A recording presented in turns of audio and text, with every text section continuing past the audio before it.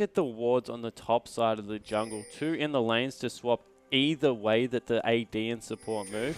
And then 2 in the actual jungle itself to be able to spot out Schwen's starting path. So I like the way that they've started this one up. They must know that they're on the top side of the map because of how this has happened. So I'm very confused as to why Imp is moving anywhere near that side. Yeah, Imp might actually be, you know, doing a little bit of a fake out here. Of course, the base gates aren't there. It's actually King that are happy with the lane swap here. They've pulled their support into the bottom lane, so they're actually going to let the Ezreal dodge the Sivir. That is quite interesting. Do you think this is because they really want to keep Acorn down? They're giving him a lot of respect here in this matchup? Yeah, potentially giving Acorn the respect, but he's a ranged champion in mini Narform, so if you send the support down with him, he's going to be able to CS completely fine. So that's just confused me completely as to why they would elect to let Imp on this Ezreal get through a weak early game. He's going to go that tier build, and yeah, that's just, it's blown my mind. It does seem to have baffled you at least mildly here, as Liam's going to collect the boomerang from Acorn, who's then going to continue on after Schwen was just a bit annoyed by some Dark Bindings flying towards him. And you can see that LGD weren't expecting it as well, because Acorn went into his lane to try and CS because he thought he was going to be in a 1v1, and now is only just joined back up to his jungler to do some double jungling. So in the end, Imp actually having to push this lane because he wasn't able to get up there for a freeze, but Sivir going to push much quicker than Ezreal, going to be able to clear out these waves and do more damage to turrets. Yeah, do you think that's sort of what the tack that King are going to take into this one? Try to clear out these objectives, these structures as quickly as possible, and possibly go for an early dragon play as they do have their duo in the bottom side of the map? Yeah, potentially that's what they're looking for. Look, don't get me wrong, they also have a pretty good support in Liam if they do want to roam and try and make something happen with that Dark Binding, but PYL can do that fine on Fresh as well with the Death Sentence and Flay coming through. So yeah, maybe looking to use this Vi. That might be the answer, actually. Vi, very good at early dives, has the shield, a lot of damage, and also has some fantastic early dragon control with that W. Yeah, Assassin able to farm up relatively effectively here in the mid lane, but oh my goodness, Whalers taking a lot from those shurikens. 4 men strong in the bottom lane, actually forcing Acorn off the turret. They've completely zoned him from any CS, so King looking to really get a move on here with 4 members strong. Imp in the meanwhile has got a very good CS going in the top lane. He's getting some levels behind his Ezreal. Teleport actually came in. They're going to fight for this. Yeah, Schwen actually going very deep. Beautiful use of all of his mobility to get back under that turret, back with his friends. And King, this is looking very reminiscent of what OMG did in response to Invictus Gaming. Yeah, it certainly is. And meanwhile, Imp, the beneficiary of all of this, has been completely unharassed, trying to get the lane to reverse, and it will now. He'll get a freeze in that top lane, and things could not be going better for LGD's AD carry. And is it actually going to be working out here, sort of focusing all of this farm onto an Ezreal? Yeah, it certainly will be. Ezreal has one of the best mid games if he can morph that, if he can transform the Muramana early. Fantastic control, will set up a lot of things for his Ahri because of the slow coming through. So yeah, definitely think it's worth the investment.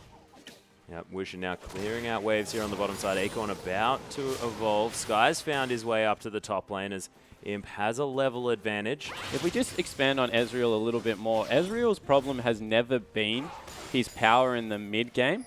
It's always been when it gets extremely late, because Blue Ezreal doesn't pick up crit, so he's more of a control AD carry and doesn't have the raw power of something like a Caitlyn or even a Graves who can go for that Infinity Edge. He really is reliant on using his spells to, I guess, set up control around teamfights and facilitate his team, but he has a very cheap 6-item build and a lot of utility to get there, especially with some attack speed. So yeah, it's never been that Ezreal is a bad mid-late game carry. It's just that when things get super late, 6 items, other ADs just outperform him through raw damage. Yeah, but as things stand here this game, Liam hanging around that mid lane here, letting Wushin have a free lane here, wanting to get that level advantage onto their Sivir. They want that on the hunt as early as possible. Sky has a chance to get some levels up here as well, but Acorn stretching that gold lead, that CS advantage, even further in his favor, now 3 times that of Sky. Yeah, and this is what happens when you, guess, allow your support to come down and hang out with a ranged AD top laner. We'll just be able to continue to CS here. He's triple the CS at this point, and in response, Sky actually even getting picked on a little bit from Schwen, has to back away. Getting zoned out of the way here by Imp, who now has a 2-level advantage, zoning Sky off these minions. The wave is, of course, pushing back towards King.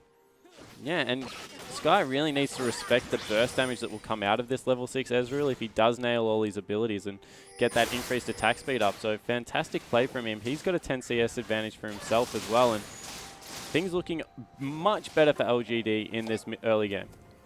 Yeah, and looking at this mid lane as well, you can see that's a CS lead here for Wayless, utilizing that range to keep himself up and keep Assassin down, keep him harassed away from these minions and threaten him with that Orb of Deception. And it's looking very different here. It's no sort of solo kills coming through from Assassin on the Zed this time around. Yeah, we'll need to be a little bit careful. And Zed is, of course, melee and does suffer from Ahri early game. When he picks up that ult, does have a lot of kill potential, and he has done that now. So wouldn't be surprised if he did try and get a little bit aggressive after he got a first shot in.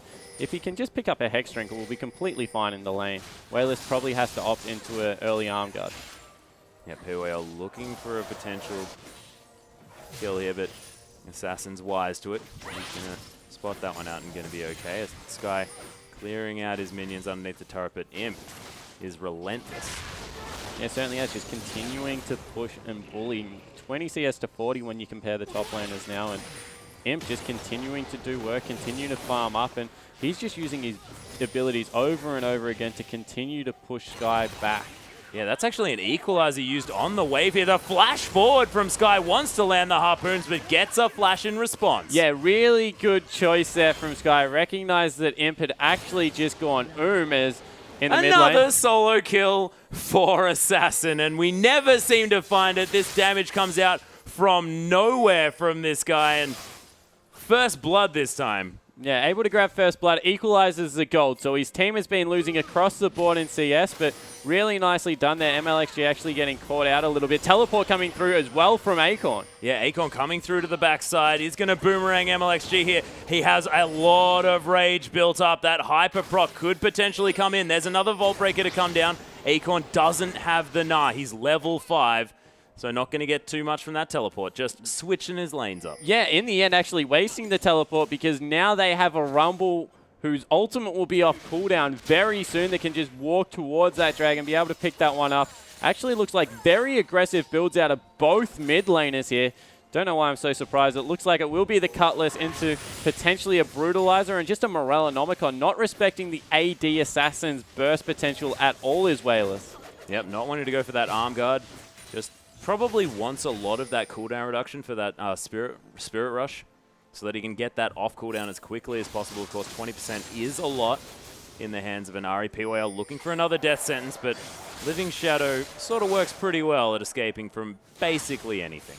Yeah, it certainly does, and not really much pressure there. Interesting build coming out in the bottom lane. Imp has elected to go for an early Sheen with that tier. Doesn't really give out whether he'll be full blue Ezreal or whether he'll go that hybrid with the Trinity Force, but what it does mean is he has a lot of poke damage, so in 1v1 situations we'll get a lot of work done.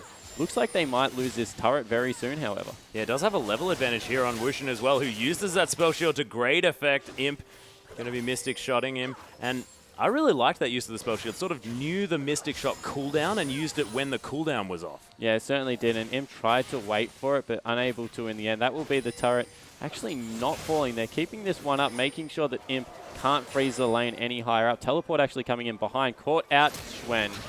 Yeah, Schwen has been caught. Beautiful Dark Binding as well, but the Equalizer comes down. Imp picks up the kill here after a nice kick. Sky going to come in here now and get these harpoons going, but with that turret available, LGD able to find some safety. Boomerang touches Imp here as well. One auto attack on the turret. They take that one down. There is the death mark, and everyone's dying. A nice charm to come through. Wayless wants to make something happen, but as it stands, that is a 1 for 3. Yeah, and that is why the teleport was so bad from Acorn. Won't mean the dragon, surprisingly enough, and they pick up a turret in response. So Turrets go equal, 3-for-1 kills. Wow, Wayless not done. Yeah, he's coming through. Sky actually gets hit by the last tick of that Orb of Deception. And Wayless with some fancy footwork. Yeah, makes it 2 for 3 in the end, and that's good news for the mid laner because going against a 3-0-1 Z is probably terrifying for Wayless right now, especially with how well Assassin is playing. But across the board, a little bit more raw power for Wushin in that little skirmish just meant that it went in King's favor. Yeah, but you have to think that Wayless probably still going to be pretty terrified at this point. That's a 3-0-1 Assassin here on Zed, and when his name's Assassin as well, I mean, that just strikes fear into your heart anyway. It's like, oh, this is the type of character he even wants to play. Oh, man. Yeah, it certainly does appear that way. LGD actually going for an early dragon here. That's good timing, so they'll be able to pick that one up for free. Dark Binding, not able to steal it away, so they able to pick that one up. Imp moving towards that Manamune, so looking to get that tier stacking even more quickly. Is at about 130 already, so he's making progress on it. That will be online for about maybe a 22-minute transformation if he's lucky, which isn't bad at all for an Ezreal.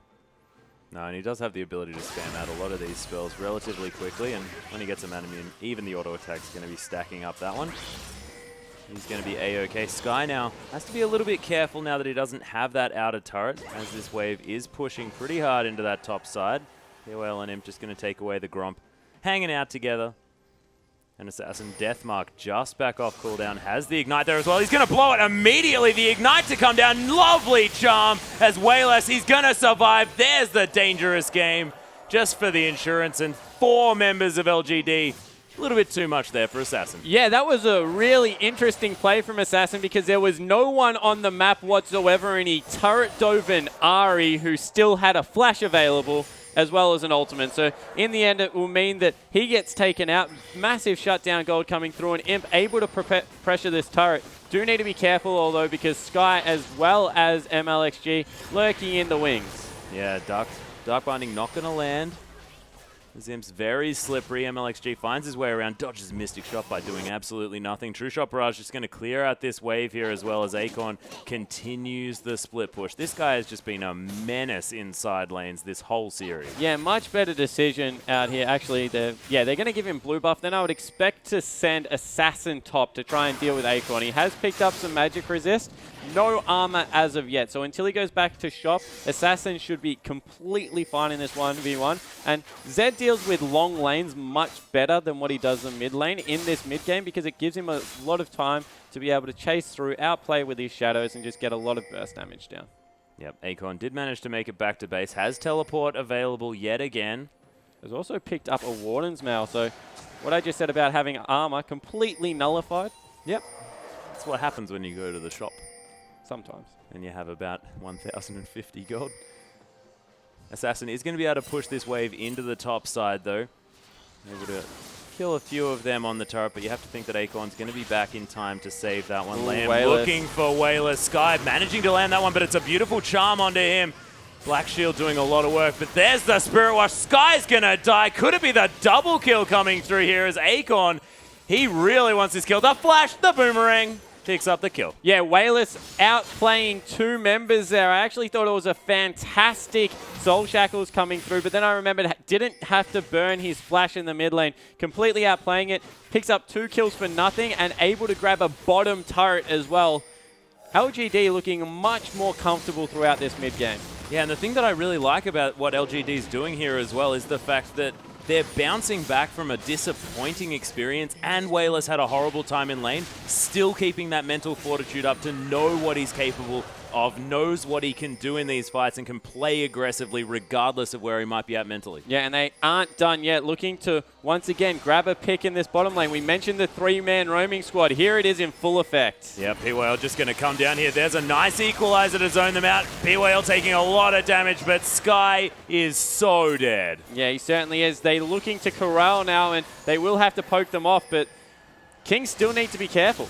Yeah, Charm going to land on the Liam here as well. Wushin trying to find his way down. Assassin's here as well. Orbit Deception doing so much damage as the Vault Breaker comes through as well. There's the Assault Battery onto PYL. The heal to come through saves his life, picks up the kill. Wushin dies as well. There's the death mark onto Wayless. Assassin flashing into the brush. Wayless, is he going to fall down? No, he's not. He's fine. Liam's going to die to Imp here as well. True Shot Barrage doesn't find Assassin. But King, what is going on? Yeah, that is an overcommit in the chase. They were able to get so much poke damage out from Ezreal as well as the Ahri that in the end it was complete suicide to keep chasing that way. Props to Assassin for turning it at all in their favor. Came up with some fancy moves, and we'll take a look at it again. Right here when MLXG gets played out, that's just a really good heads-up play from PYL. And Wushin actually takes a lot too much damage, but this is really the tale of the mid laners because look at that double Shuriken that came through, able to hit Xuen, really persuades them not to chase any further. You have to think if he wasn't able to get that much damage down, could have been even worse, but a really heads-up play from LGD, understanding their pick comp in this part of the game, able to use it to good effect, and Imps picked up that Iceborne Gauntlet. Yeah, and Wayless now with a DFG on top of everything else. That is going to be 30% cooldown reduction, and the ability to instantly pop anyone on the map. Yeah, and now we have a pick comp against maybe only a split pushing option coming through from King. They really only have one Fed member. A lot of their gold is onto that mid laner, so he can potentially go into a lane, but with Orange and Omen picked up from Nah, not even sure that he can get that kill at this point, and Imp is just so strong on this mid-game Ezreal. Yeah, Dark Binding going to be dodged out of the way of it. There's actually the Destiny coming through from Assassin. Not going to find it. Imp almost falling down. The Ricochet forced to be flashed out of the way of as MLXG wants to find his way in. Assassin getting so much damage down. Flank coming through from Wayless. He has been spotted by a ward, however, so looks like they will successfully disengage. That was pretty terrifying for Imp, but was able to use the flash to get out. Terrifying for Imp. Assassin went kilometers following that dark passage. He was on a mission there. Doing a lot of damage, but not dying either, so not too bad. Yeah, Dragon is back up, and looks like they've set up a little bit of a trap here, looking to control that objective. The response out of King is to just push the mid lane, so unless they rotate down, they will get a free objective trade. And once again, early turrets are a very good thing, although they're actually being forced away from it. Yeah, actually, PYL is enough to convince King not to go anywhere near that one. They didn't have very much vision. They could have been collapsed on from that bottom side. Yeah, very good point. Decided to. And once again, King just letting vision control slip away at a very crucial part of the game. LGD doing a very good job of controlling that Dragon objective throughout this series. That hasn't changed at all. And Acorn now, 130 CS to only 80, is really once again putting the screws in on Sky, who is not having a great series. And this is sort of a similar story to what happened in the last game. I mean, LGD, they were making fantastic rotations, managing to outplay King across the map, and then it got to a point where King got into the sort of 5v5 team fights where they managed to turn it around, and we'll see whether it's going to happen the same way here. It's a similar comp, you know, Assassin in the mid lane, Rumble in the top lane, Vi's there as well. Sivir, same champion, but the difference is the Thresh. Yeah, similar comp for them, although on the other side there's a Ezreal that does much more AoE damage at this point in the game, much more upfront burst, and a Nah. Yeah. Who's just going to CC your whole team. Much harder as an assassin to be able to jump onto an AD carry if you have to deal with that wallop, if you have to deal with a Nah. And Imp now well on the way towards this blue build. Has the Iceborne Gauntlet, has the Mana Mune as well. About to get that transform coming through. You have to think that he's relatively close now. No, it's only halfway through, so a little bit longer before that one comes down, but just needs to keep auto-attacking stuff. Yeah, he certainly does. Needs to get himself into a lane with a little bit of farm. Still probably about 3-4 minutes away, so not the early 22-minute that we'll see, but it will be still a very respectable time. Yeah, and you can see him just using his abilities with reckless abandon, wanting to stack this one as quickly as possible. He's got the blue buff. At this point in the game, Ezreal with blue buff is so terrifying, especially with how much CDR Wayless has in his build already with that Morellonomicon, with the DFG. I wouldn't be surprised if they actually just donated the blue buffs from now on over to Imp because he uses it extremely well. Oh, yeah. When that those Boots of Lucidity are picked up, he's going to have a lot. He's going to be at 40% with that blue buff, most definitely. Probably capping out just a little bit. Sky hanging around, actually, waiting for someone to come into this lane, but not going to be there as... Oh, Assassin's found Akon here on the bottom side. There's the Descents to come down yet again. Nice Dark Passage. The teleport going to be completely outplayed. Akon takes no damage from that death mark. Starts getting slowed down. Ooh, Schwen might be in a bit of trouble. Gets Assault and Battery. There's the box down as well. A lot of ultimates being blown for about nothing on either side. Yeah, nothing at all coming from that. So Whalers still looking for a little bit of a flank, but you have to think that's in LGD's favor. The ultimates that came out, the Death Mark, the Assault and Battery, and the Equalizer are really the recipe of how King will win any team fights. Until they come back up, not really much opportunity for them to do that. Yeah, and it was only the box in response. And there's a lot of sort of low cooldown ultimates here as well. Nah comes back up relatively quickly. That Dragon Rage also very similar. Akon just split pushing. Surprise. Yeah, just a very, very conservative game once again coming out of LGD. Understanding that they're in control, I would have thought that they would have tried to roam a little bit further with this pick comp, but they're just able to take some objectives and turrets for themselves, and just through how strong they are at this point. Yeah, Akon actually wanting to get in amongst it here. Black Shield not going to get CC'd up too much. Assassin gets gnawed out of that fight. Dark Binding onto a minion here as well. MLXG doesn't have the Assault and Battery just yet. We have to remember that as Akon transforming back. The On the Hunt has been popped. Flash out of the way, goes back, picks up the Dark Passage. No, it doesn't even need to do that as MLXG. He's just going to get smacked out of this fight. Is going to survive. The Death Mark to come through in yet again. Sky picks up the kill here as Assassin takes down Akon. The tower in the top lane, though, Wayless is split pushing here as Impy gets tagged by that one. But, oh my goodness, PYL is so good. But Wushin comes in with the flash into the boomerang. Flash to follow, and PYL, he's going to be able to escape this one. Yeah, 3 for nothing, I think, in the end, actually coming through, and a little bit of an overcommitment twice. The jumping in from Imp was just not a great thing. You never want to E aggressively when a Rumble is around. He just does so much damage, and now Wayless in some trouble. Yeah, actually the Charm landing onto Assassin here. There's the DFG, and Wayless just gets eliminated. Yeah, completely misplayed one more time from LGD. They're just not respecting the damage that will come out of these King players. May even have just given up a Baron there. And this could be another turnaround for King. The same situation that happened last game. A successful fight and then turning it around with a 2,000 gold deficit and down on turrets. It's exactly the same story. Yeah, it looks like Wushin trying to bait Schwen into his team, but no Baron going to come from that. Thought with the Blade of the Ruined King on Zed, as well as the damage that will come through from Vi, they might have a look at it, but no, playing this one a little bit more conservatively, but they're still behind. But when you win team fights like that, it plays on your opponent's mind. Of course, they can't see the exact gold, and it's really only between this Nah and Rumble at this point. Yeah, and that's the massive CS deficit yet again. I mean, Akon has been showing his prowess in this top side. Lots of wards here that Akon's going to be walking through. Not enough to really sweep this one out as LGD now looking to get even more Dragon control. And is this the one that King really has to contest, or can they just let Dragons go like they did in the last series? Yeah, I still think they can let another Dragon go. I think that it's nice to be able to contest this one, particularly with the Rumble, but there's still no time on this game. We've mentioned that both teams looking for that one pick to get it started, one with the Z, the other one with the REZ in a much better position to be able to do it at this point in the game. So they will be looking to see if they can get something, but they don't really care if this one goes over to LGD.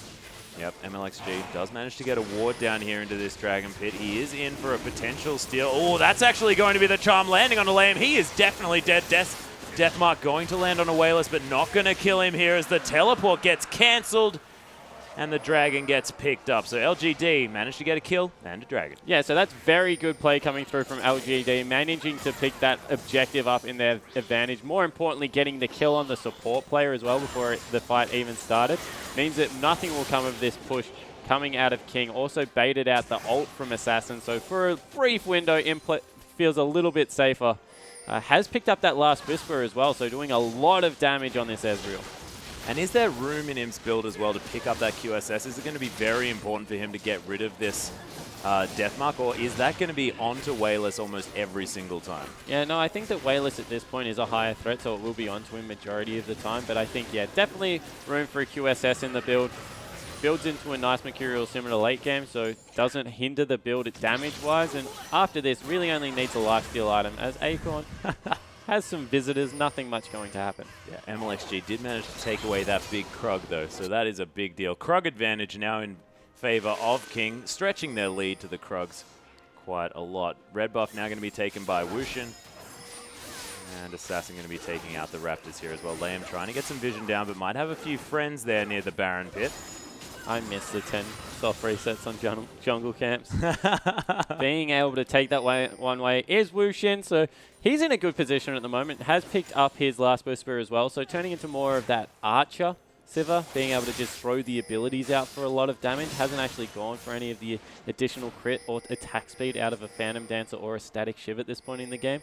Will mean that his upfront burst is a little bit less, as now LGD are the ones trying to reassert control over Vision, and that's my one criticism of King this series. They really haven't done a good job of solidifying control over any area. Yeah, On the Hunt's being popped here, and that's going to be... Oh, actually, PYL getting eliminated. Wushin picks up that kill. The Spirit Rush, sorry, is going to be used by Whalers to get him out of that one, and King get the pick that they want and transition into this inner turret. Yeah, and really good force one more time from MLXG, using this buy to just force through Assassin. Oh, Assassin in trouble. Imp actually gets death marked here, but Assassin's so incredibly low. He's not going to die. The charm not going to land either. True Shot Barrage comes through, but he's going to be okay. There's the Sonic Wave resonating strike, and Assassin falls down. Traded instantly for Schwen, though.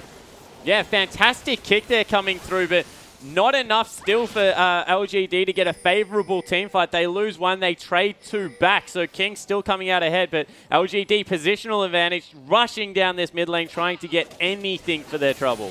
Yep, MLXG, he's going to head back to base as well as Sky. They are going to be able to do some work here as Lamb's found his way out the side. Not going to find the Dark Binding, but I don't think he really could have done much with that one. Not a lot of ability power on this Morgana at this stage. Beautiful spell shield by Wushin. Going to stop the abilities from doing too much damage. Yeah, so really good vision control now on the approach to Baron for King, but still nothing in the Baron area. So as soon as LGD run past that, they're going to once again be blind on the map, and they're really trusting in MLXG's Vi to be able to fly across and Assassin to be able to delete someone. I'm waiting for the time that that combo doesn't work out. Surprised we haven't seen the QSS come through or the Zhonya's Hourglass as of yet, because they're just going to block a lot of key targets, and really PYL becomes the only member Assassin can get rid of on the map. Yeah, that's true, and as you mention it, Zhonya's Hourglass gets completed here by Whalers, so not going to be the target that Assassin really wants. Can negate a lot of that pop damage to come through at the end of the death mark. And Imp now sort of the only one left as far as that damage threat to be death marked in these fights. A lot of vision now going down for LGD. Look at these pink wards around that Baron. They know that that's where King wants to be focusing their efforts. Sky hanging out in this bottom side of the map, trying to push that one through. Acorn about to answer. Both of these top laners with their teleports available can get amongst these fights very, very well. Have a look at Acorn's rage as he enters these fights as well. See whether he can control that as he's been wont to do. He's been fantastic at getting in with exactly the right amount so that he can affect the team fights with that Mega Gnar from the word go. Yeah, he's actually only 1-1-1 so far, Acorn, so really hasn't had a huge team fight presence as you would most likely want to see from this Gnar. Looks like they're just content to send the Rumble back to base. Actually, he's joined up with his team in the mid lane, so King looking to group earlier. Acorn, as we speak, has actually transformed, so that's 18 seconds away, and they're looking for a pit. Ooh, Charm not going to land. Neither does the Orb of Deception here as well. It's a nice black shield onto MLXG. This Morgana pick doing wonders for King so far. Not going to use too much or LGD, but they give away their positioning, and 5 pink wards around that Baron.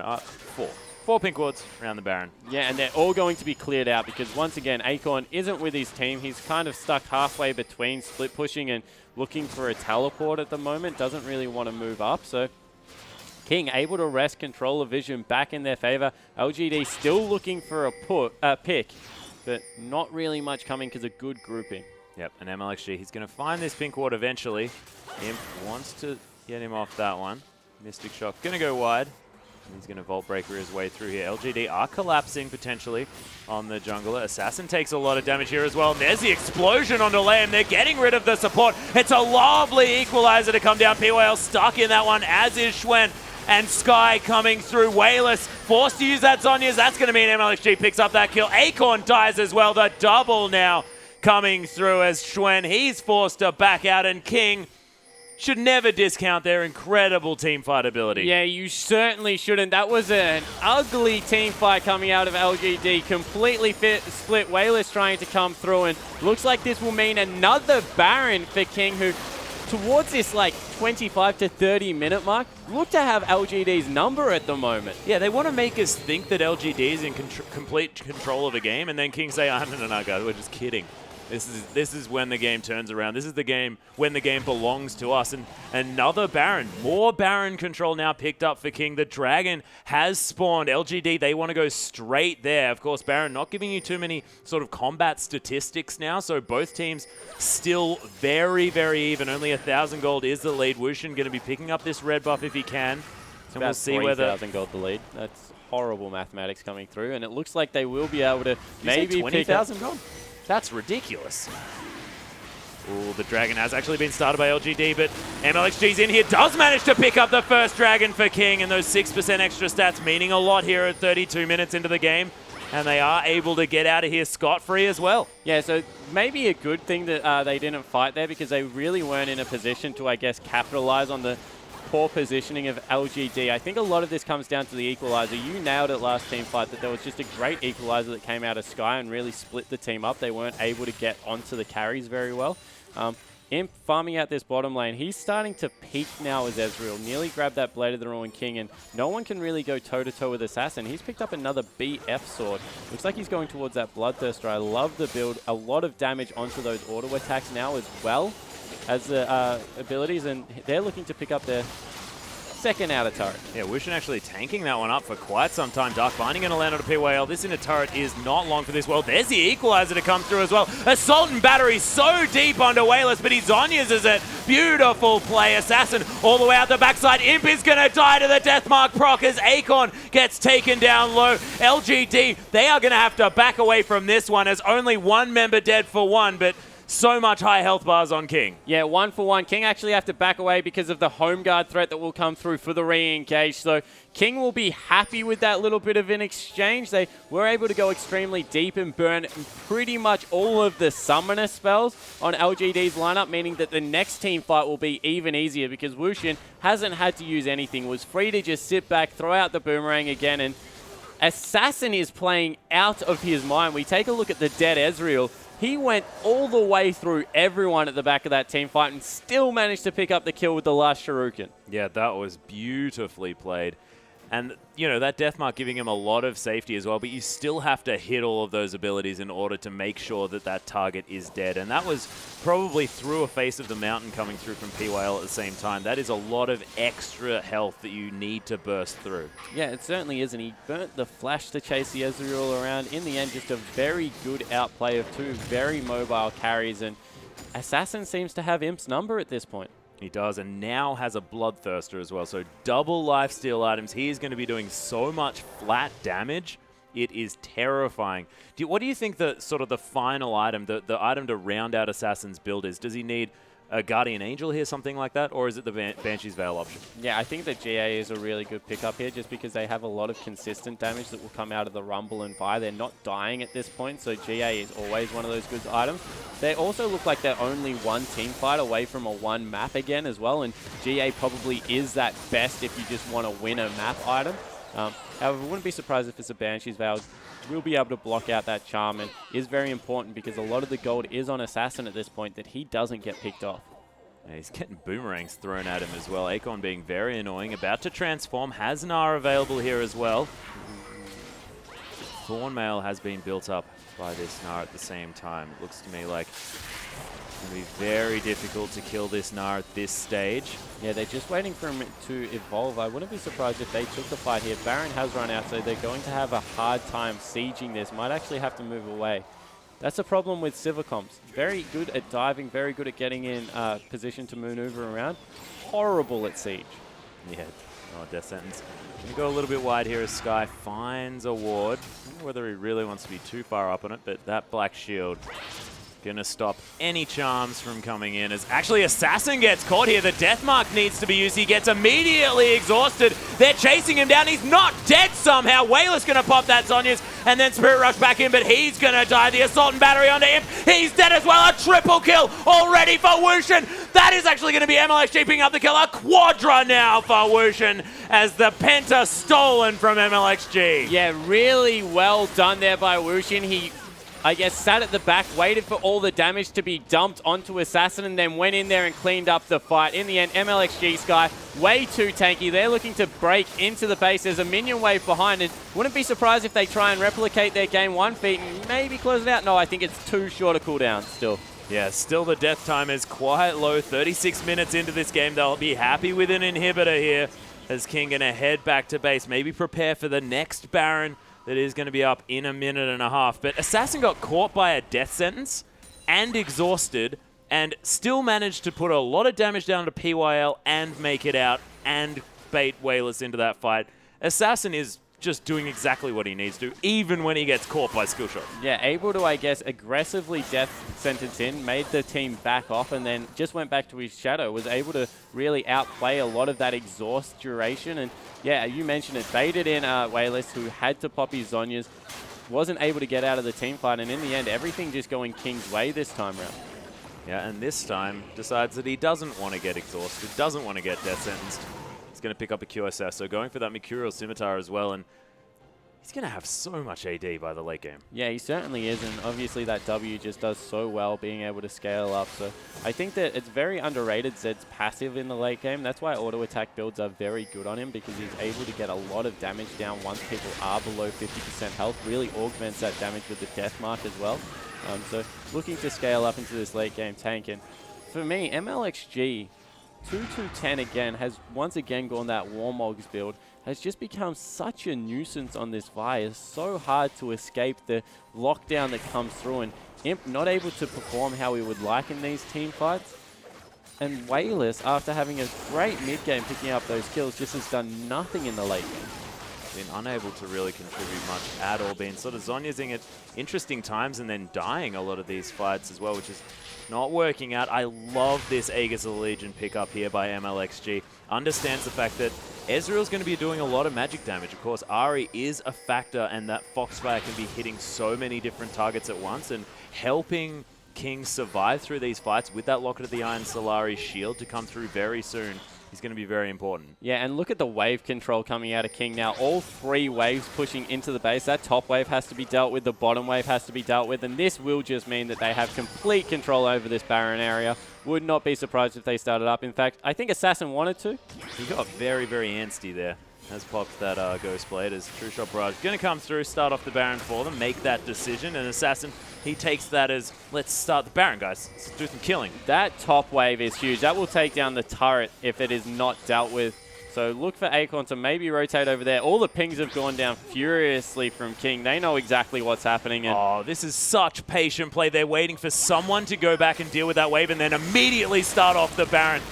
Xuen has come back around. Sonic Wave's going to find the target here, and King, they're waiting. Dark Binding lands on a PYL. Xuen takes so much. There's a death mark. Equalizer just to zone them out, and Xuen easily picks that one up. Yeah, fantastic play coming out of King overall. Really understanding that LGD had no good decision left. Do they give up the Baron or do they give up their base? They choose for the Baron, and King just might take the base in response. But that is 2 key cooldowns that are not available for the next fight if they fight very soon. Sky's Equalizer going to be very important, as well as that death mark. Assault and Battery still there, as is On the Hunt. Both very, very important. True Shot Barrage going to come through. Just does a bit of damage to Wushin here. Gets rid of that Bloodthirster shield, but this tower went down so low from that huge minion wave that it's down already. Yeah, so don't even need the ultimates to come through to force them off. LGD need to fight right now, otherwise they're probably going to be strangled out of the game. Yeah, and that bottom wave of super minions heading in as well is going to demand the attention of LGD. And MLXG, look at how tanky he is at the same time. Death Sentence, not going to find its mark.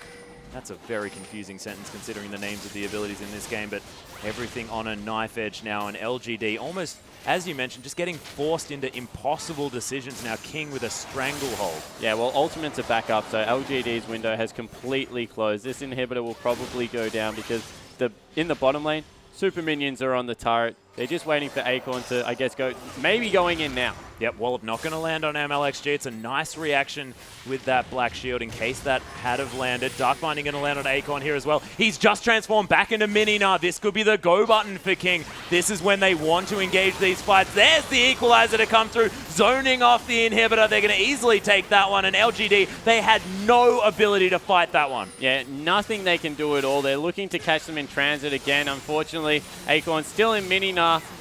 We'll just look to push the last inhibitor turret of the game. Finish this one out nice and slow, actually backing away.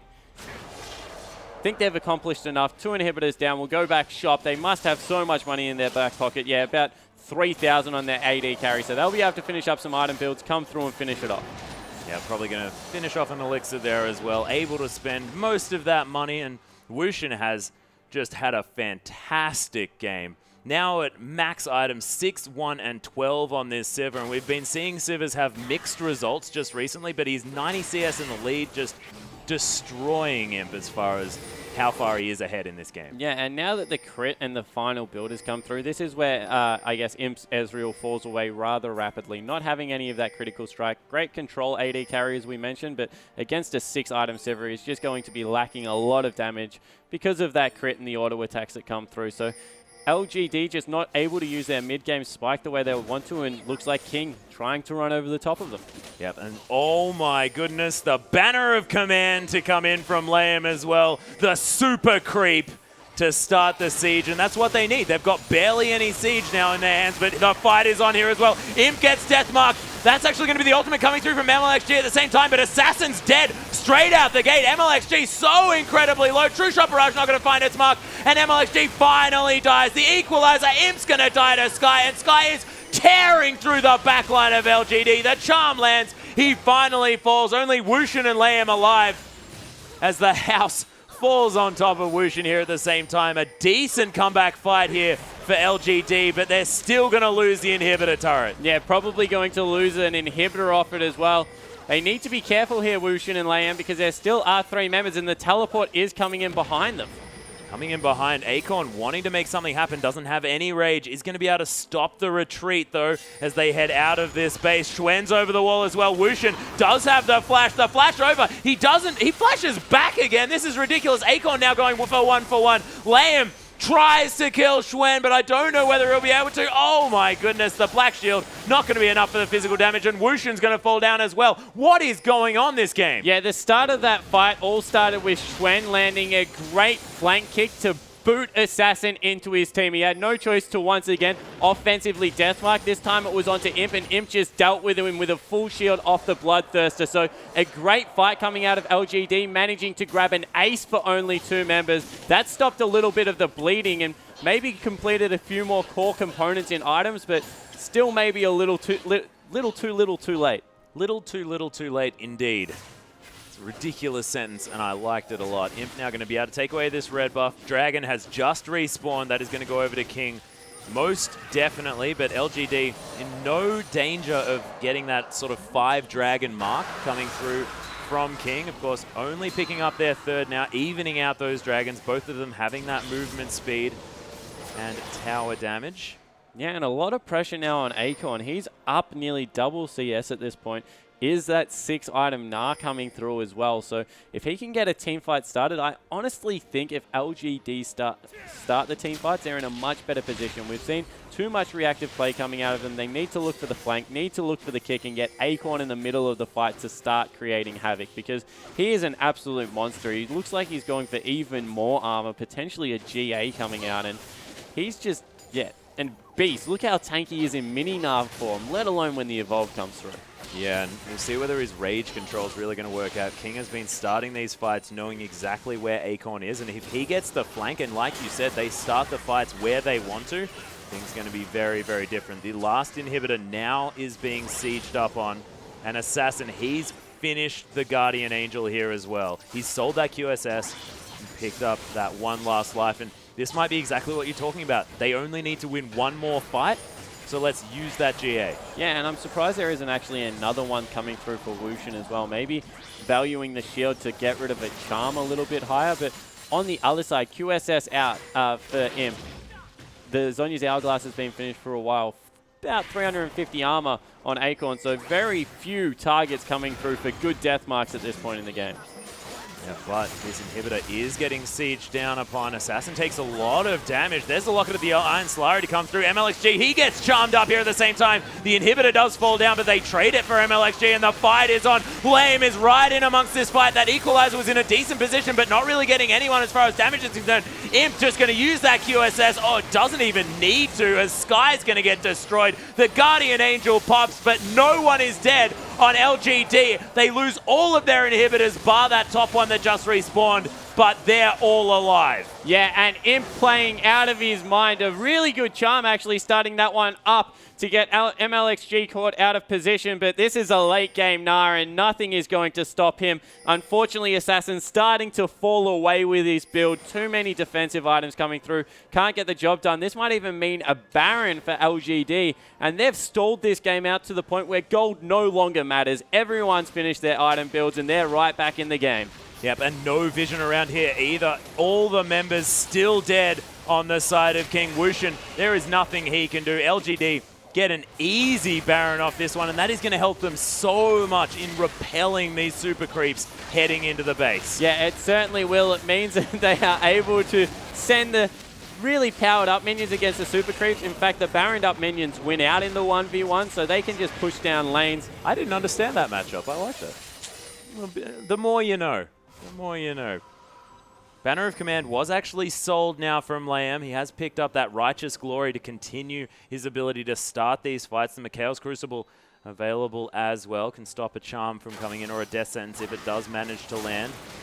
But you're right about Assassin. He's running out of targets. The Guardian Angel finished by Acorn. This is almost an unkillable Gnar at this stage. And he went from 2-2-2 now to 4-3-10 relatively quickly in this game. Yeah, he certainly did. He's been involved in a lot of the end game team fights, and that's exactly where you want your Gnar to be.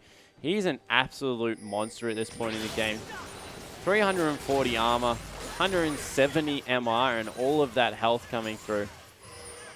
He's going to be able to withstand so much punishment. Yeah, and that health pool only going to get increased by that Mega Gnar form as well. So now sitting on about 4,000, it's going to be more than that. Yeah, it certainly is. So pressure now on King. They had the window. They couldn't close the game out. They breached the base and got rid of all the inhibs. Didn't try and push their life. Played this one slow. And it's really come back to bite them, you have to say, because Rumble not doing as much as Gnar in these late game fights. Wayless maybe even starting to outperform Assassin. Well, exactly, especially as far as relevance is concerned, because that death mark going to mean nothing on the carries that Assassin wants to be fighting here. Xuen takes half his health from somewhere. He's going to head back to base, though, and when King is forced to fight in these open areas as well, it makes Rumble a whole lot less impactful. So as soon as LGD, they get on the front foot and start moving through their jungle, it might be the opportunity for King to get the team fight that they want and get that equalizer working for them in a way that actually does all of the damage over time that it is capable of. Yeah, and that's what they need. They need a really good equalizer, because look at the armor coming out on anyone else. A couple of great team fights from Assassin and Wushin. They're going to definitely do damage, but a couple of Thorn Mails coming out now from LGD, and they're just going to, I guess, mitigate a lot of the damage with their heavy frontline team. Xuen actually looking to get in there and, I guess, force a fight with a kick as well, and looks like both teams happy to wait for the inhibitors respawn. Still both teams, I think, 2 dragons away from having that 5th one, so not much really to fight for here. I wouldn't be surprised if LGD just... Oh, Xuen's being discovered. There's the assault and battery on Akon here. He bounces over the wall, but look at that. He was being wailed on for quite some time. Nothing happened. Yeah, looks like they're now in a good position to be able to contest this dragon, however, because they've got complete vision and they need to face check. Xuen in response, looking for the flank. Look at him go the long way around. This is how late game Lee Sin should be played. He's got one impactful ability and he's looking to use it. Might have been caught out. He has been caught out just a little bit. Going to pop that Banshee spell. Descent's landing on a Sky here as well as the Black Shield going to come through in response. LGD doing a lot of damage to this Dragon. But look, the inhibitors are exposed. They're going for the Dragon. They'll get it. But King, they do not care at all. Straight for this one. Assassin, so much damage. Wushin, so much damage as well. They're going to be able to easily eat up these inhibitors. No trade to come through because all of these waves are pushing. True Shot Barrage finds the target. Not able to get another inhib. But they get the middle one and the bottom one yet to respawn. Yeah, completely forced away a King, but they got what they came for. Able to grab an inhibitor. They didn't get all three, so it's still a wide open game. Bottom inhibitor now respawning, so only one down, and maybe in the favor of LGD because of the fact not able to get the second one. Fifth Dragon now only 6 minutes away, and what a late game coming through. Oh, and this is the closest game that we have seen in the LPL so far. 3,000 gold is the difference. 22 kills to 23. It's only really the towers that are pushing King further ahead in this game. And Farm, look at the ridiculous numbers coming through for Akon. Almost 150 CS in the lead over his lane opponent. But you look down, Wushin's 100 ahead. He has got so much damage, sold his boots, and built a Trinity Force. Yeah, that's what I was going to say. I don't care about Akon at this point. Wushin's just running around with swords as shoes. This guy has got complete style on the Rift. He's picked up probably the most expensive build possible, and he's looking to get a lot of work done. I believe he even sold a Static Shiv to pick up that Phantom Dancer at the same time. So he's not going to be moving as quickly, but when you've got Righteous Glories on your team, on the hunt available as well, you're not going to be too worried about that one. So he's going to be doing so much damage in these fights.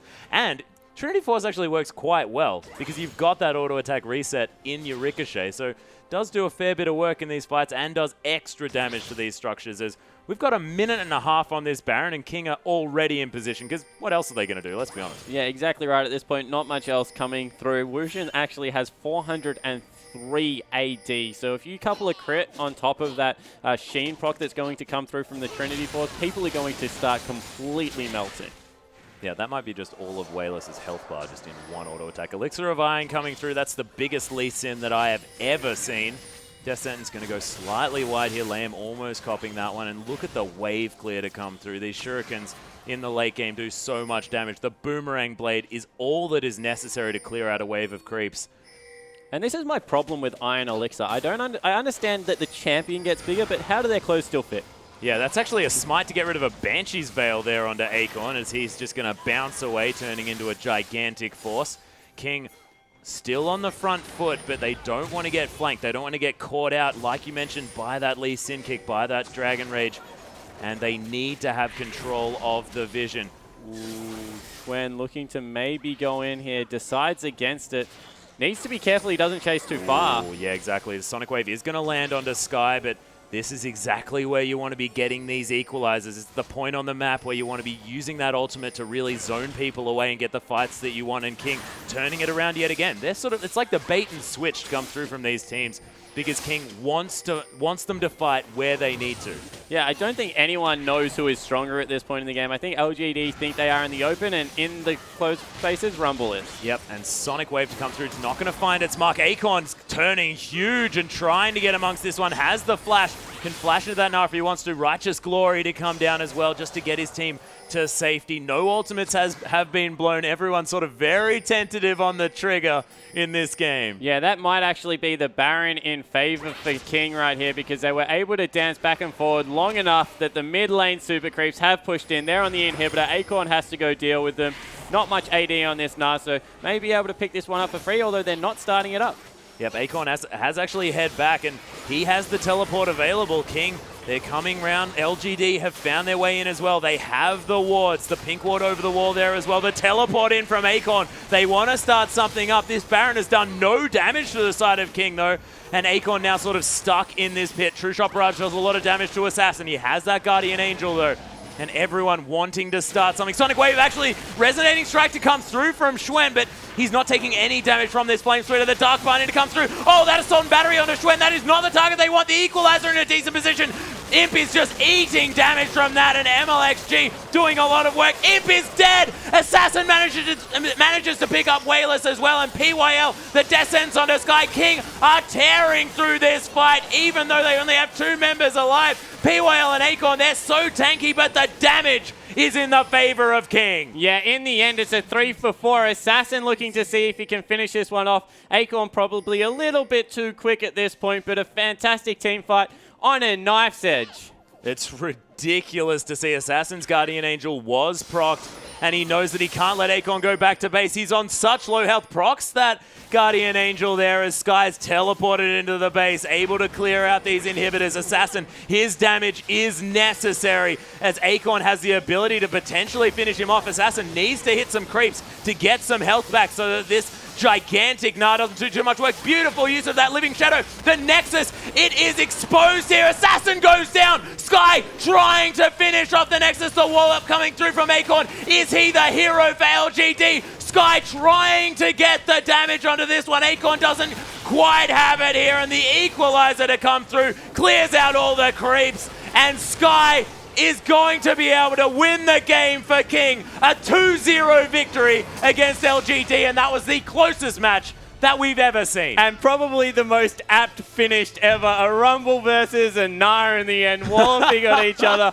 Rumble just kills him with passive damage from the equalizer, and what a game. King completely turning a series on its head. They should not have won this one. They had no business winning almost either of those games because LGD, they had the control early. They had 4-0 in Dragons in the first game, 3-0 in the second game, managed to pick up that Baron as well in the one that we just witnessed. And man, I thought that Assassin was going to be irrelevant, but built that Guardian Angel and managed to just destroy Wayless. Yeah, used his auto attacks to really good effect in the last couple of fights, and I actually think we have a replay of one, so we'll jump straight in. This is in the bottom lane where Assassin looks like he's going to get caught out, aggressively death sentence, and then baits Wayless in. This is about 30 minutes before the end, but about 40 minutes through, and in the end, Wushin on the back just goes completely berserk. All of that AoE coming through, gets the Penta stolen away from him by MLXG, but every single member of King performed above and beyond what we expected coming into this. I think big shout out to MLXG. He really turned it on, and Assassin went nuts. Assassin was incredibly impressive. Both games, solo killing Wayless there in the mid lane.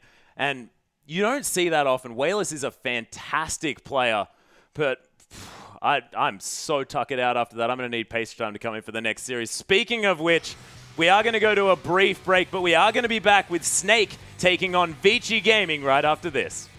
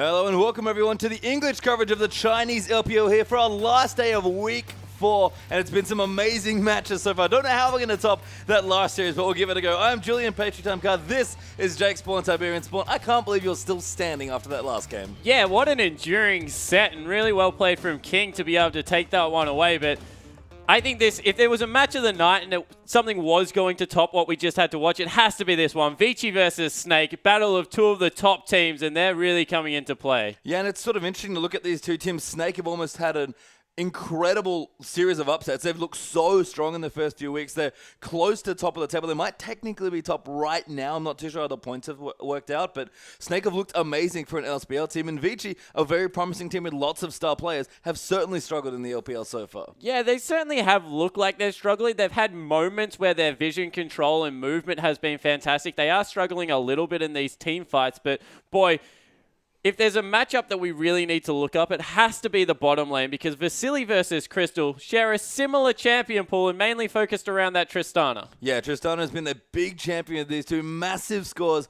over multiple games for these two. They love it so much. I've played it an incredible amount of times. Crystal has been moving away from it, but Vasily has still stuck to it in the last few weeks. Yeah, and Crystal had one bad game against OMG on it, which is why his numbers don't look as great. But Vasily in 4 games, 56, 6, and 33. The guy's a monster. I would expect it to be taken away. Crystal's proven he doesn't need it, but I think Vasily's a little bit more reliant. Yeah, I mean, it is Vasily's favorite champion, so I wouldn't be surprised to see if he does sort of lean on it a bit.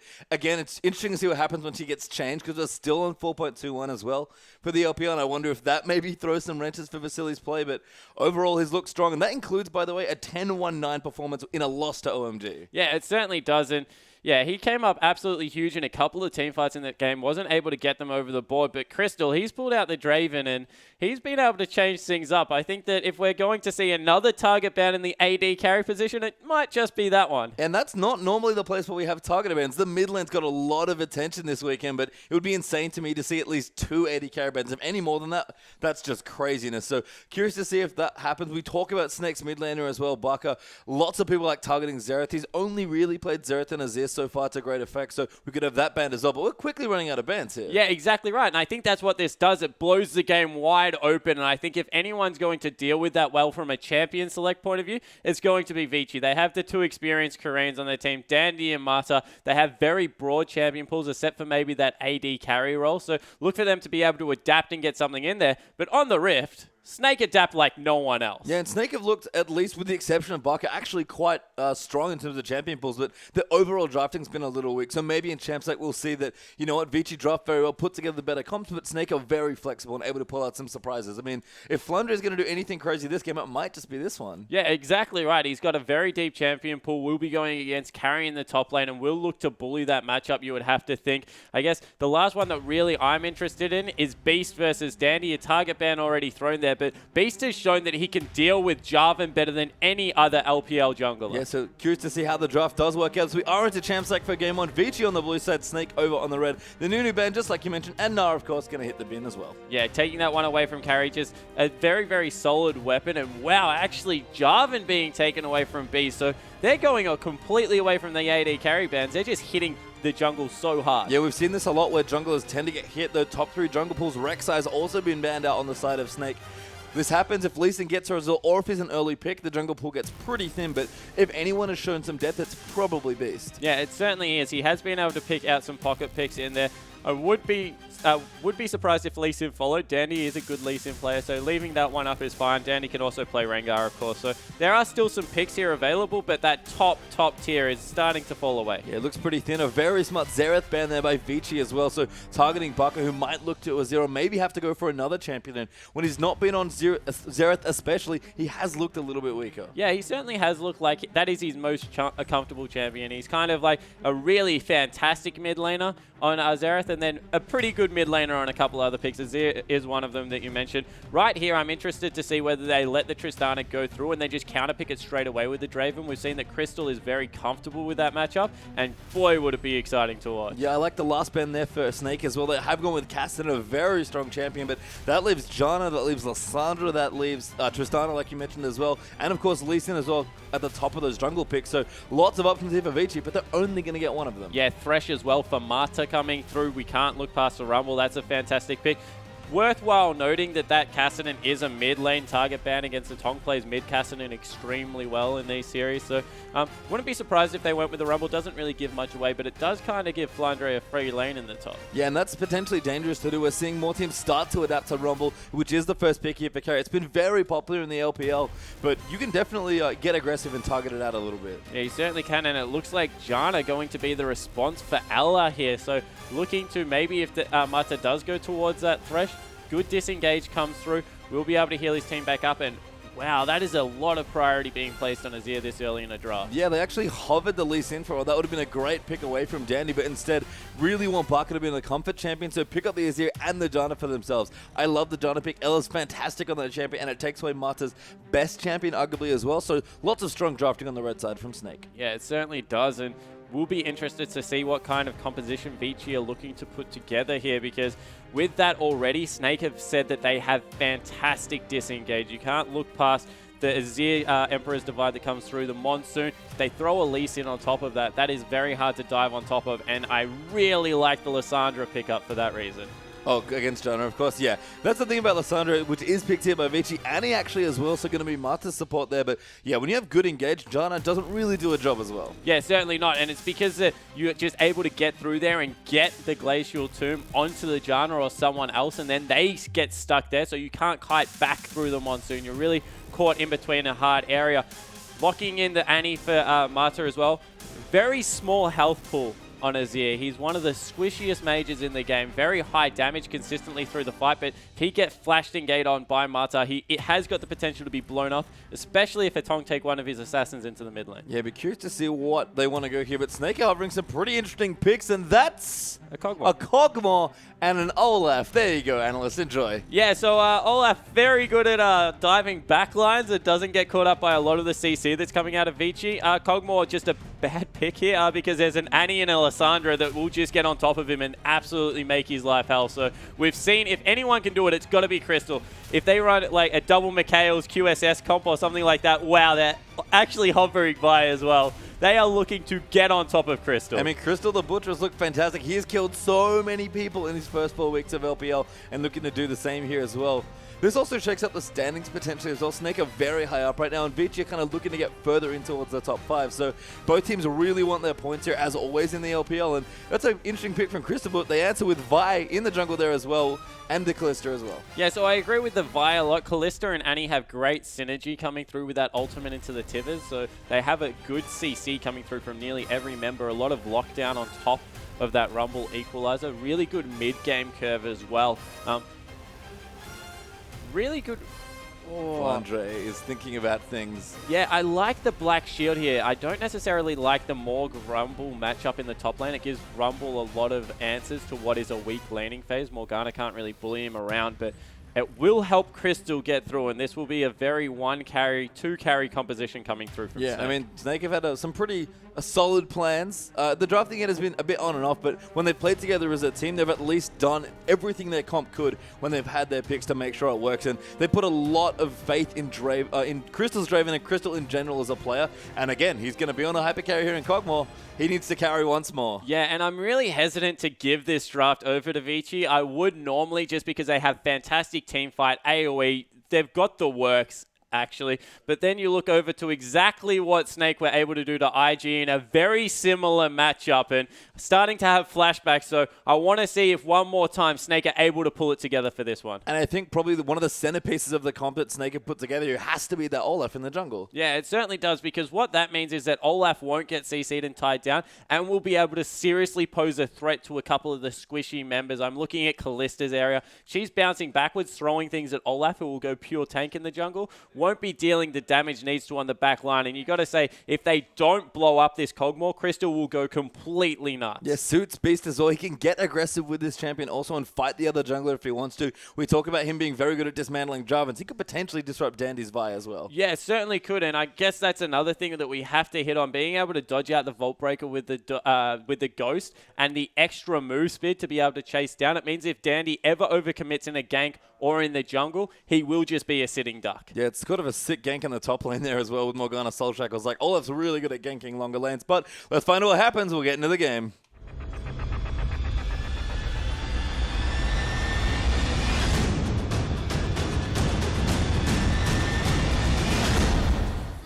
And welcome onto the Rift here. Vici versus Snake here in their first best of 2 here of the weekend. Big points on the line here for both teams here. Vici on the blue side, Snake over on the red, and Crystal has got himself on another hyper carry, but it's not the Tristana that was left open spawn. It is, in fact, Kog'Maw. Yeah, so both carries actually ignoring that one. Vasily going for the Kalista, but Kog'Maw, the old school hyper carry with the mixed damage that comes off damage, percentage health, just absolutely wrecks people. Has a very good item path as well in that Trinity Force into Blade of the Ruin King generally we see at the moment. You can throw an Infinity Edge in there if you want to do insane amount of damage, but scales well off his Q, gets some attack speed. So yeah, look for him to go pretty big. And it's one of those things where we actually should take a little bit of a look at Kog'Maw because he hasn't seen play in a while. And you're right, the build changed from so long ago to back in the very early seasons with Madreds and then moving through with early Blade builds. Like, Kog'Maw's gone through a lot of changes as a carry, but his current build, at least from what we know with the Trinity Force moving into Blade, much smoother power curve for him, and that's the most important thing. Yeah, it's actually an awesome curve because it gives him a lot of tools with the Phage to be able to continually auto-attack in the W that has no mana cost now. And Sheen procs with W and Ultimate are actually really underrated in a laning phase. They nail people so hard. So in short little bursty trades, which seems to be the response against Kalista, look for him to get some work done once he has those 2 items. Yeah, we talk about spell weaving with carries like Corki. Kog'Maw, very similar flavor with the Trinity Force as well. So Crystal, we've talked him up pretty much all week and weekend. We'll see if he can get it done here on another unconventional choice. But Vici will start over on the blue side of their jungle. It looks like the red side, though, for Snake. Yeah, so both junglers starting on the top side of the map, getting helped out from their respective top laners. Looks like a camp will actually be picked up for Vici, so they'll have an earlier level 2 if they want to give it over, or a good experience lead. And no push coming out from Snake, so they're not going to capitalize on this whatsoever. I mean, they might already think that the lane's probably unfavorable, especially in the early stages, so just want to try and freeze it further back if they can. Ella's even playing pretty defensively there in that brush, and interestingly, Spawn, we are going to have standard lanes. Yeah, very standard lanes coming through, and we've seen that already. Kalista's deal with this very well, able to hop through once they get that level 2 and get a lot of work done. Can't underestimate the power of the Annie auto attack either, and there it goes. Yeah, good level 2 there as well. Marta maybe going to line up a stun. Ella does shield himself, but Vasily just going to poke back and forth, and good lane dominance early here for Vici. Yeah, zoning them completely out of experience range, and that's what you want to do when you get the early level 2. Vasily and Marta playing this perfectly. Yeah, not too surprising, especially with a player like Marta who's so good at directing his ADs, but Vasily has actually looked quite impressive in the LPL. He's had a bit of up and down games. He had kind of a tragic game against EDG early on in the split, but so far so good here for Vasily. Yeah, and it's fantastic to see Vasily do well because he was kind of the question mark on the team. They said that with Dandy and Marta, they kind of were looking to get a solid AD, and people looked over Vasily a lot for his time in North America, but he definitely has come over and played a very integral role for his team. Yeah, we saw Beast there just recalling back and pick up a very quick Blade there as well. So jungle item online. He destroyed that jungle, by the way. He's already do double buffs. Yeah, he is so quick in the early game because of how his passive works. Getting low on health increases that attack speed, and then you throw your W in there for even more. The problem is that sometimes you do have to choose between whether you gank with your Q or whether you farm your jungle extremely hard. So it looks like he's gone that Chilling Smite. He wants to get in lanes early, but means that he won't be able to, I guess, put that jungle on cooldown, really power up to a late game Olaf. Yeah, and I suppose Dandy on the other side also gone back for the early recall and got himself a Trailblazer, so much more farm-oriented there. Yeah, it's really important to be able to get level 6. I think people are gank in the mid lane. Good gank there coming through. That's a great snare up, and Baka could be in trouble. Going to force to flash out. Iku's out of the way, but great pressure, Dandy. Yeah, really good burns. Both summoner spells from Baka, so that will mean a repeat gank. And I was about to mention, Vi's pre-6 ganks are actually really good. People underestimate the damage of the Vault Breaker. You max the gap closer first, so she does so much upfront damage. Yeah, you can kind of sneak in and flash Vault Breaker as well. That only works once. That's sort of the thing with Vi. You don't get many opportunities pre-6, but you're right. Vault Breaker, when it lands, is a fantastic CC tool. Yeah, it certainly is, and wouldn't be surprised that when this lane pushes back to see maybe Dandy come around from the side this time, behind the turret, to go for that flash Vault Breaker. Yeah, down the bottom, Ella as well defending off of Vasily, but Crystal's taking so much damage. Mata as well getting low. Pops the Molten Shield though, and the CS lead's actually not that big. Crystal's done a very good job staying safe. Yeah, he's done a great job CSing. They've actually put a lot of damage down onto Mata, blown all of his potions. Generally not a good idea to harass the support because they just bring so many health potions to lane as opposed to an AD carry, but doing a good job of chunking Mata out early. Yeah, Crystal making great use of his W there as well, just to make sure he can farm wherever it's safe. Beast continuing to power through his jungle though as well, so looking very strong, really powering through actually at 23 to 16 CS, and Carry versus Flandre in the top. Morgana actually super even. Yeah, really even matchup just because they're very similar. They both use one ability to push out the lane and harass at the same time, so you have to make the decision. Unless you land a miracle bind, not really much going on there. Dandy actually trying to get some deep wards into the jungle of Snake, recognizing that Beast is putting this jungle on cooldown. He's done 2 complete clears with backs both times. Yeah, and Beast is getting very strong. And a lot of these champions actually trying to get to level 60. It's going to be a very volatile first dragon fight with the amount of strong ultimates, especially on the Vici side. And look at the emphasis Beast is putting on map control. He dropped a pink ward, it got cleared out, and now he's gone back, picked up another pink and a green ward. So not using this early farm to complete any selfish item, just looking to get control of the map for his team, trying to control Dandy. Yeah, Dandy has sensed a ward though now as well. We talk about how Beast is so good at controlling other junglers, but can he control Dandy? That's a big question because this guy's also pretty good at jungling. Yeah, he's a very good jungler in his own right. Dandy, of course, coming through from the Samsung team, and he's being able to keep up in farm because he's picked up the Trailblazer, has a very quick clear time himself, does a lot of AoE damage coming through, and Beast might have caught out Hatong, no, just passes, strangers in the night, nothing happening there. Yeah, Hatong level 6 already, so we have to be careful of that ultimate coming out from Lissandra. Mata down the bottom with his stun ready to go. Vasily just powering through the creep waves now, really just wants the hard push, and seems like they're going to go shopping. Yeah, it looks like they want to go back. Very smart move, actually, because it means that they will be able to maybe pick up a BF sword or maybe even a bow, depending on how they want to build this one. But getting a shop in before, I'll talk about that in a second. Getting a shop in before level 6, really important with an Annie because you want to turn it into a kill lane when Tibbers is available. Yeah, and of course, build all the Cutlass up now there as well, so it looks like Blade of the Ruin King early up for Vici. Yeah, this is my favorite build that comes out of Kalista. You go Blade of the Ruin King into Hurricane, then into Bloodthirster, and you have so much sustain.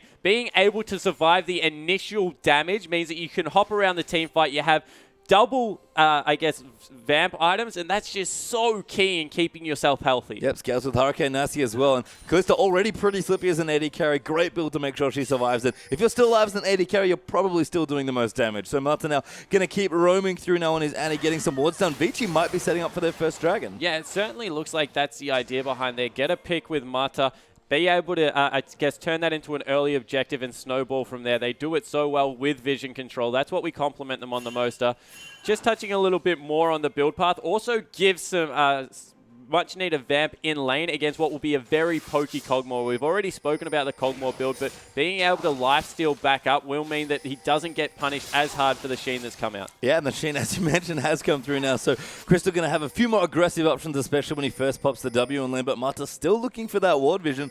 Level 5.5, not quite 6 yet. Ultimates coming out almost across the board. Just Ella and Crystal on Snake's side without theirs, and just Mata on the Vici side. So again, things are going to get very hairy very quickly, especially now that Atong has picked up the blue buff about 20 seconds ago. Yeah, he certainly has, and it looks like they're donating Buckers across now. So all ultimates available. Teleport actually burn in the top lane, so they won't be joining. That probably is in Snake's advantage because just how big Carry's ultimate will be with that early haunting guys. So really, this game is teetered on a knife point right now. Both teams have got very good curves at the moment, probably in the favor of Vici, and they need to make sure that they don't waste it. Yeah, we kind of look down the lanes here, checking the CS. It's basically even in all of lanes. Crystal's falling behind a little bit now, with Vasily able to pressure the turret a little bit more aggressively, and Mata still playing very far forward in this lane. But Kog'Maw's done a very good job to keep the lane this close, and the other lanes are very close as well. So if we are going to have a 4v4 for our first dragon fight with those top teleports down, who do you think has an edge there in that first little fight? I think in the first little fight, it actually goes to Vici because of the combo that comes through from Tibbers as well as the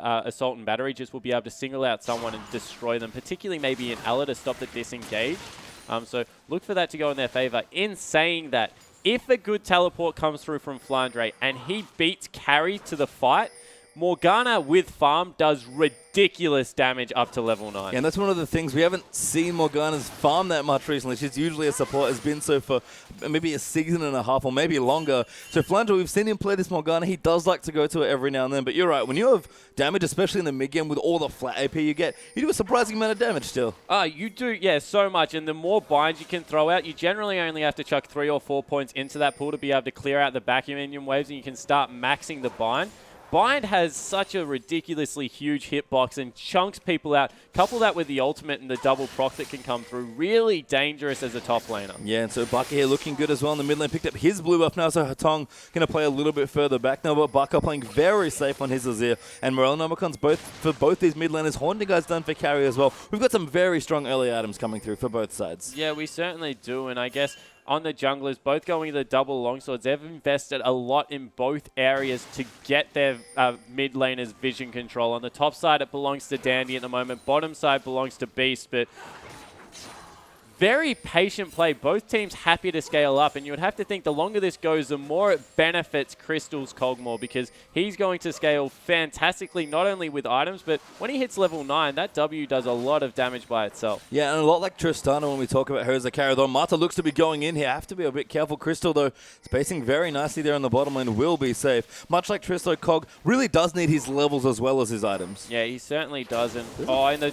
yeah, Beast very low, though. Does actually get the 1v1 onto Dandy with the Olaf now. Hatong looking in, and that's the ulti pop for Beast, I think. Maybe the Ghost as well. Hatong now going to go back in, look for the Frozen Tomb. He's going to try and find it, but Baka's going in as well. There's a good exhaust coming through as well. Beast will get ulti, but it doesn't do too much damage. Baka, they're going to move him back with the ulti. Beast will just live, maybe. No, not through the Ignite, but a 2-for-1 trade for Snake. Yeah, 2-for-1 in the end. Carry late in the rotation. Equalizer was used earlier, so wasn't available for that scuffle in the jungle, and you think that would have been... Wow. Crystal in trouble there as well. Good stun coming through, but that's a dead Cogmore. Going to move in and try and get a gobble CS with the passive, but Vici bottom lane now ahead. Yeah, definitely ahead. The kill went over to Mata, but that's a support Annie. Probably not too bad just because of how much damage Annie can get in if she finishes off that early Frost Queen's claim, but it's just such a potent kill lane. Really relies on Ella to be able to keep her AD carry alive and just not able to do so. Yeah, Ella uses the exhaust as well. You can see the bottom lane gold. About 600-700 up there for Vasily now versus Crystal. So Cogmore, who was keeping it relatively even, has fallen pretty criminally far behind in CS now. Yeah, it certainly has. It looked like it was a flash tip as it came through to get that all started up with the re-engage from Vasily. So really nicely played. We mentioned that it's a kill lane. They got the early shop in that they wanted to, and they've done a great effort. Really big props to Carry to equalize out farm as well in this lane. He's actually ahead by quite a fair margin because he's going to pick up this whole minion wave before having to back as well, and that's just really well done. Yeah, Vasily's picked up his Blade of the Ruin King now as well, so looking to get even more aggressive in the bottom lane if he wants. These two teams, by the way, being very patient on their first Dragon. Dandy going to find Beast this time, but he pops the Ragnarok, going to try and run out, but Dandy doing actually a lot of damage, and that will be enough for the kill. Flashes forward for the last order. Yeah, able to pick that one up. Looked like Mata had it secured anyway, and this might mean that they rotate into an early Dragon. Yeah, they're going to go for it here. I mean, Vici were looking for an opportunity. Teleport in behind bot lane. Yeah, actually, Carry going to come through down now as well. Stella does with a good tornado keep it okay. Flandre coming down as well. That equalizer trying to cut off Crystal, but Crystal might just stand here and fight with the rest of his team. He's going in, but Vasily is hopping around everywhere. The Black Shield not enough, and Flandre going to get locked up there by Annie as well without that item. There's another kill there as Johnny gets blown up by Lissandra, and 2 free kills for Vici means another free Dragon. Yeah, great early play coming out from Vici. Once again, just able to get some kill pressure in the bottom lane. Really good teleport. We said that if Flandre gets an early teleport, we'll put it in his team's favor, but Carry able to get in there first. Fantastic equalizer, cut off the escape route. Doesn't even look like they're going for Dragon, actually, respecting the Soul Shackles coming through. Very patient play there for Vici, but why not play safe? They've already got a fairly strong lead of 2,000 gold nice and early in this game, and as long as they don't play too passive moving in towards the next section of this game, Crystal's not going to power up so quickly that they can't defend here. So I like it from Vici. They're being very conservative, and at this stage of the game, that's totally fine. Yeah, I agree, and it's also maybe because of where this Azir is sitting. I just noticed that an early Stinger has been picked up, and that's a lot of mid-game damage coming through from Baka with a couple of those Sand Soldiers. Looks like in response they will be able to pick up this Dragon for themselves. It has been started up, and Azir, much like Cassiopeia, can't be underestimated how much early game damage he does to neutral objectives. No, he just does so much standing DPS. If he's allowed to sit there and attack with Sand Soldier, this is what happens. Beast basically walks in as a formality. Did use his smite, but Ella gets the Dragon, and Snake will be very happy for that early win. Yeah, they certainly will be. So they're behind a little bit in gold, but they're able to pick up the first Dragon, and that goes so well with the raw stats that comes out of both Morgana as well as the mid Azir. So sitting pretty, not as useful for Crystal at this point in the game because Trinity Force is more about, I guess, the passives that come off the item, but still a nice pickup. And the thing with Dragon as well that makes it kind of tricky to quantify is that, you know, you can only, the third dragon's great, everyone talks about that, but you can only get the third one if you have two already. So just getting the first one and moving into the rest of them is also can't be underestimated. Yeah, it certainly can't be, and a really nice rotation coming out here now. Baka actually going into the top lane, looking to bully out this Rumble, who is a melee, will do extremely well, and FLICKR will be perfectly fine in the mid lane. That's just because he was starting to fall a little bit further behind.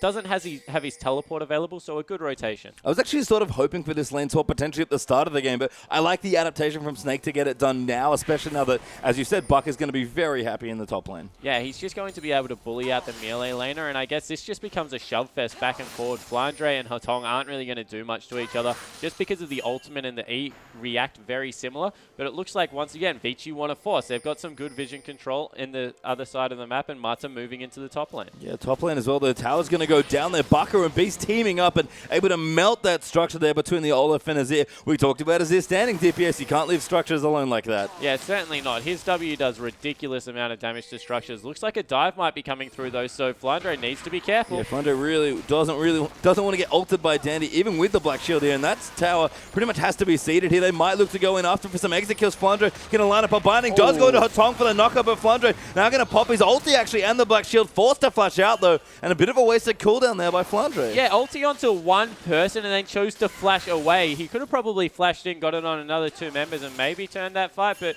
choosing not to in the end, valuing the CS onto the Kog'Maw, who's now just been able to pick up the Trinity Force, so not looking to force anything. Yeah, and things smooth out a lot more now for Crystal, and even Ella leaving, getting a little bit more solo experience is so valuable as well. Pretty much every level up to 16, I think, is so important for Kog'Maw. Yeah, it certainly is, and we're actually taking a quick look at the gold. 1,300 for Vasily, so his team about 2,000 gold in ahead, and a lot of that is resting on the AD carry. He's 35 CS ahead and doing great. Yeah, three-man gank on to carry the good axe there from Beast. He's going to run in for more damage. Carry going to pop the Flame Spitter and try and go in. A good equalizer, but FLICKR walks through it with the Black Shield there, and Baka gets the kill. Yeah, important to give it over to the Azir. He scales up so nicely with items, and it's just impossible to outrun a Ghost Olaf in the top lane. It's just so important to be able to hit the first axe, but after that, it's just a formality of chasing him down. Yeah, Warrior Enchant doing work there as well for those axes. Vasily does get knocked to there. Ella trying to protect it. Vasily will pop his ulti. Mata looking for the knockup. Flashes forward. Ella, though, does get caught up. Her tongs here now as well, and no way for Ella to get out of all that CC. Yeah, use a lot of resources on Mata only with the flash and the ultimate, but everyone else able to keep pretty much everything up, and that's an important pickup. Keeping the bottom lane down, keeping Vasily rolling. Yeah, and keep Crystal, down as well. He's playing another hyper carry here. They know how strong he is on these hyper carries. He's played Draven before, had the option here, wanted to pick Kog'Maw instead. And if they can keep doing this, Snake are actually very good at doing this to teams where they pick on someone, but VT are absolutely picking on Crystal now. Yeah, they certainly are. And the interesting thing is it really isn't through the Vi pick so far, only being involved in one of the 6 kills. It really is this mid Lissandra, and Hotong having a fantastic game.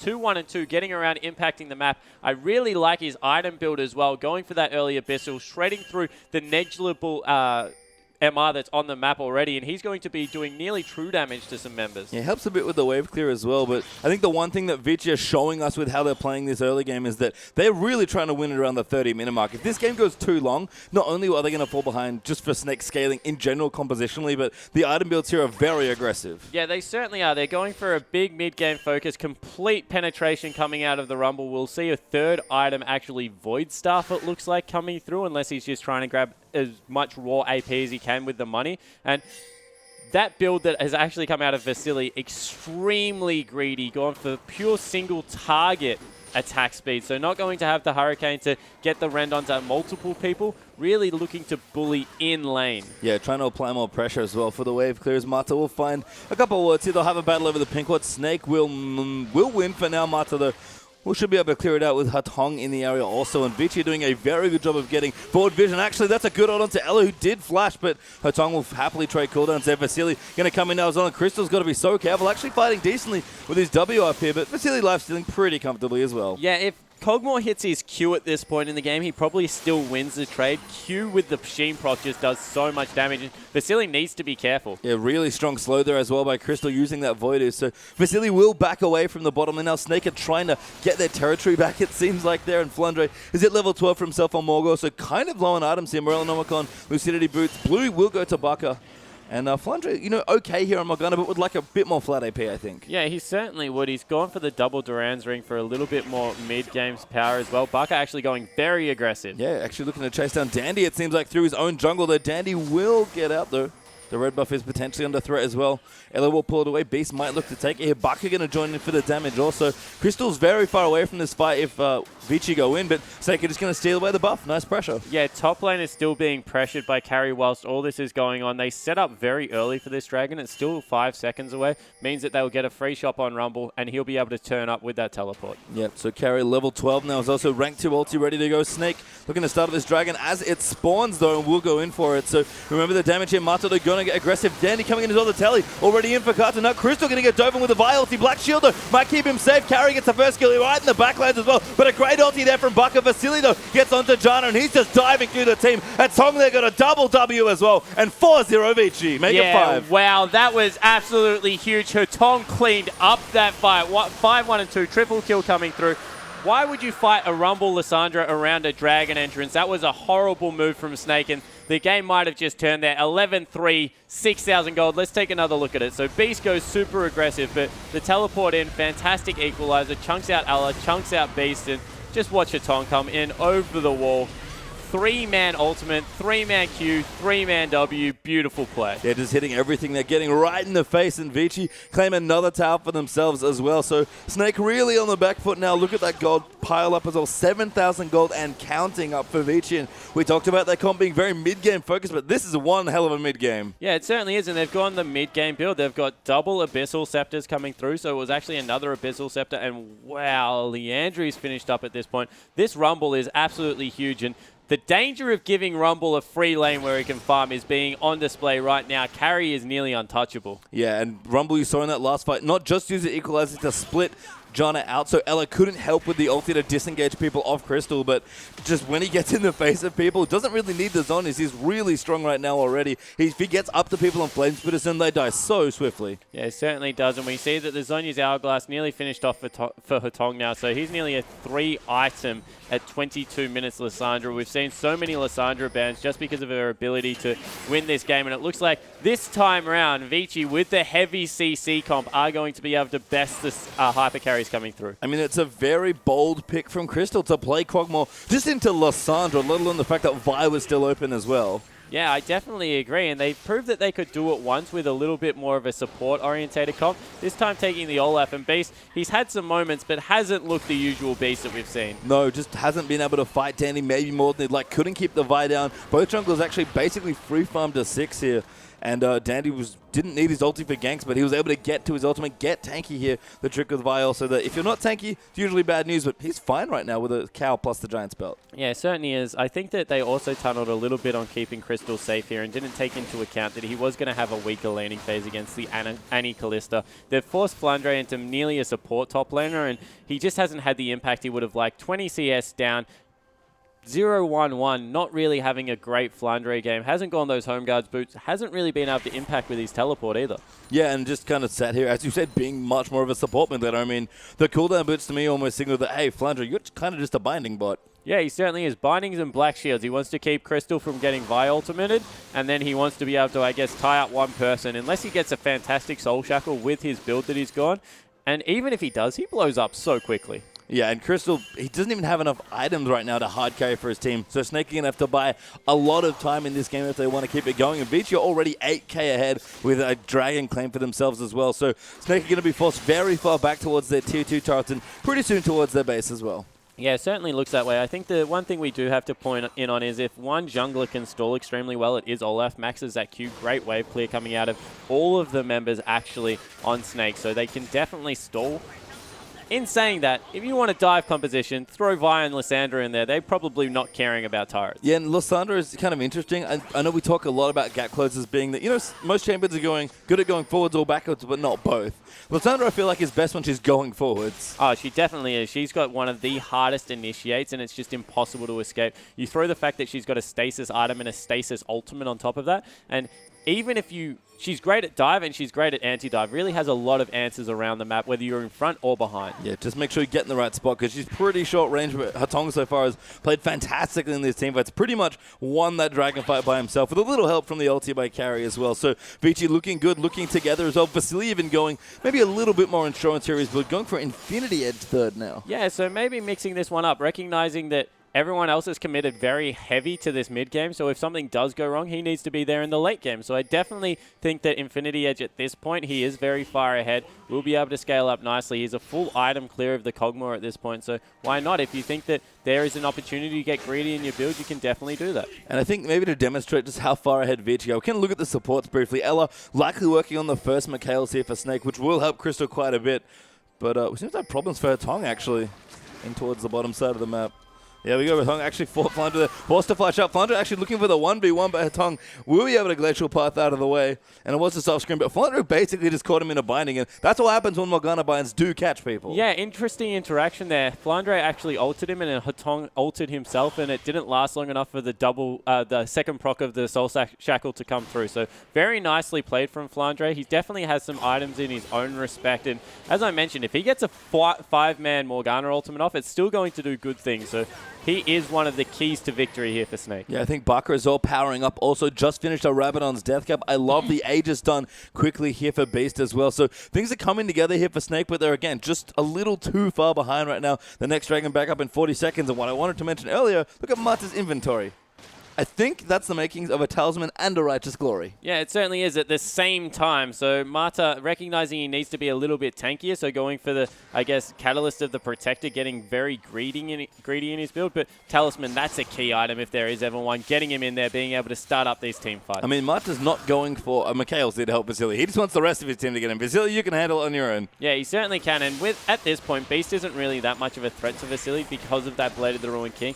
And he's finished up the Infinity Edge, so probably going to shred through extremely quickly. Yeah, lack of armor and or health going to be a bit problematic there for Olaf, so Beast also needs to power a bit if he wants to be the big frontline tank for his team. And Snake really are playing a one tank team comp here as well. Yeah, they certainly are. More using the defensive abilities coming out from their people like Flandre to be able to keep them safe. Looks like Dragon will fall to Vici, and I like the, if we just touch back on Baka's build, I like the Death Cap pickup. You would maybe say, okay, he has no defensive items now, he's very, very squishy and prone, but if the game is going to turn, it needs to be through raw damage. So they need to, I guess, throw caution to the wind here. They're not going to win by being defensive, probably not going to be able to stall out for that long, so they need to make every cent count. Yeah, the flat AP kind of okay for a bit of extra wave clear as well, but Vici looking to kind of knock down the rest of these turrets here. Beast maybe looking to go in onto a facility, actually smites him. Beast can throw out some more zoning axes here. It's all Dandy with his ultimate at the ready. Also, the Grump will get stolen away. No steal there for Crystal. But Snake are actually looking to get aggressive here potentially, but it seems like they'll back away. Yeah, they were just looking to see what they could get there, poking out with Beast and Flandre. In the end, nothing much happening, so they're just going to put some farm onto their AD carry. And I guess at this point, now that they've finished up the Trinity Force one item, it looks like it will actually be an Infinity Edge coming out and a lot of crit for Kog'Maw. Once again, going all in, no defensive stats, want to make sure that they have some damage extremely quickly. When we talked about it already, Crystal needs to hard carry this game if his team's going to win. They've picked around him. He's gotten a very squishy late game hyper carry here. Good axe there from Beast to spot them off, but Hatong almost went in on top of Flandre potentially there as well. And Vici have complete vision around the Baron. Yeah, they've started to really shut Snake out of objectives through the map by just good vision control. They're going to look to, I guess, rotate in and pick up their own buffs, but after that, they can go bait Baron. Dragon's still not up for another about 4 minutes, so they don't have any cares about the bottom side of the map, so they've moved their line of pink wards up to the top. Yeah, we'll see what Vici want to do. I like the Hitong Mercury shreds there as well, realizing that he's going to be pretty far forward in most of these team fights, so once they have a bit extra defensive stats. Dandy also going very tank. Looks like a Warmogs might be coming through pretty early here as well, and Rumble, not quite sure what Carry wants to do with the rest of his goal, but has a pretty aggressive start to his build. Yeah, he certainly does. Wouldn't be surprised if we see a Zhonya's Hourglass come through off that book. Yep, Amplifying Tome. Amplifying Tome. Thank you. That's all right. Going into the Seeker's Arm Guard right there. So actually has picked up an outright needlessly large rod. So he's a very rich man at this point in the game. And the vision control continues. Green wards, pink wards coming out across the board. Yeah, and it's reflected in the gold we just saw there briefly. But even just in the CS values between these solo laners, we've got basically 20 up for Carry, 20 up, or 20 to 25, sorry, up for Hatong. And the bottom lane is a bit of a train wreck, unfortunately, for Crystal this time around. He's behind almost 60 CS there. Yeah, and Vasily, once again, being able to shut someone completely out of the game. So Mata has to be credited to this, but Vasily, fantastic game. He's picked up 4 damage items, now going into a little bit more of a defensive build. Got that Null Magic Mantle. And it looks like it might be an actual Last Whisper coming here through from Crystal. Don't agree if that is the pickup, because once again, not much armor built yet. Yeah, and just really needs the raw damage output to help, do damage. That's his job as an AD carry. But Snake are kind of holding on to a couple of lifelines here. They're farming well. They're clearing waves well. You mentioned that Olaf is very good at clearing waves. Cock was not bad either. And, they can stall reasonably well with this team. But Vici eventually are just going to get onto their Barons, break the base at some point, and Snake are just not going to have enough items to fight once they do eventually get dived. Yeah, and I think the Zhonyas are really going to tell a point in this game, because they can go in there, try and get a lot of upfront damage through from FLICKR, but when the Zhonyas go off, the fight just turns completely into Vici's favor. With how big Vasily is, the consistent damage output of this Kalista is just going to be bigger than anything Snake can throw at them. And, with Kalista maybe seeing a bit more play now in the LPL, and Annie being such a popular support, I feel like this particular duo lane is going to start getting a lot more attention as we move through the rest. Yeah, I certainly agree with that one, and I really respect the Vi pickup even more because of the fact that Annie Kalista is so strong at the moment. Grabbing that just means that there isn't really a jungle answer for it, and you need to look to other lanes. They look to the top with FLICKR, but hasn't been able to get any work done. I mean, that's very creative by Snake. Credit there to them, but it's just a very hard game for them to win, especially when they started falling behind. So Vici are just going to continue to strangle Snake out of vision around this Baron pit. They're very patient here. They know they're so far ahead. They don't really need to worry too much, although Hatong did take a little too much poke. Yeah, Hatong taking a lot of poke, actually, and more coming through onto Dandy here. He's extremely tanky.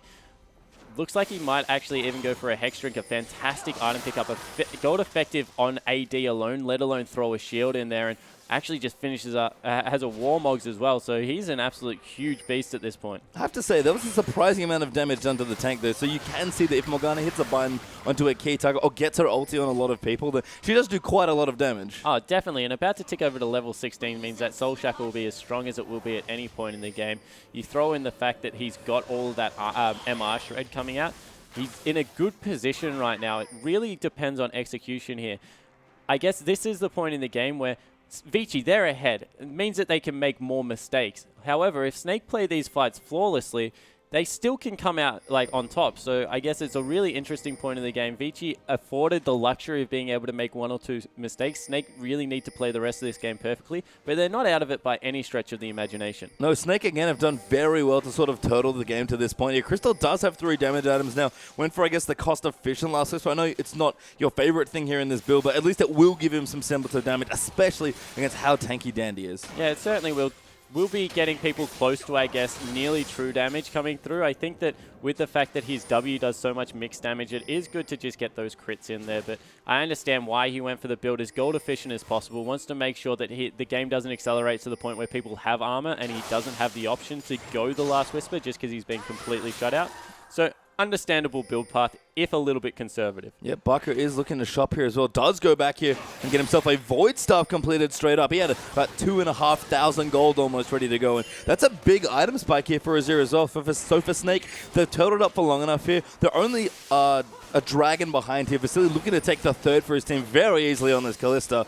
But Snake, it's not do or die territory yet for the Dragons. Yeah, it certainly isn't. And we see that Vasily able to take that one away. But what it has meant is that Snake able to use that time to take a peek into the dragon area and set up a couple of wards. And sending Hatong continually to split push, sure, it's going to power this Lissandra up. He's getting a lot of free farm, but he doesn't have that teleport. So if they pull the trigger quickly or catch someone out with a binding, that is a lot of gold sitting in the bottom lane. Yeah, and we talk about this a lot in later game scenarios, especially when a team's defending, but side wave control is so important, and Snake seem to have found their rhythm again with side waves and minions. They were known for it back in the LPL, and this game especially have done a very good job of keeping them up. Yeah, they certainly have, especially when you throw in the fact that they haven't taken out 2 of the outer turrets, and it's so hard to control sideways with outer turrets up, just because if you push them back slowly, they hit the turret a lot quicker, and then they rebound really quick. So Ella's being caught. Yeah, Ella's going to get dunked here. Mata going in as well. Jana nowhere else to go. Does flash out. The Tornado just tags Dandy. Now Crystal could be in trouble as well. Has to be very careful, but a good cut off there by the rest of Snake here. Dandy getting attacked by Crystal. Getting so low there by the Kog'Maw. The last ulti will miss, but Mata is going in a bit too deep. That's a good equalizer, but Flandre going to get that next kill. Hatong, though, is coming in at Crystal. Rhino does get W'd up. Ulti there as well. Ella trying to protect him. He flashes out. He might just live here. Baka coming in for damage. That was an amazing ulti back, but Hatong does get the next ulti. Vasily flashing in. Gets the triple now as well. Carry coming in. Baka is dead. And that's 5-0 for Vici. Yeah, but shutdown gold coming over in Crystal in the end. It went pretty horribly. 5-3 coming through in the end. They'll lose a turret for it in the top lane as well, but probably the best it could have gone. They performed admirably throughout that team fight. Just too much of an advantage in Vici's favor. Yeah, and that's the thing. If the goal was a little closer, Snake would be feeling much better about their Kog'Maw comp, but they've fallen very far behind. 3,000 gold left on Vasily, 1,600 on Dandy, and 1,000 on Carry. Vici have big shopping trips to make here, and they're 10,000 gold ahead. Yeah, they certainly are rolling now. An outright last whisper being picked up, and that's going to mean that Beast is completely ineffective against this Kalista. Will be able to shred him so quickly. And Dandy's build is so optimal for this team comp. A lot of MR, that's going to actually mitigate a lot of Kog'Maw's damage as well at this point in the game. The Ninja Tabi coming through, getting some armor through, and the auto attack reduction. I really like it coming through. Mata needs to be careful, however. Yeah, he's actually found Beast here, but Dandy's found him as well. Ola reasonably tanky at this point, but has to be careful. Hasn't popped the ulti yet. Will not get stunned up here, and they might turn it around. Buck is in the area as well, but the rest of Vici rotating a bit faster. Dandy getting chunked pretty low there. The Baron gets aggroed as well, so Dandy now going to take that damage as well. And Snake, again, continuing to defend well. Yeah, they're very... Oh, wow. Never mind, Vasily has found the rest of them. Just solos out Beast. Yeah, we mentioned that Beast would melt to Vasily. Vasily catches him out and 3 auto attacks and a Ren, able to do the trick. I was going to say, they managed to eke little benefits because they chunked Dandy out there, and that meant that the Baron wasn't going to go against them. Dandy would have been able to tank that up with full health relatively easy, but now that they've lost their jungle, Baron becomes a very serious threat. Yeah, Dandy running back though quickly as well, and you're right, Beast is dead here, so Snake are going to have to try and defend some way. Mata zoning him out from the top as well. Baron already very low. Kalista can pick this up pretty simply as well. That's an amazing equalizer. Flandre going to get chunked out there as well. Baka going in! He did steal the Baron! Knocks them out with the ulti as well, and now Dandy has jumped on the Ella, but Crystal is firing away on this Kog'Maw, going to get that kill, and it's 2 for 1 there, and the Baron for Snake. Etongo looking low, does take up Flandre as well. Yeah, it looks like Flandre's fall. Ella has managed to survive somehow, and the flashing health bars on Vici's side with a 10,000 gold advantage, still losing out on the Baron with the Kalista and managing to pull something out of the hat that will be able to stall for even longer, and this Kog'Maw is starting to do some damage. Yeah, Crystal's not a joke anymore. Dandy really felt that damage coming through, and what a steal from Baka to keep Snake in this game. They've been on life support for about 20 minutes or so, but Snake are holding on against Vici. Yeah, for dear life, and they're just so good at trying to get any advantage out of nothing. They're able to get in there, really impact team fights with the resources they have. I love the greedy build out of Baka, and the push down mid lane means that they're going to close the gap in gold. Yeah, bit of space there now opened up as well. Crystal got some gold to spend. That empowered Baron recall going to help a ton there, and 2,000 gold in the bank for Crystal to spend. What does he want to buy? It's a BF sword. Infinity Edge is coming, Spawn. Yeah, it certainly is. He needs a little bit more to get there, and I have confidence if he does that the Protect the Crystal comp will be in full effect. A 5-item Kog'Maw is nothing to scoff at, and even though on the other side of the rift, Vasily's nearly finished his build, Kog'Maw is still the premier late-game AD carry. Yeah, hop all you like, Vasily. You're not dodging the Bioarcane Barrage Kog'Maw with 5 items. So, Vici on a bit of a time, and our Snake have done very well to get themselves to this spot. And we've seen this from Snake before. They are good at stalling out games, and they love to team fight. That's probably their biggest strength as a team. This happened before where I think Flandre on Cassidy in a game, they went in so many times but eventually lost, but they've played much more carefully in this game. They certainly have, and we mentioned in the start of this game how Vici had committed to the mid game.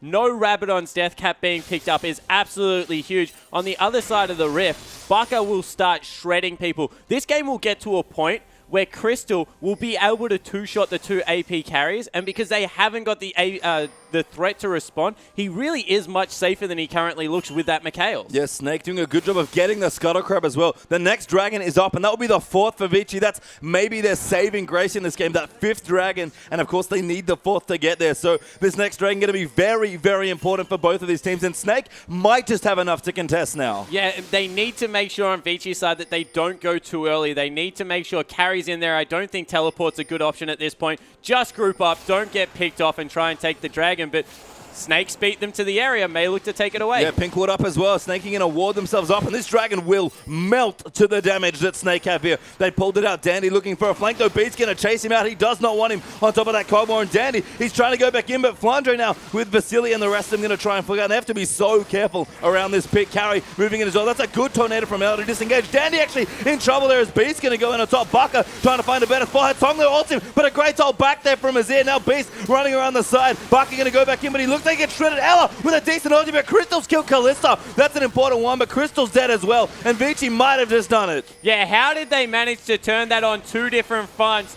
Really poor positioning out of Flandre and Crystal. Got caught over the wall. Team split up completely. Vici run away with a fight, 2 for 1. Flandre here as well. Carry, though, could go in. He does have a zombies, but Flandre, I think it's on cooldown. He might be able to use it late. Flandre going back in. Dandy does go in there, but the zombies pop for Flandre. Just going to delay his death. Does go down to her tongue, and Vici going to claim their 4th dragon. Yeah, 3 for 1 in the end. 4th dragon up, really nicely played from Vici, able to split the team fight up, an overcommitment onto the very tanky Dandy there, and they're able to run away with it. Yeah, and Snake just were too scared of Tong's initiation and Carry's ultimate as well. Split themselves off through the jungle and didn't want to fight, so Snake, for all the ground they gained in this game, they'll buy themselves some time, but that's about all they've gotten. Yeah, they certainly have, and now there's a 6-minute time limit on this game. If they're able to stall out for the 6 minutes, nothing else goes wrong, that's an Infinity Edge now picked up for Crystal. There'll be a death cap coming out of Flandre, you would think, any moment now. So they have some tools, 6 minutes away, but that all-important 5-minute, that 5th dragon timer really has started now. And as a reminder as well, Snake only have the one, just the one dragon. They're a long ways away from contesting for their 5th dragon, and Baron's going to be back up soon as well. So Snake, their base is relatively intact, but they have to play.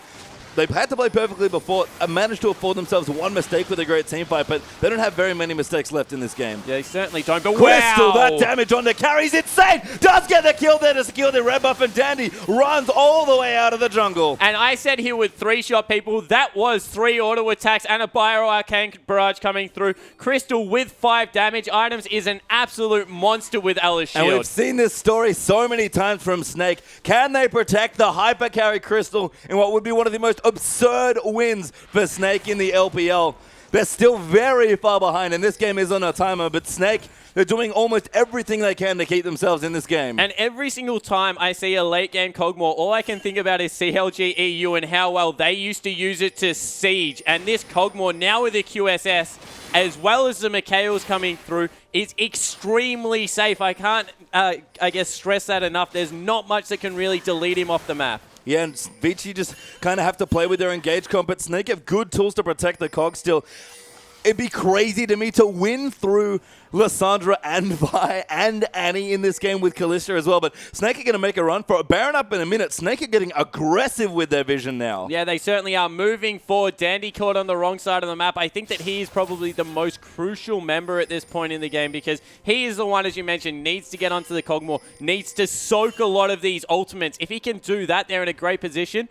If Flandre gets onto the back line and Crystal is able to be unharassed, in a team fight going forward, Snake are potent at this point. Yeah, I don't know if Vici have enough Zonias for it to matter either, and Snake are maybe looking to go in here. Dandy was popping his way down bottom. Crystal has to be careful, but Black Shield's going to keep him safe. Beast, though, does go down there, and that's not good news at all for Snake. Yeah, it certainly isn't. Once again, wow, good equalizer. That was a sick ulti there from Rumble. Snake will run away, but Vici might just plug all the way through the middle of the base. Yeah, that's what they used it for, completely zoning. Dandy tanky enough to be able to tank up a couple of shots, and they'll take down the first inhibitor of the game. Yeah, this inhib's going to melt. Vasily destroys that first turret. Carry almost gets caught by a binding there, and Snake, nothing they can do to defend that structure. Baron up in 10 seconds now without Beast. Yeah, and that's just a mistake out of Beast once again going too hard. That is a completed item Kalista, he's going to completely destroy you. Just avoid him until Flandre can get in there with the Zhonya's Hourglass and make something happen. Baka going to poke now onto her tongue, but Baka might be able to steal the Baron again. Yeah, he's actually scrying orbed it up, and Vici don't want to do it again. Vasily got caught by a binding, I think. Flandre did a good amount of damage.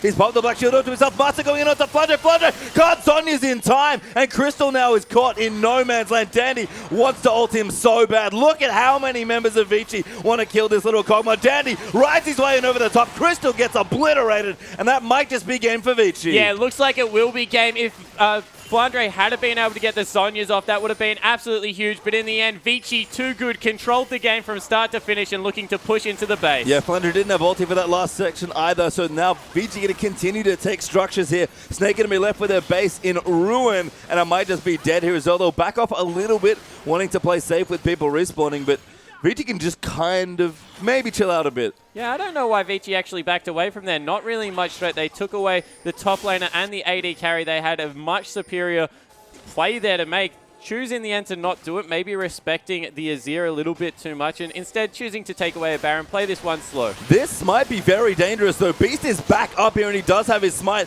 Ellis here and Azir can do decent damage over the pit. Tom going in. Beast has already dived into the backline. They will get the Baron. Baka tries to seal it again, but he's forced to flash out. Now Vasily and Dandy going to find him, and that's another kill for Vici. And betting him in might be enough. A good three-man NATO there, but Beast gets locked up by the ulti without the ulti for himself. Does go down for the double, and that should be game. Yeah, that now looks like it will be game, pushing through. Vasily just way too big. 13-8, 6-item Kalista. He's been there for a while now, and they won't be able to push these creeps off the turrets. Well, Flandre has ulti and Zhonya's, and Crystal's back here with Ella, so if any miracle to happen here, a good ulti coming out of Tom, going in the back like Crystal, trying to shred through people. Flandre's killed Kalista. Now Dandy diving in the back, but Crystal's got a back up. The double nose come through from Morgana, and Snake might just hold their base for a little while longer. Dandy going to get deleted by this Kog'Maw damage, and Snake, they're not dead yet.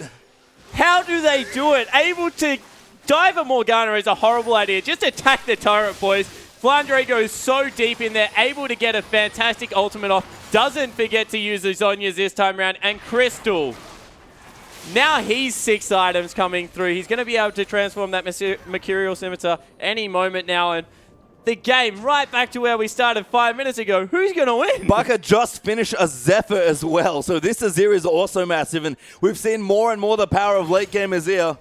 We had a 50-minute game last game. This one's getting very close. Yeah, it certainly is, and we have a replay of what happens there. Flandre actually flashes into the fight and gets a perfect Soul Satchel, melts absolutely everyone. And Crystal, we mentioned if he doesn't die, his persistent damage is just so good. Able to clear out the super creeps halfway through as well, and it looks like they're actually managing to steal away the dragon, prevents the 5th. It does prevent the 5th, which is really important. Snake by themselves, another 6 minutes in this game, and they did a lot with that last 6 minutes. We'll see what they can do with the next 6. Baron is down on a lot of members from Vici as well. Snake don't have much of a base left, but they at least have both their Nexus turrets and their top inhib. Yeah, and if we saw anything from the last series, is as long as you can keep pushing these minions out, you farm up so quickly. I'm hoping that Baka realizes that the tenacity doesn't stack multiplicably on his items and actually picks up some Sork boots for himself. But he's 6 items. In the top lane, Flandre, he's nearly 6 items. The only person that really needs gold at this point is Beast. Even the supports are nearly at 6 items. You know, and I actually love what Beast has done with this game as well. He's sort of been like, well, I'm not really very tanky, and I'm not ever going to not die to Vasily, so I'm just going to build support items from the jungle. Yeah, he certainly has, and he's going the intimidation factor. He pops his ultimate, runs at him, and then just runs away because he's very, very scared, but he's just trying to play the bluff, I get. Wow, Bloodthirster actually being traded out here for Crystal, so... That's without Last Whisper. Yeah, that's no Last really Whisper. Smart. I like this now. This is a very good build coming through from Crystal. He's, once again, extremely safe. Got that shield going through, going to shred minions and shred players just as easily. Nice Aegis, Dandy. That's not going to help you there at all against the Kog'Maw Bloodthirster. So very smart buy there from Crystal, and Snake still holding on here. Vici don't need much to win the game, but they do need to win it.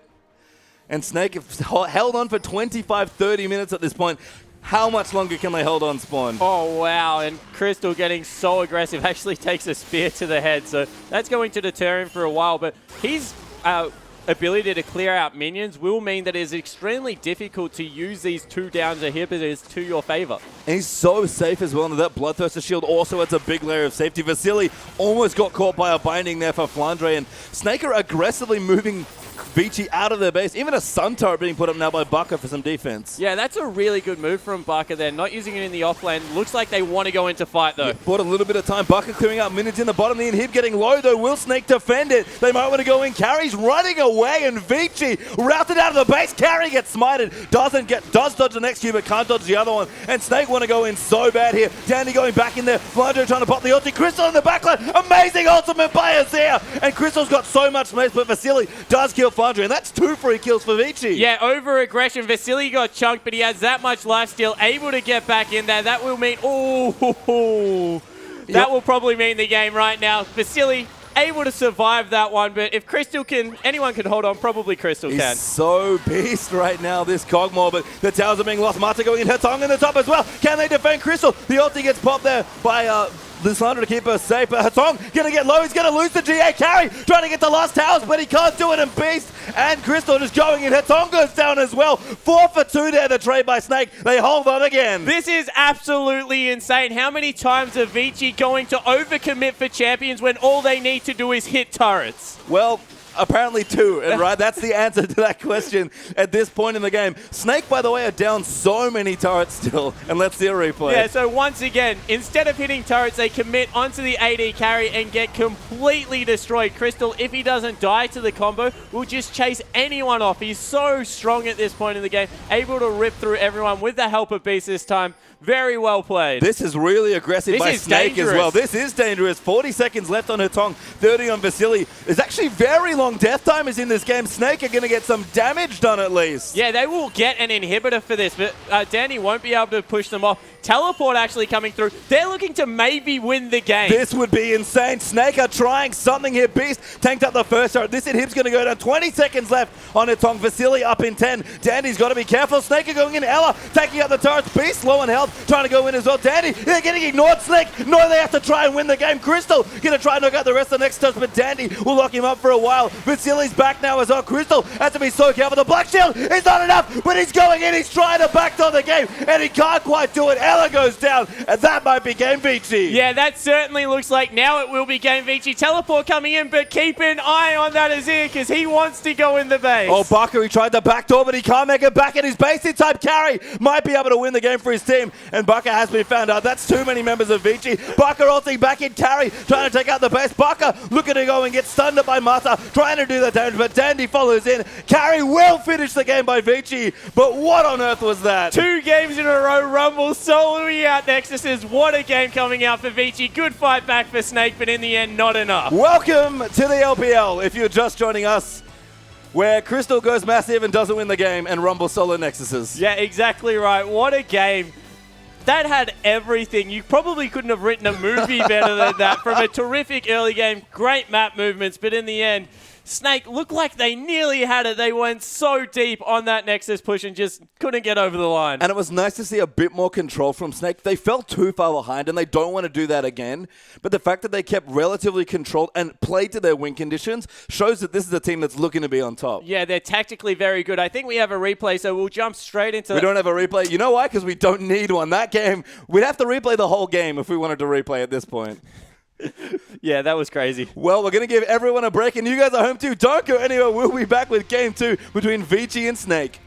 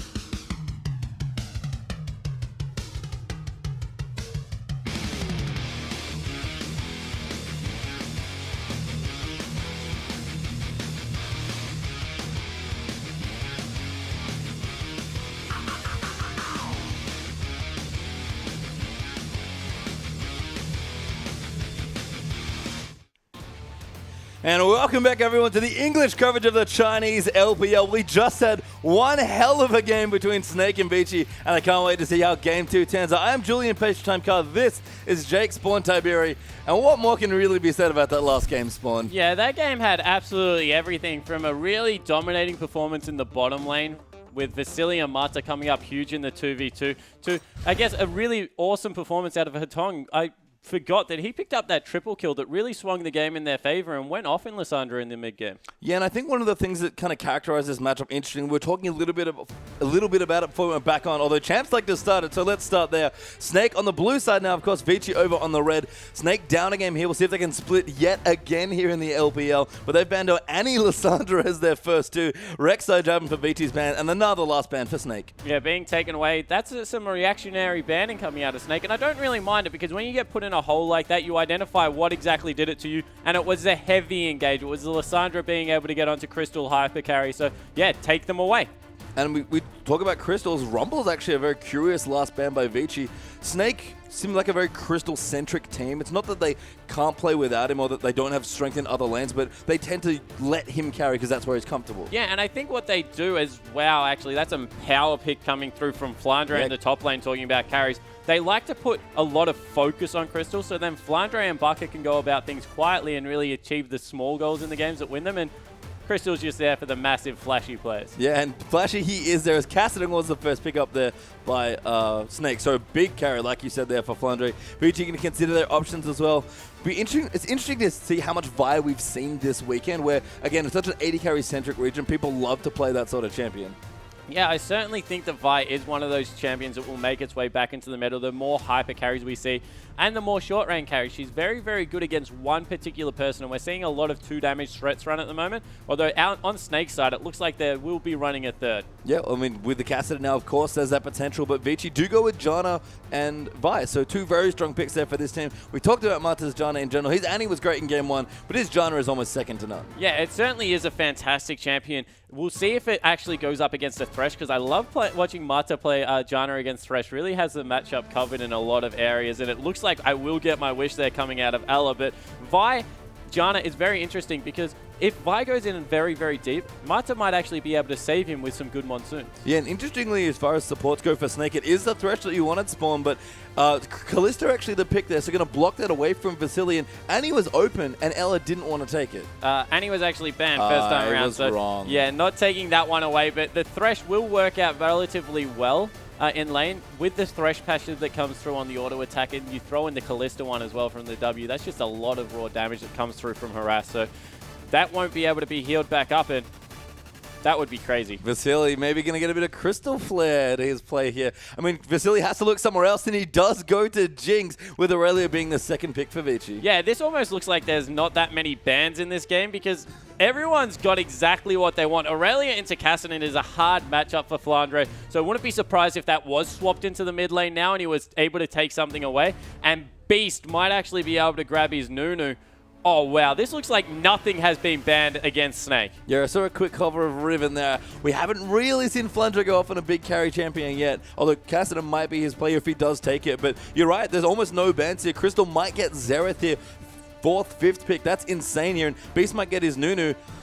With all the reactionary bans that Snake did, they actually got a lot of picks that they wanted in game one. Yeah, they really opened up the field to a very Snake-esque play. What they like to do is chase off, chunk people out, and then Bucket just nails every single one of his ultimates and really gets people out of the fights early. So with the Nunu, with the Kalista and Flandre in the top lane on Cassidy, it's just going to be augmented so well in what will be a very heavy team fight comp. Yeah, but I think the last pick being considered now for Vici. We did, of course, have the Nunu Xerath, being picked up there by Snake as their last pick. So you mentioned it, very Snake-centric comp, but Vici going to hover over a mid laner now. Yeah, it certainly looks like they are seriously considering the TF. Does push back relatively well against Xerath.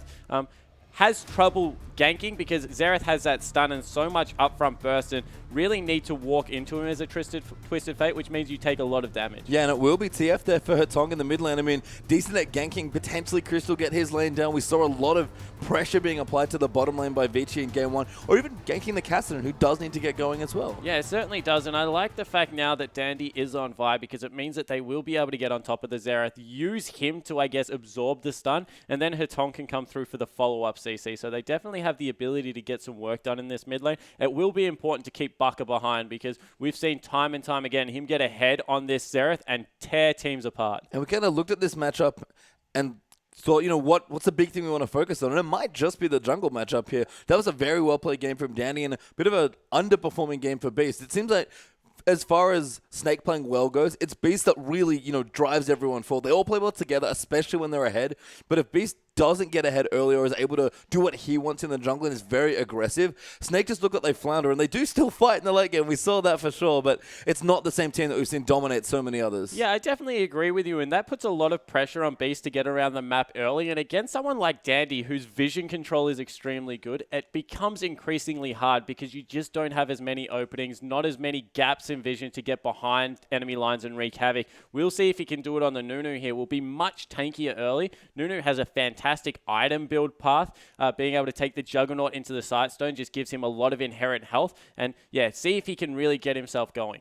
And what do we think of the Kalista now? Because that's the big swap here for Snake. They're not playing a super long-range hyper carry. Yeah, I think the Kalista does fine in the lane 2v2, but Vasily on Jinx will scale up relatively nicely. Yeah, it'll be interesting to see what does happen here. Big game for Snake as well. They really want to make sure they clinch this win. Yeah, they certainly do, and everything's on the line now. They need to split. Vici want the 3 points to get themselves back into that playoff race. Well, we'll see if Vici can get it. We're going to go straight into game 2.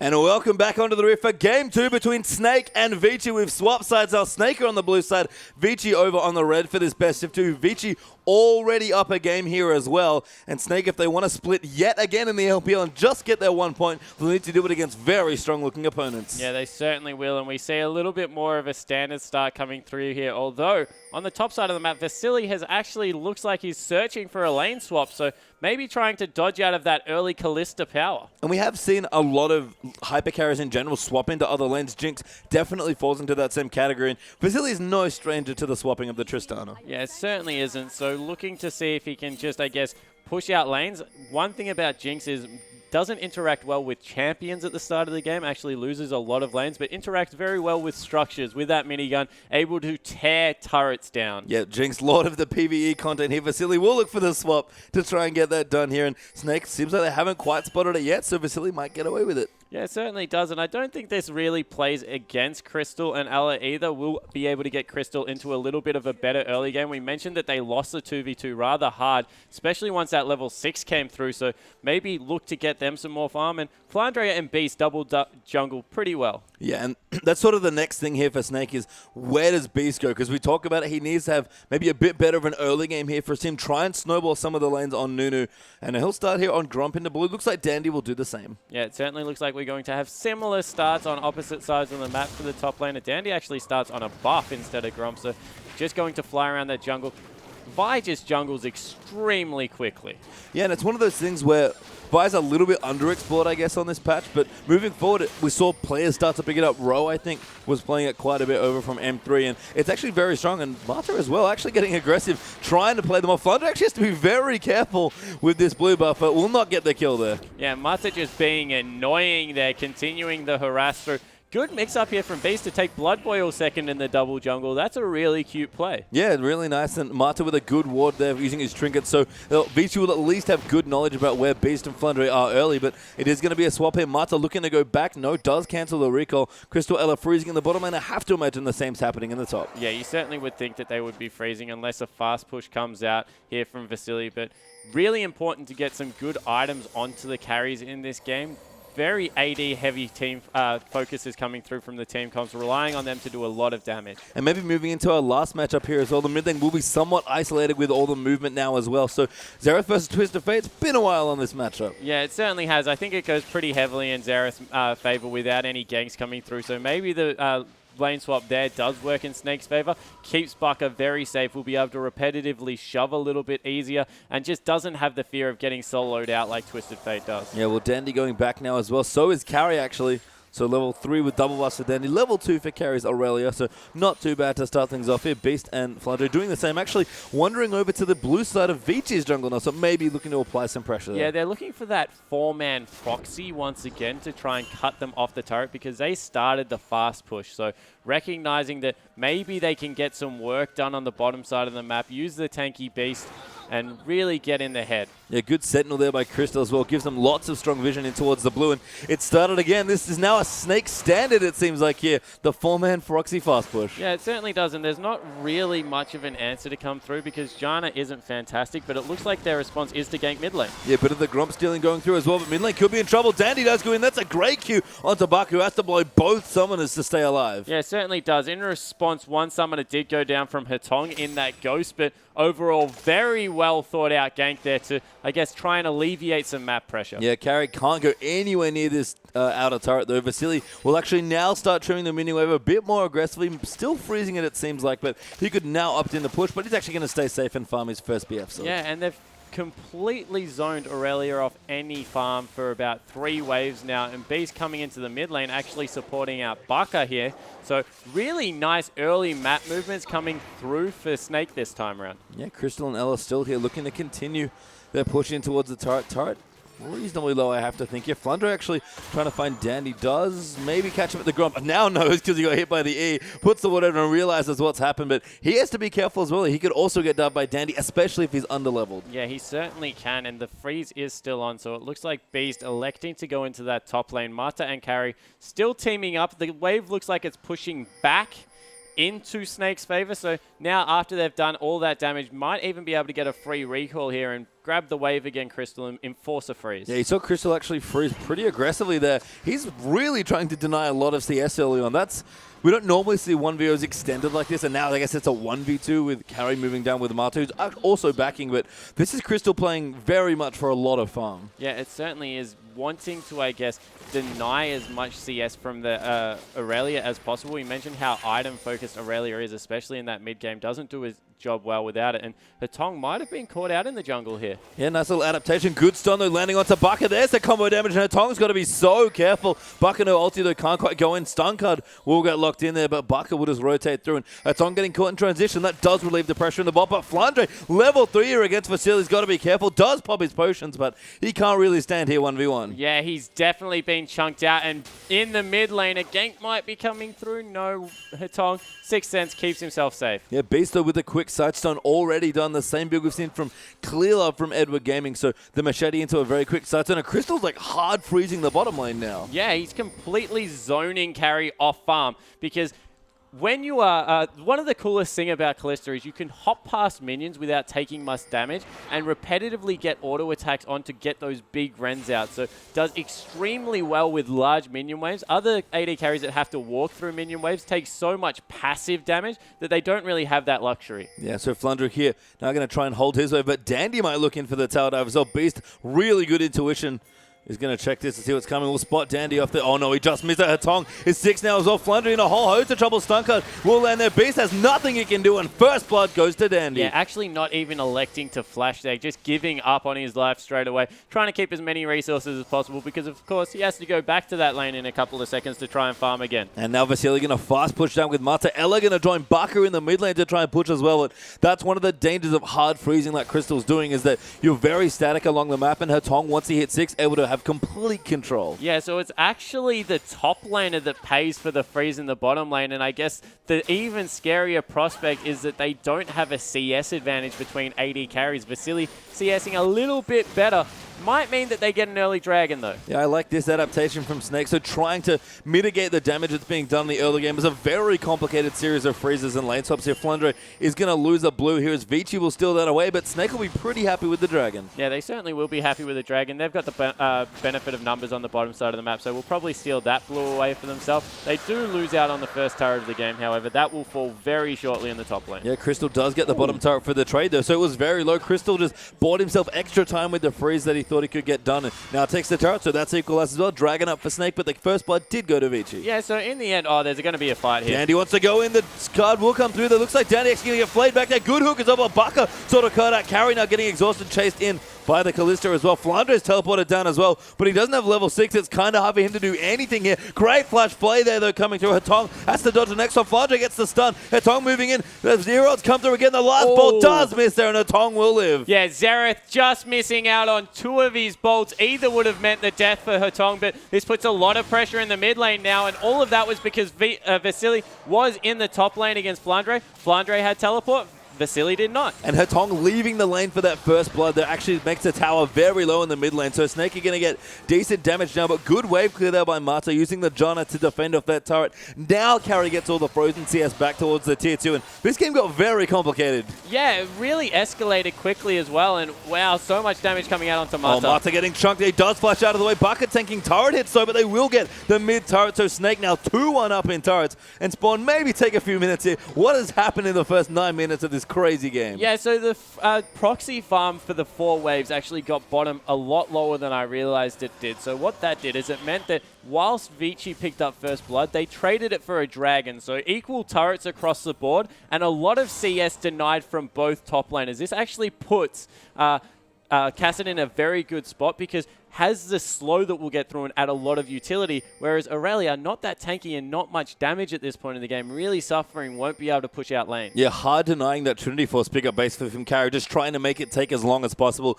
just as the components for a Phage now. We'd expect the Trinity Force to be done in 4 minutes, and I'm very certain that's not going to be the case in this game. Yeah, it certainly won't be. It looks like it'll be about a 22-minute Trinity Force at this point in the game, so which is late. Pretty late coming through when you all things considered. And when you look across the board, Snake perform much better without gold because they have all the utility, all the slows, and then a Nunu. And Nunu just buffs your AD so much. It looks like it is the Runan's Hurricane build. So you throw a Blood Boil on top of that, and Crystal just going to shove out these waves, be able to pick up a lot of free CS. Yeah, I know Hurricane First is kind of an interesting build that a lot of people have been doing. It's a little bit tricky to really say how good it is, but in a fast push situation, it's great here. Although 3 members down the bottom for Vici, carrying full of spears actually, but Dandy going to dive in a good double flame. Crystal heals himself up as well. There's so many spears coming through, and this Ren's going to do ridiculous damage. Good cholesterol. Dandy just gets hit, and Carry going to look to go down as well. Crystal with the double kill, survives the turret hit as well. What a play. And this is what I say over and over again with Kalista. If you cannot kill her before she starts auto-attacking, do not go near her. Jinx ult! Oh, blocked by Ella. Very smart play. Yeah, really nice play coming out of Ella. I think it was actually pinged out on the map, which is even more impressive. And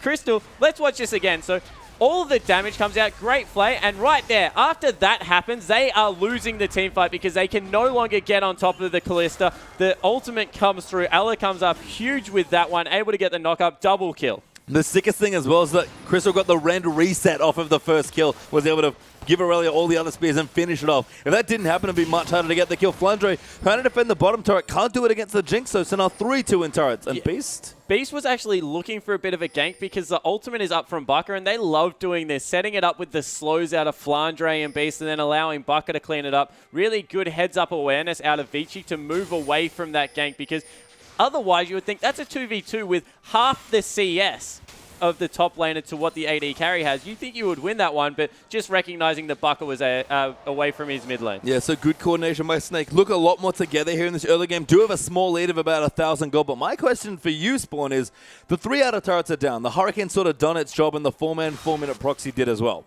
What's next for Snake? Yeah, Snake, very good neutral objective control. They have the Kalista, they have the Nunu, so they can wait on Dragons, try and deny as much CS from Aurelia as possible with this Kalista pickup, and then move in. Wow. Carry Crystal just wants it. Hetong's coming in as well. Carry, full of spears again, does get the kill though, but there's a stun coming to Elegant and Lantern him out. Hetong gets denied. Yeah, and he's out of mana, so he needs to run now. Hetong in a lot of trouble. Oh, the flight just short there. Bucket's here as well. The Willy flash over the wall. He will land the stun, but a good jig from Hetong, but he knows there's nothing left that he can do. This gets bursted alive, and Crystal gonna get another one. No, Ella picks that up. Yeah, probably the worst scenario for Ella to grab it, but that's another 2-for-0 trade, and the minion wave was pushed out so far in the mid lane, they won't even be able to take that in response. Fantastic play from Snake. Yeah, Crystal looking so strong on Kalista as well, and one of the few times we see more of a later game carry just snowball the lead here with the Runan's Hurricane. Very smart. Yeah, and I hate to say it again, Pastry Time, but if you cannot kill the Kalista in your first set of spells, wells.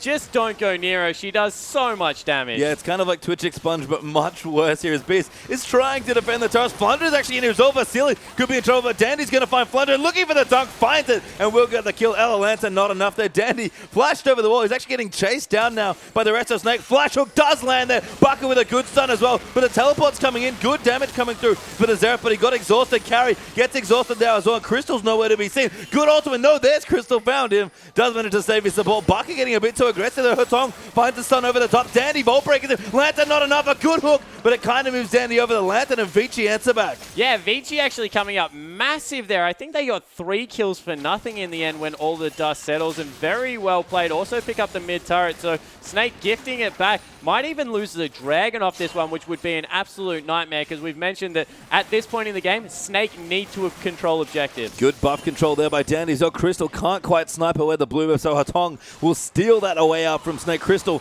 just ripping through waves right now on this Kalista, but Snake probably want to run for this first Dragon. Yeah, so they're going to, I guess, close in on the Dragon. This will be their second for the game, so being able to pick up an accelerated rate of Dragons, that's 8 minutes and then 14 minutes on cooldown. Very well played. And Snake looking good again. This is what we talk about when they get ahead early. They play so well as a team. We've seen already brilliant coordination. The Jinx not coming in is okay, though. Good smite there coming through for Beast. Yeah, so able to pick that one up. Vasily, he's farmed at the moment. 0-0-3, nearly got that Infinity Edge coming through. Boots 2 is a very good pickup on Jinx scales extremely well with attack speed. So like that before the Infinity Edge, trying to get as much work done as possible. Good at taking out structures as well. And they've got all the outer turrets down in their own respect. And now they're looking to set up picks with the Aurelia split pushing, getting some farm underneath their belt.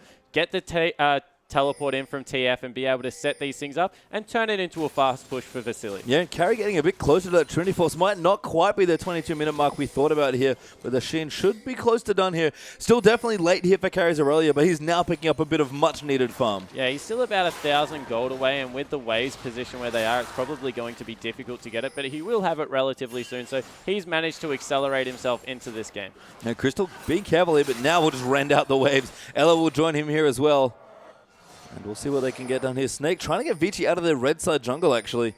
Vici, again, still the strong advanced vision team that they're known to be. Yeah, and Marta and Dandy, who else would be pushed up that far, sweeping out pink wards? Flandre actually going for a heavy freeze here.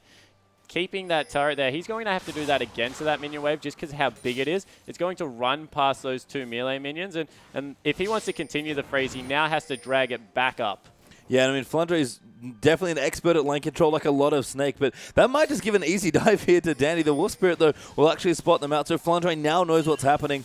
Got some health back there as well from some of the biscuits he's been eating, and Carry's going to come in to break the freeze, I think. Yeah, so it looks like Flandre actually breaks the freeze himself in the end. Will equalize the wave now, so it will sit there, but because it has a cannon creep, because of how the waves work out, will slowly push in Snake's favor now. And Crystal actually split pushing by himself, going to put some Sentinels down and get some advanced vision. This is a very almost 1-3-1-esque push here from Snake. Yeah, it certainly is. And Crystal, no one really closing in on him. They do have to recall because he has his support Ella behind him, but very hard to push in on a mid-game Xerath at this point. Yeah, it's kind of weird where the control of the map is. Vici sort of have control on the deep sides, but the very long edges of the map sort of belong to Snake. So a very weird game here, but Vici still getting the wards up. Snake, though, to their credit, really strong defensive warding. Yeah, they certainly are starting to try and get some vision back in their side of the jungle, at least, recognizing where the creep waves are. They need to get some, I guess, farm onto Flandre at this point of the game. He isn't that tanky. We'll be able to pick up that Archangels relatively soon, but I don't like this Kassadin build. Really doesn't give him many options after the Archangels in return for a good mid-game investment. Probably still will go with that Zhonya's Hourglass, but much squishier than he would be if he had a roller. Yeah, it does have to kind of sit through a power dip, but that's sort of Kassadin's deal anyway. So a bit awkward that he was sort of starved of resources early on, but he'll take something. I don't think he's going to do the Flandre special where he does it and Rod of Ages. That would be far too greedy, but he'll be happy here for Flandre. He's, again, really used to playing with very little to no gold. Yeah, and I guess you nailed it there. That's exactly what he's done. He's recognized that instead of taking all the time to get roll to stack, he committed to an early tier, and he's just used all of his abilities to try and stack that early. So a little bit of an investment for a power dip. Unfortunately, Kassadin goes through the same power dip as Archangel, so it's amplified a little bit, but it still will get him to that late game carry potential. Yeah, Vasily down the bottom has finished his Infinity Edge and now starting to hard push out the bottom side of the map. Bucker will rotate teammate down now as well to deal with that with his Athene's done. So reasonable items there. Had Tong looking strong with Morella Nomicon, needlessly large rod as well. Trinity Force almost done there for Carry, and Crystal has completed his Bloodthirster, so very strong now on Kalista. Yeah, he's got that 2-item spike, and that's one of the great things about Kallista's build. It's very, very cheap to grab 2 items on Kalista, and you get yourself into position for an early Last Whisper if you need to really take over these games. Not much armor has actually been picked up yet, so I want to see what Crystal's adaptation is. We saw last game actually sold his Last Whisper to pick up a BF sword. We'll see if it's something similar. I mean, you mentioned the double lifesteal items. That may be what he goes for here as well. Carry, by the way, has finished at Trinity Force. It's about 4 to 5 minutes late towards the upper bracket of where you want your Trinity Force, but Carry will take it. He needs it on this Aurelia, and most importantly, Dragon up in a minute 35. Vici looking to contest. They really want to deny the 3rd Dragon away from Snake. Yeah, they certainly do want to deny the 3rd Dragon just because of how quickly they will take it with Nunu and Kalista as this game moves on. Actually looks like they're being caught out trying to go for an early greedy steal. We'll be interested if Snake go in on this. Dandy did get it, although looking for a hook, won't find it. Good scrying of usage there by Crystal, but Snake might just set up for vision around the Dragon instead. It's interesting actually that Vici have really chosen the top half of the map to put most of their vision priority on. Yeah, and I was about to mention that it looks like Vici owned the top half of the map and Snake really owned the bottom half of the map. I think the last 2 blues that Baka has got have been actually off Vici's side, so they're cheating towards the side that they want to get farm on. They really want a farmed Kalista, and on the other side of the map, Vici really want a farmed Aurelia, so they're cheating to that side of the map. Yep, that will give the Dragon control over to Snake, though. Dandy going to get sniped maybe for... Nope, just hanging out. Will recall Baka. Say, hey, Dandy moves back a little further towards his turret there, and Baka will push out with Crystal. These waves melt between these two, by the way. Yeah, they definitely have some fantastic wave clear at this point in the game, and I guess what that means is they have the ability, if they get a winning team fight, to shove out lanes extremely quickly and take turrets. So setting up control over this Dragon, look at the vision control Snake have so far. 30 seconds away from that. They'll repetitively shove up mid lane looking for an opening, and as soon as Vici back off, they'll rotate to Dragon. Yeah, Flunder's already walked down here as well, looking to maybe soak a bit of experience and make sure he's here immediately, sorry, for the team's Dragon fight. Dragon up in 5 seconds now. Snake are just coasting towards it, and Vici, if they want to contest, they have to go very soon. They have the double teleport, so they look like they're way out of position, maybe a little bit better than what they are, but they still need to get there right now because this is going so fast. Yeah, they're going to try and kill it here. Tong does get hooked. That's amazing play coming out from Alan, and Crystal kills him immediately. Dandy goes in there for the 50-50, but Nunu secures it, and now Snake going in. Dandy will find Crystal to carry on top of him as well, but now that's a good knocker moving in. A great ulti there coming from Kalista, and Crystal is beasting through people right now. Another kill they're looking for, I think a double there as Baka gets one onto Carry. Still not dead here. Good double play back there as well. Facility goes down for a double. Maybe make it a triple here as well for Xerath. Baka goes in, stun, and there's the triple kill. Baka is so good on Xerath. That team fight, it was all about Crystal. He got the double knock-up from his ultimate, did really well, but the clean-up from Baka, he just doesn't miss skill shots when people are running away. It's very easy when you have a Kassadin and a Nunu, but really well played out of the whole Snake lineup. And I mean, Snake love to play this sort of comp. We looked at it and said, this is a Snake comp through and through, and well, let's see a replay. Yeah, so the great hook coming out of Ella there actually missed the stun out of Baka, so that was probably the only skill shot he missed. And from here, it's all the Crystal show. They dive in on him. The double knock-up comes through from the ultimate. Ella gets a great play back here in a second as well, and they just go massive. Crystal once again just surviving, but how good is this Xerath play? Nails all of his ultimates, able to get another snipe in there, gets another one over the wall here to pick up the triple. He's just so good. Yeah, and Snake, again, when they play together, especially when ahead, look like such a brilliant team to watch. Crystal going to clean out his own red buff now as well, and 4,000 gold ahead are Snake at this point in the game. 5-3 in turrets especially as well. Vici are losing structures very swiftly. Yeah, they certainly are. Off that push, they grab not only the important objective of Baron, which are at the 3rd, they grab the mid and bottom outer turrets, so really able to clean up a lot of the map. And now that Last Whisper is coming through, 5-0-4, just going to be pushing lanes so quickly as Crystal. Yeah, and the damage there from Rend as well, already pretty insane. Going to look to be even higher there. Flandre does find the pink ward, will take it out, and we have Arcandle stack up, I think about halfway through there for that one. Flandre will miss the pink ward, but he'll make a return visit soon to take it out. Level 11 now done as well, so Flandre looking good on Casson. He's kind of gone through the very awkward stage of the early first 10 minutes or so of this game. Yeah, he certainly has. He's about 500 stacks through that Archangel, so a little bit over. He's actually 2/3 way through perfectly. Matt's not my strong suit. Not mine either, so we're done. That's not happening here in this game. But Snake onto the Baron. Love the ward there from Vici. It's so sneaky. It doesn't get seen by that board in the pit, and Vici will move them off the dragon again with the Twisted Fate ult. You have to be very careful where you pick your engages. Yeah, you certainly do, and that was a great ward. Maybe not swept extremely well, but it looks like they still want to engage over this wall. Beast maybe coming in. Elo forces Vasily to flash, and Flandre actually slows Mata now as well, but no real follow-up there. A good slow onto Flandre, but he'll just return in, lantern his way out of the way, and Snake will look to reset this fight. Hatong is coming up as well. Going to look to join the fight, maybe even look for a flank. He's popped his ulti. He wants to go in. Snake have to stick together. Dandy is training it onto Crystal. They want him so bad, but another great stun from Baka and a hook there. Dandy, so Beast pops his ulti. Crystal kiting back and forth, moving in. And this looks to be another fight. But Vasily gets grabbed by Ella in the middle of the fight. And what a wipe by Snake. Yeah, it must be so fun to play AD carry on Snake because everyone perfectly peeled for Crystal in that fight. And this guy, he can put the carry pants on, don't get me wrong, but when you have a Nunu popping absolute zero as Flandre nearly dies to a Baron, and all of the work being done, that's just such a good team fight. Yeah, standard Flandre things almost dying to a Baron, and we talk about it, Snake when they team fight, it looks brilliant, and that's no shortage of that in this game. The Baron is going to eventually fall. Snake picked that one up, and Vici tapped them out. They surrender. Yeah, don't want to deal with the Snake lineup. So far ahead, 8-0-5 for Kalista.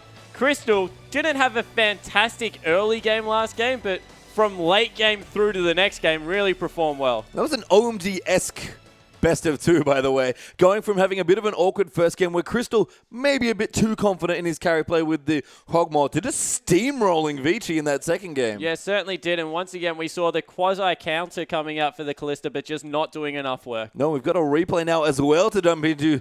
Snake, what a game by them. Yeah, so this is the last team fight, and they force extremely hard once again, trying to get onto Kalista. But look at what Beast does. Look at how Flandre is peeling in the backline. Baka with all of his damage. And in the end, if you can't blow the Kalista up, she just has so many tools to maneuver around team fights and put out consistent damage with auto attacks and rend that she just becomes impossible to deal with if you can't get rid of her.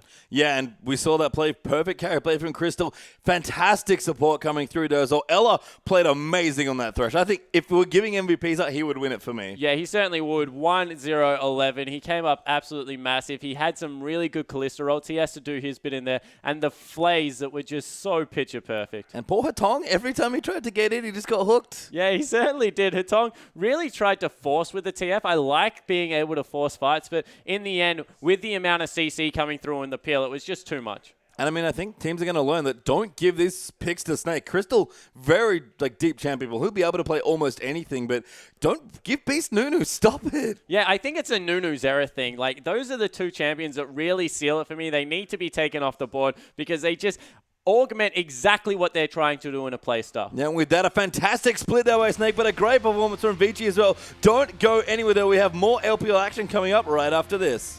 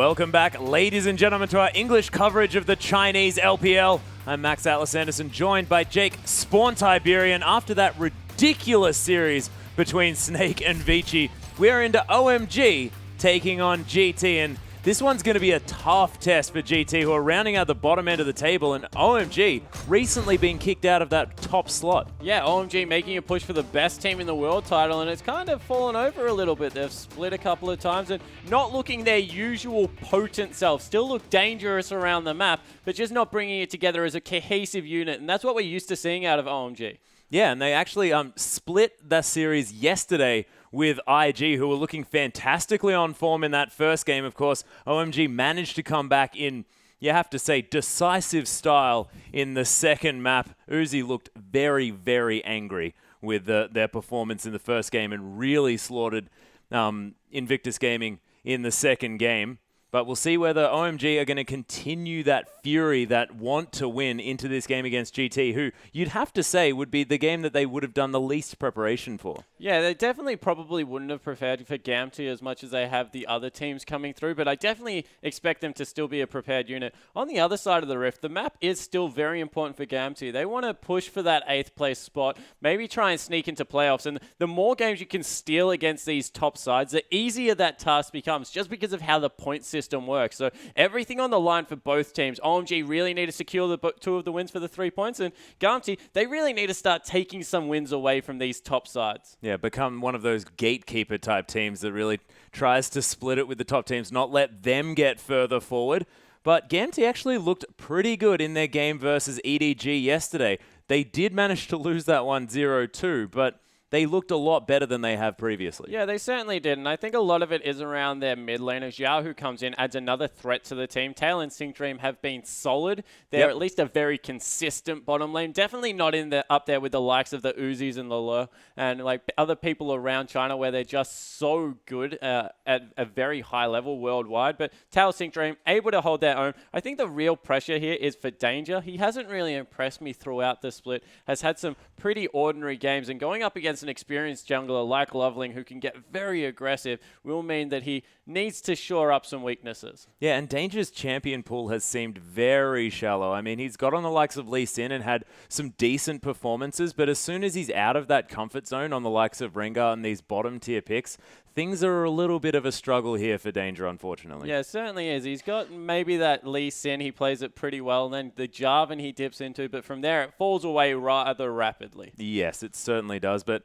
looking at that top lane, you can't go past Going here for OMG, one of the hardest working players in China. This guy is ridiculous, and let him get the Rumble or Aurelia, he'll be a monster. And against Letme, who has had some decent games on Gnar, but not, you'd say, the most powerful top laner. Yeah, he certainly isn't. He's that really big rock up there for Gamty. He isn't.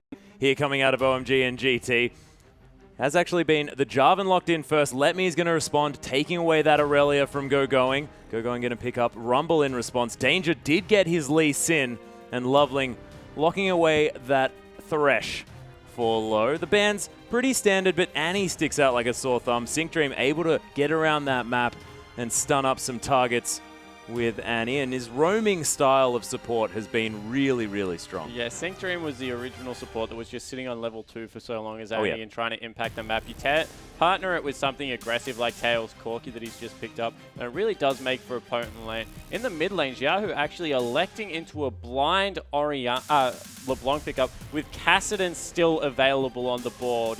That is a very brave decision. Actually looks like that won't be the pick. Actually, Kassadin was banned away. Yeah, Kassadin was banned, so it's not as on the board. It is on this board, but that's the ban list, that board. Certainly is. So it looks like Syndra maybe being the response, and a Kalista being picked up for Uzi. That would be interesting. Yeah, hovering it at this stage. We haven't actually seen Uzi pick up this sort of new flavor of AD carry there in the bottom lane, but everyone else has, and he has to get up with the times, does old Uzi. Certainly does. Has to show his dominance on that one, and it actually looks like Cool will take the reverse matchup from what we saw yesterday. It will be the Ahri played into the LeBlanc, and Uzi, he's just swapped over to the Vayne. Yeah, more than happy to pick up a Vayne into Corki. A horrible matchup if you're going to go face-to-face, but you can imagine that some sort of lane swap situation could be coming through, and this is another point that we have to mention, is the fact that there's Thresh plus Jarvan plus Rumble. a terrifying combination of champions for zone control and locking down multiple targets. But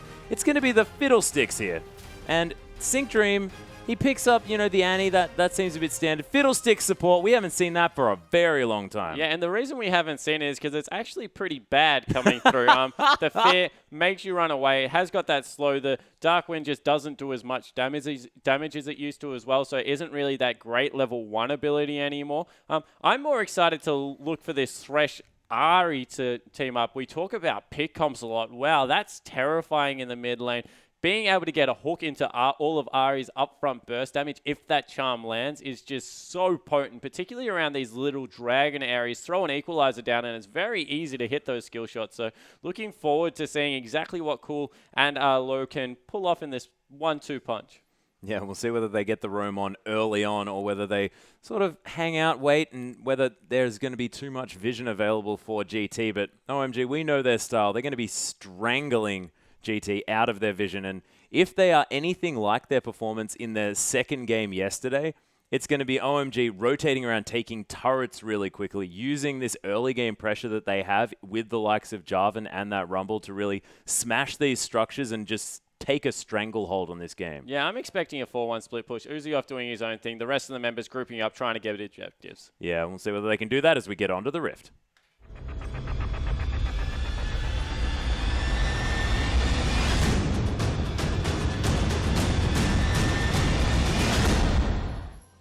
And we're on to the Rift, ladies and gentlemen, with OMG taking on GT. It's game 1 with OMG on our blue side and Gamty on our red. The first time that we've seen Fiddlesticks support in the LPL thus far. In fact, it's been the first time for quite some time. We'll see whether Sync Dream can change your mind, Mr. Jake Spawn Tiberi, about his relevance in this current patch. Certainly hope he can, because he does have the ability to go off in team fights especially. Has got the ability to get that nice big AoE ultimate across, and Danger needs to be a little bit careful. You could say that he's in danger. Onwards. Too easy. Going, hanging out in the jungle. Still using the best Rumble skin in the game as well, by the way. Lots of people have converted over to the new Rumble skin, but Rumble in the jungle, oldie but a goodie Atlas coming out right here. I would definitely say so. I do like him more when he's jungling, to be perfectly honest, if he's going to pick up that skin, but throwing out a line of pineapples, I don't think you can beat that, to be honest. Uzi happily down in this bottom side of the map. Looks like we're going to have OMG and GT meeting for standard lanes here. And Vayne into Corki, it's a matchup that we've spoken about quite often. But is it really in favor of Corki here? I mean, Vayne can tumble out of the way of that phosphorus bomb. Yeah, it's very far in the favor of Corki. Grabs the early Sheen and really trades extremely well. Uzi is good at, I guess, pressuring every CS and will need to be able to use those silver bolts to get the lane in his favor, but definitely is something that Corki does pretty well. And this is an interesting start here, actually prepping the blue and giving experience over to Tail. This is something we've seen fairly often with Lee Sin jungles, because it allows Lee Sin to grab the damage passive, but also gives his bottom lane a huge advantage. Yeah, and Tail already level 2, so taking all of that experience for himself. Sometimes you are going to donate that a little bit over to your support as well, but not this time. That being said, OMG zoning Tail away from the creep wave. So they had a very specific strategy coming into this bottom lane. See if they can get it going even further. Good damage coming out of Tail with that Gatling gun. Yeah, the Gatling gun does do a lot of shred early on, and sort of you don't notice it coming through either, so you can lose a lot of your health bar before you really realize what's going on. Yeah, in the top lane, Going actually managing to push Let Me In. This is a good matchup for Aurelia generally, but she does need those, I guess, 3 points, one in each ability to be able to take advantage of how strong her kit is. And Going not letting that happen, just getting into the nice sweet spot with Rumble and putting out a lot of damage with that Flame Spitter. Yeah, and able to stand just outside of that turret range as well. Make sure that he's only just in there. Cool takes a bit of damage from Xiaohu, but he's going to be trading back relatively effectively. Cool going to have a lot of experience in this matchup. It was what Rookie brought against him in OMG's win against Invictus Gaming. Yeah, and you have to say that in the end, Cool did manage to get the better of it with the long pick, so will be interesting to see if he can also play it from the other end, because that's what always impresses me. Oh, really nice distortion come through there. You have to mention the fact that Rookie did have a decent early phase. Rookie played the game very well. Cool actually farmed off of everyone else and then destroyed Rookie. So it definitely wasn't Rookie's fault that game went the way it went. He picked up some good picks on Ari as well, just wasn't able to close it out. Yeah, and GoGoing continuing to push incredibly hard here on the top side as Let Me repetitively shoved in. Not doing too bad farming under tower, of course. Aurelia fantastic at that in general. OMG, though, already starting to pull ahead. Syncdream just throwing as many Ravens about as he can. Yeah, and that's actually not a bad 1-2 punch out of Syncdream and Tail. They can team up for that E as well as the Q to really ensure that Uzi can't dodge out of the way with the tumble, because if you're silenced, you can't tumble. But it looks like leveling first gank of the match. Coming through, the Valkyrie was used from Tail, and he's going to escape, but not on a lot of health. As Cool's going down so low in the mid lane. The charm landed, but it's not enough. And Danger picks up first blood. Yeah, actually, Flash was available there. Just didn't expect to take so much damage. Gets tied up by that chain. And really nice play from Danger. We mentioned that Lee Sin is one of the champions he does play well. So able to impact mid lane. And we've seen this lane snowball in the past. Early CS and experience advantage now onto Xiaohu. See if he can push it for an advantage. And it hasn't been a lot that we've seen Xiaohu actually get these advantages in the mid lane. He's often pressured out by the enemy jungler. Danger not often able to be around there, but managing to pick up a first blood here is huge. And we'll see whether Xiaohu, whether he can use that to great effect, whether he can use it to really put the rest of his team ahead. Yeah, certainly. And wow, we take a look at this bottom lane. Uzi is farming up a storm, 13 CS ahead at this point, and Tail just not able to get anywhere near the CS, doing a great job at zoning out on what should be a bully lane. They sent Tail there with the early level 2, and he's still not winning out. Yeah, and it had a lot to do with the fact that OMG had made it to that lane a little bit in the earlier. Bottom lane. Looks like Tail actually might be falling. Yeah, he's been dived here. Uzi manages to pick up the kill. He's going down low, even gets a Silver Bolts proc onto Syncdream at the same time, and that's just a 2v2 dive. Yeah, that was the summoner spell heal used there, and still able to die to the turret dive. So Uzi, complete control over this lane. We mentioned it in the Champions League, should be going in the other favor, but Uzi doesn't really care. Yeah, Uzi doesn't actually listen to us when we're talking about things like that. Drain going to come through, not going to get anything done as Danger wants to find Uzi. Uzi just tumbling forward on about 100 health. That is terrifying low. In a little bit of trouble now, misses the death sentence. Yeah, trying to bait it in here because leveling is in the bottom lane. Just ensuring that Uzi can push that wave into the turret. It's not going to get frozen, but Danger, he wants absolutely none of it. Understanding that Uzi is a serious threat here. Freezes it out the front of the turret. Great play. Yeah, and Tail is able to make it back to that lane, so he's going to be okay. But when this is theoretically a losing lane for Vayne, and she's doing so incredibly well, that is so dangerous. Bilgewater Cutlass is now completed for Uzi, and I think after his Vayne performance yesterday that didn't go quite as well, he's got something to prove this game. Yeah, he certainly does, and if we take a look around the map, actually both losing lanes in theory are actually ahead for OMG. The recall came through for GoGoing. He used his teleport to get back up there, and he's got a CS advantage over an Aurelia. That's bad news for the Aurelia. Really wants to be bullying out this Rumble lane early. Yeah, Let Me has picked up that Phage in response to the Cloth Armor and Amp Tome. Going for that Seeker's Arm Guard early on is GoGoing. A handy pickup, of course. Yeah, going certainly is. Zhonya's. Gives a lot of good stats. Also preps for his Zhonya's. Stacks up nicely in the early game. Really gold efficient. So good buy there. Wei is actually pushing in Let Me's favor. So he's going to get a ward down there just to make sure he doesn't get shoved off the CS. Actually doesn't put a ward at all. So just bluffing like he has and looking to pick up as much farm as possible. We mentioned how important it is for the 1 and 2 item spikes to come through for Aurelia. Very key, especially around that second dragon, to be able to pick up that Trinity Force and have an impact. Yeah, and Tail and Syncdream continuing to try and CS in this lane. Do manage to pick up the cannon. That is important, but Uzi now with an item advantage. I mean, only Longsword and that Ruby Crystal picked up here from Tail. As Let Me's going aggressive onto GoGoing here. The Scrap Shield eliminated by that Transcendent Blades.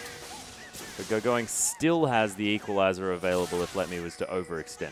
Yeah, it certainly is. Lots of Oh, going aggressive there on the top side. Equilibrium Strike doing some work. Meanwhile, on the bottom, people just meandering about. Yeah, so lots of sustain coming out of Let Me. He's got that flash really, ooh. Yeah, Loveling forced to flag and drag to safety. Charm not going to find danger here as well as Cool's come around. So that was a long time in the making. Sync Dream actually roamed up for that one to see if he could make anything happen. He is putting Tail a little bit further behind because he is getting zoned off, as we can see here, but really needs to make an impact with this Fiddlesticks pick. He's nearly got his level 6, so wait for that one to come through and then maybe get a dive or a roam mid lane. Yep, Danger did come over to that bottom lane, but hook onto Tail not going to be a problem. Yeah, so I was wondering if we would see any funny business out of the Fiddlesticks, grabbing some early points into Drain to maybe secure an early Dragon or something like that. But it does look like a very standard game coming out of the support player. Has started maxing that fear, so is going for the, I guess, CC approach. Hasn't even got any additional points into the E, so isn't looking to harass overly much. Just looking to maybe start roaming and getting some action for his team. Yeah, Sync Dream and Danger again roaming around together, spotted by multiple wards, have been pinged out here by OMG. Looking to go for a steal on this red buff as well. Cool, he's aware of it, they know what's going on here. The bottom lane rotating around here as well as Danger's trying to finish this one off. Will have to back away. As Uzi will say, thank you very much for starting that red buff. Yeah, I think that will still go over to Loveling. He just needs the early experience on Jarvan, so giving that one over. Uzi doesn't need it at this point. 20 CS up, completely destroying the bottom lane in a losing matchup. Really well played. Sheen has come up from tail, so we'll be able to trade a little bit better, but still not much happening. And going in the top lane continues to bully out Let Me. Yeah, Transcendent Blade's being used yet again, trying to get some healing up. Oh, there's the equalizer to come through as well. Xiaohu, he was baiting, and Xiaohu picks up an easy kill. Yeah, really nice play there in the end. They actually sent all 3 members up. Might cost them the Dragon, but that gets the lane a little bit back into Let Me's favor. And it also gives a free kill over onto the LeBlanc, who really needs to get rolling. Has actually fallen behind Cool after a good early game. And this will mean that the Dragon goes across to IMG, but nice map movement from Gamgee to get something occurring. Yeah, and they knew that the game wasn't exactly going in their favor, and they had to do something, and Gamgee able to make an impact. Now that Tails hit level 7, is able to harass a little bit more with these rockets. You can see Uzi taking a lot of damage from that, low at about half health, and Tails' eye is definitely in today. He's not missing these ones. No, he certainly isn't. He's actually a fantastic Corki player, probably his best AD, and now the level 6 has come through for Sync Dream. So if there is a time in the lane that they might be able to have some kill pressure, it's right now. They've got the Sheen, they've got the level 6 Crowstorm to come through. Let's see if Fiddlesticks can make some action happen. Oh, nice Dark Passage to get Uzi out of the way of that Phosphorus Bomb. He's going to be able to farm up under this tower just fine. Tail has been closing this CS gap. He's actually been soloing for so long now. Sync Dream is just continually roaming out of the lane, and there's actually some great ward coverage coming through for OMG to be able to catch exactly what he's trying to do. Take a look at the bottom side of the map. There's a pink ward, 2 green wards as well in the river, making sure that he can't go anywhere without it being under full knowledge. And you sort of have to as well. I mean, warding becomes very, very important when there's the potential Crowstorm over the wall. Almost has to change positioning as well, just because you must have sort of these little crevices where he can get over, sort of core you to death. Lovely, going to be clearing out his Raptors here as well as Cool. He's going to clear out this mid lane. Has that Morellonomicon already, as does Xiaohu. Yeah, so a completely even mid lane, but with the kill and assist onto Xiaohu. So he's actually been able to go back and pick up some Zork boots. That's fantastic for an early game assassin like the LeBlanc. Will be able to put down much more pressure. In the top lane, now the Sheen's picked up. Let Me actually starting to do a little bit better here. Looking to get aggressive onto going now, but this lane really is going in his favor. Yeah, Danger in a little bit of trouble here as well. Cool's over the wall. Danger getting caught out here. Oh, the last Spirit Rush is going to be enough. And the Charm landing onto Xiaohu here as well. Sync Dream coming through with the fear, and they turn it around. Cool falls down, and Xiaohu survives the drain onto Loveling. Death Sentence doesn't find him. Nicely played by GT to go 1-for-1. Yeah, and once again, Sync Dream with those early Moby boots, able to get around the map and really use his presence to put pressure down. That was a 2v2 that was just swapped on its head by how well Sync Dream is roaming with this Fiddlesticks, looking to get involved. Didn't even have to use a Crowstorm and was still able to get a kill for himself, so he's going to be scaling up nicely.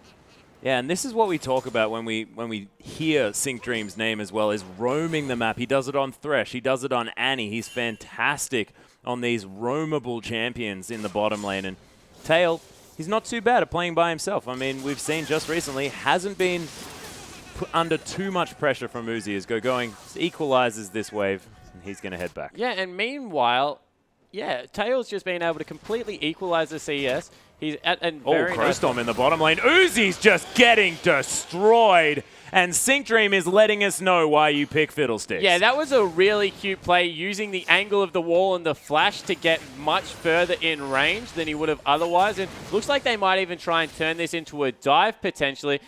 Tail, Sync Dream will be able to, I guess, fear low underneath the turret, and that fear, when it's maxed, seems like it goes for a very long time. It most definitely does. Even after it got lowered just a little bit just recently, still a terrifying CC. Yeah, and it looks like they'll pick up. Punt. It looks like they'll pick up the first turret of the game off the back of that kill as well. So able to get this Corki rolling into the mid game. He must be close to picking up that Trinity Force at this point.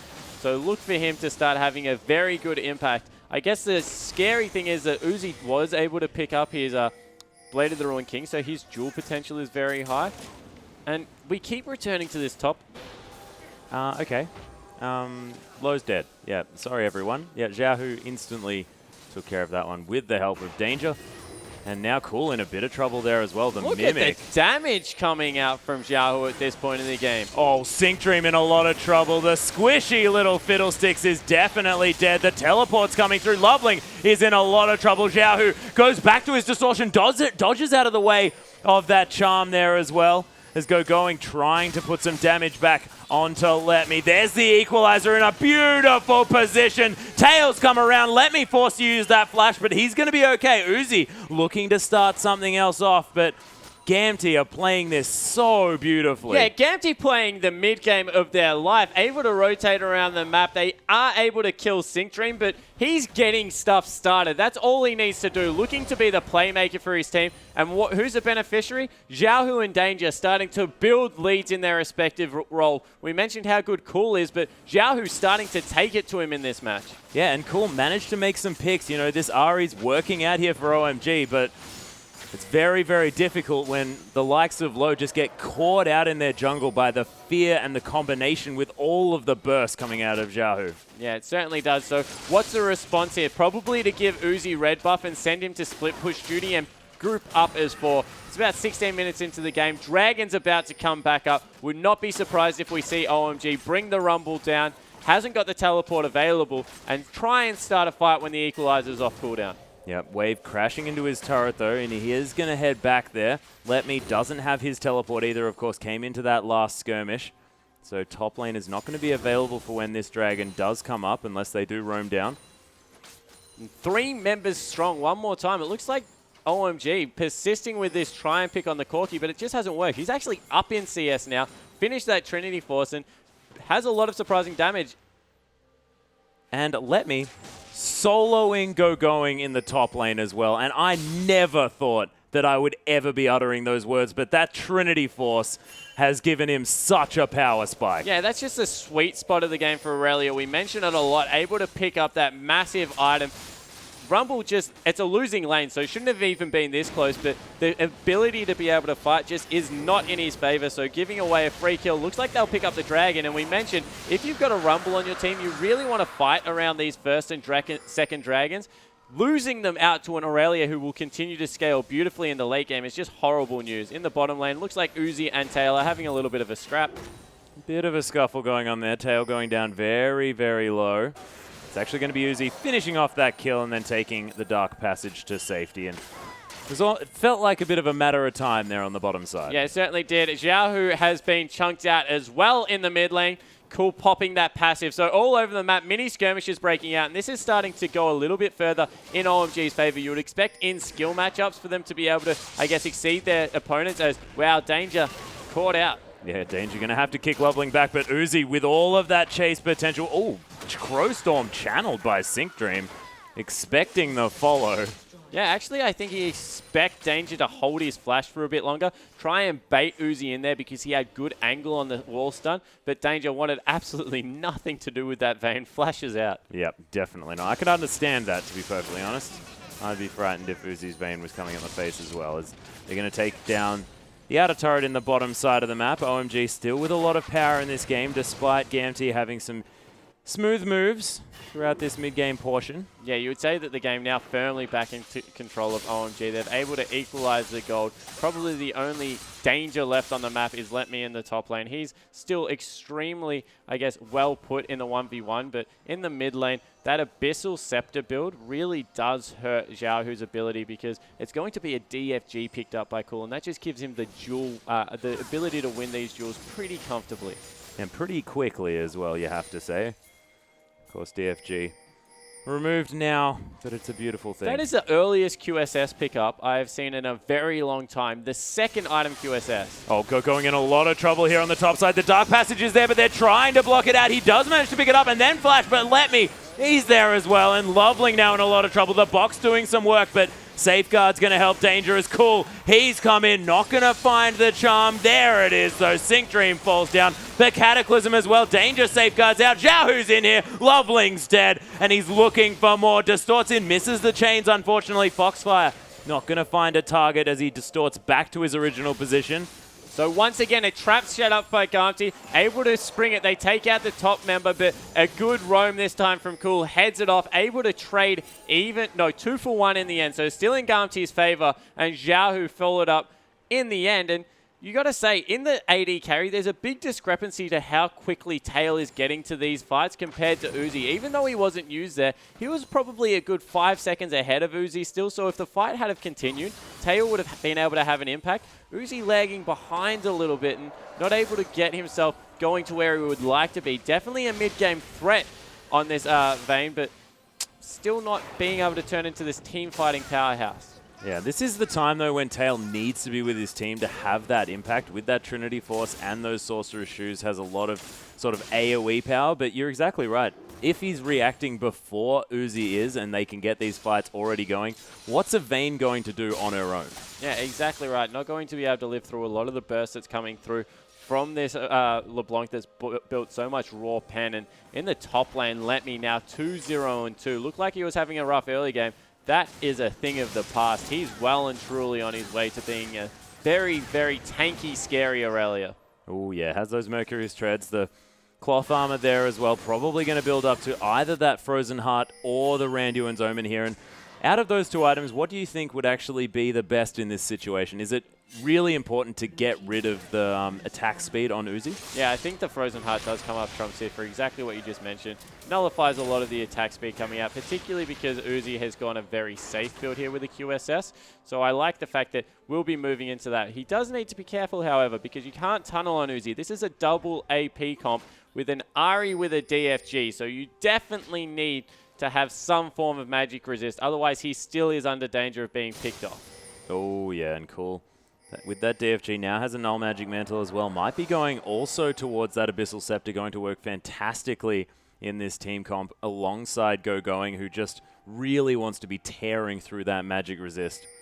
And Gamty one more time setting up another ambush, really running this cute pig comp to the extreme now. I think OMG are finally wise to what they're doing. They're just rotating from lane to lane, trying to set these up in the black, I guess the lack of vision coming through. They've very, very early got across the older sweepers. Would be looking for them to be upgraded potentially if this is how they want to play out this mid game, because it is very key to be able to deny all vision if this is your tactic, because if you see someone walk towards a brush and then they don't come out, you can pretty much guarantee they're still in there.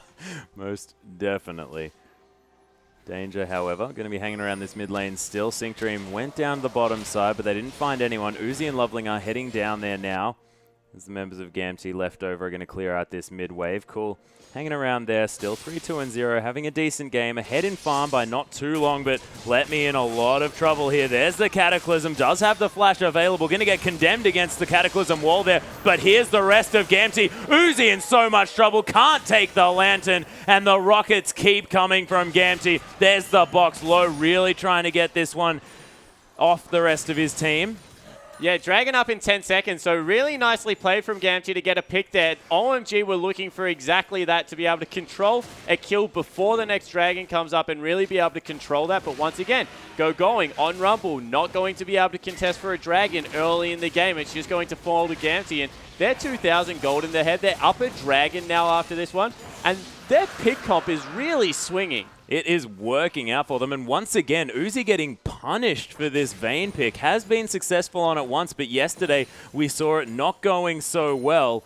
And yet again, things working out for Gamty. And you have to think that it has something to do with this sort of focus on the Vayne here. Yeah, it certainly does. It's a very greedy pickup for Uzi. We know he loves playing it. He is going for a Youmuu's Ghostblade build, so it has got a very low cost to it compared to a lot of other Vayne's builds. Makes him an extremely good duelist, but you have to think if Taylor is able to pick up maybe an Infinity Edge, going to be pretty dangerous. Oh my goodness, the QR combo coming through from Xiaohu after that distortion, doing a lot of damage to Cool. He's going to have to back away. The blasting one completed now as well, so that Abyssal Scepter on the way here for Cool. Yeah, now that's a level 2 ultimate. It's got such a short cooldown coming through there. It's about 24 seconds with all the CDR, and that just makes Xiaohu very difficult to deal with in this mid-game. Loveling trying to get the knock up there as the distortion comes in. Let me clearing out this wave on the top side as well. And do you think that when it's... Oh my goodness, actually Cool taking another combo to the face. But do you think that Let Me being able to duel Uzi, do you think that is going to be a massive point in this game that really has to be reached for either team? Yeah, I don't really think that it does because they have pretty good dive potential coming out of an Aurelia with a Frozen Heart. So if Uzi refuses to group and just continues to split push, they can do exactly this. Use Tail and Xiaohu's poke, force people off turrets, and then just pick up objectives for themselves. Yeah, and actually Let Me drawing a lot of attention to the top side of the map. The Equalizer was used on him. That does give Gamty the mid lane outer turret in response to what OMG have taken. The whole outer ring now completed for Gamty, and this is not what we're expecting to talk about. We're expecting to talk about OMG taking the entire outer ring, able to strangle that vision, but you can see, look at Gamty's vision in that red side jungle of OMG. It is so strong. Yeah, able to get in there and get some good wards down. They're looking to set up these picks as people rotate round to the CS because they know how greedy they can get as Uzi and Xiaohu headbutt each other a little bit in the mid lane. This little Blanc, once he picks up probably a Death Cap as a next item, can pretty much 0 to 100 everyone on the map. And that's a scary prospect when you think that you have this tanky Jarvan coming through as well. Really needs to be able to pick up that Lock of the Iron Solari to give a shield and that passive MR around to the rest of the team. Oh, yeah. Xiaohu well on the way to that. He's probably sitting on a fair bit of gold here as well, as Danger going to start off these Raptors. Yeah, he's about 1,400 gold in his back pocket, so... Ooh, only needs about another 300 to complete that Rabadon's Death Cap, if that is where he's going to go. Gamty probably looking to start some fights after that, once that spike has been hit. Cool, with a bit of money there as well, clearing out that bot side. The Krug's going to fall down at the same time. And OMG looking to reconsolidate, sort of... They may have underestimated Gamty here a little bit, but as soon as they understand what their opponent's capable of, you could imagine OMG going to go into full power mode. Yeah, I think what they've done is they've just let their vision control slip too much. We spoke about how important it is to get Uzi into a side lane, continue to farm up. He's definitely on his way to being able to teamfight, has gone a very heavy duelist build. But what they haven't been able to do is use this Ahri along with the Thresh to set up the picks. They did it so well and got Cool ahead in their win yesterday. But this time around, nothing really happening to that regard. So a lot of pressure now to get some good vision control down and allow Cool to be able to pick these people off, get ahead, because he's gone for that very greedy solo kill DFG build, and the Death Cap has now been finished on Xiaohu, and he's just going to be doing mass AoE damage, and that's a bad news story when your most fed mid laner is going for the solo kill, and the other mid laner is looking to kill everyone at the same time. I definitely know what I would rather have on my team at that point. I'm pretty sure I'd want every member of the enemy team dead. Is that the right answer? Yeah, I think at this point it definitely is. In the meantime, Let Me in the bottom lane, split pushing up an absolute storm. No one wants to deal with him, so unless they can get a pick right now, that second tier turret is going to go down. Yep, dragging up in a minute and a half, and Let Me just having his way with that bottom turret. Xiaohu more than happy to use that distortion to clear out this wave, able to be very tricksy, not going to get caught out by much, and Let Me with that Frozen Heart, with the Trinity Force, able to do a lot of work down here. 2-0 and 3. Loveling coming through around the side. He's going to smite Let Me here. Does have the flash. Can get out of this one if he wants to. Uzi not going to actually get the stun from the Condemned, but there's the Blade of the Ruined King here as well. Equilibrium Strike is available, but gets instantly QSS'd, and Uzi picks up the kill. 3 members in the bot lane, though. Gamty, they're going for Baron. Yeah, that's a bad call from Gamty. There is a Rumble Ari right next door, and they're not doing it quickly whatsoever. This will go horribly wrong, and this could even give the game back to OMG on a silver platter. Yeah, there's the equalizer coming through. Gamty all flashing away from this one. The golden flamethrower sitting there for going, and Gamty, they successfully back away. Unless Loveling can have anything to do with it. The flag and drag's coming. There's the DFG. Tail manages to get out of the way, but Danger, he takes it. Sync Dream right into the middle of the team. The sacrificial play. And the rest of Gamty running the heck away. Yeah, so really bad play out of Gamty there. They had the split push. Maybe could have just forced something top lane, tried to dive, going, but in the end, they pay for it with 3 members and really giving the game back into OMG's favor. That was really, I guess, questionable from Gamty's side. A little bit unfortunate there. Had it have worked, though, things could have been different. They just didn't spot the ward that was to the side of Baron and started it up in full vision. A very dangerous mistake to make, especially against the likes of OMG, because you give them an inch and they will take a mile. Yeah, but OMG had to know what's happening. When you send 3 members bottom lane and everyone else disappears off the map, there's not very many options for them to go to. They could have been taking the Raptors. OMG now looking to pick up a Dragon as well as in the mid lane. Cool actually gets completely chunked out by Xiaohu. Still very, very strong at this point. It's 3-0 and 3. Looking to contest the Dragon. Yeah, almost level 16 as well as Xiaohu. Going to have that 3rd rank in the ultimate, doing a lot of work. Gamty starting this one up for themselves. Now Loveling waiting in the wings, though. They have pulled it out. Cool had to go back, so they can't fight this one. They're hoping for a miracle steal from Loveling, and then the Lantern out from low. Watch for it right now. The equalizer bot is going to come through. Dragon actually gets taken by Xiaohu. That distortion doing a lot of damage to help burst that one out. A beautiful equalizer, but there's the Locket of the Iron Solari coming through as well. Sync Dream dodging out of the way. Doesn't get knocked up. The fear to come through onto Loveling now as well. And he doesn't quite have the tenacity in order to shrug that one off just yet. And the Fiddlestick swag walk away as well with a little bit of a pause. So they're looking to continue this push in the mid lane. Maybe once again rotate out and try and catch Let Me on this Aurelia. Let Me's actually going to teleport away here as well as the Flame Spitter comes through. He just goes straight to bottom lane and says, yeah, I just want to split push, man. Okay, just leave him alone. He is in full PvE mode right now. Does not want to go near anyone. Just wants to continue to scale up. And why not? Nearly at that 3rd item for Aurelia. Probably will back and pick it up now. 270 CS. Top on the map. And when you're against Uzi, that's a pretty big feat to be able to brag. Oh, most definitely. And Tail can brag as well because he's actually ahead by 7 CS, of course. Uzi been rotating around, picking up kills on Let Me where he can on this map, but the Bloodthirster completed now for Tail. Has a pickaxe, could potentially be going for that last Whisper, or maybe even just straight for an Infinity Edge. I mean, that'd be the manly build, right? Yeah, it would be, but from what we've seen, it will be the last Whisper coming out here, which makes me a little bit sad. I just think that with all the mixed damage that comes out of Corki, you really can afford to go for these greedy builds, these Blade of the Ruined Kings into Infinity Edges, these Infinity Edges into Bloodthirsters, and try and get a lot of upfront damage done. Helps with your siege, rounds out a lot of your composition much more smoothly, but we will see just a standard build coming out. And once again, that ward is MVP. That ward is amazing. Incredible work from OMG, not getting spotted out. They do find it because they have to throw down an extra pink up here. But OMG still have a pink in that top brush. Yeah, and they're using this pick comp to really try and run themselves into this game. Complete denial of vision. They're going to have to face check, and when they do... This is very cute. Little bird just to pop some Banshee's Veils. Is Gamty looking to speed up. Loveling maybe caught out here. The chains are still connected. They do get the land.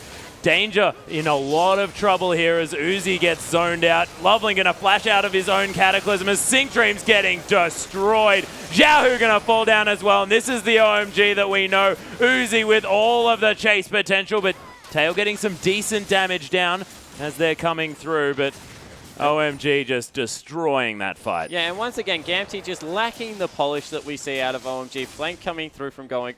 Not much really going to happen here. Probably just going to wait for the creep wave and take down the turret. But blowing that much of your cooldown ability spells onto a Banshee Veil Jarvan and then just having Cool destroy your LeBlanc in response is just exactly what the discrepancy between these two teams is. Badly executed flash kick as well from Danger meant that Jarvan just wasn't in the middle of the team where he needs to be, weren't able to blow him up, and OMG make them pay for it. Yeah, they do. We'll see whether Gamty can sort of re-evaluate their situation, make the plays that they've made in the mid-game. They have done well. It's Danger actually looking to start this one off over the side. Sync Dream just going to crow storm his way in and start draining away.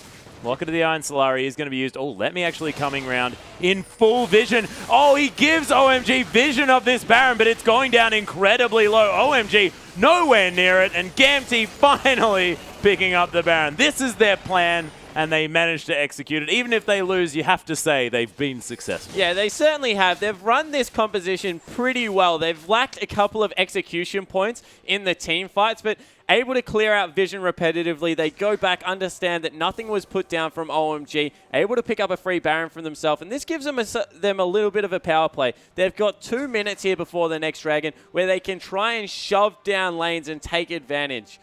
Make Going respond to the Aurelia split push and try and push down the last two outer turrets. Yeah, Sync Dream now actually has a Fiendish Codex in his inventory, so not wanting to go for a Zhonya's Hourglass or anything like that you'd see. Oh, actually, Danger getting caught out. He's just going to get destroyed. Cool finishes that one off.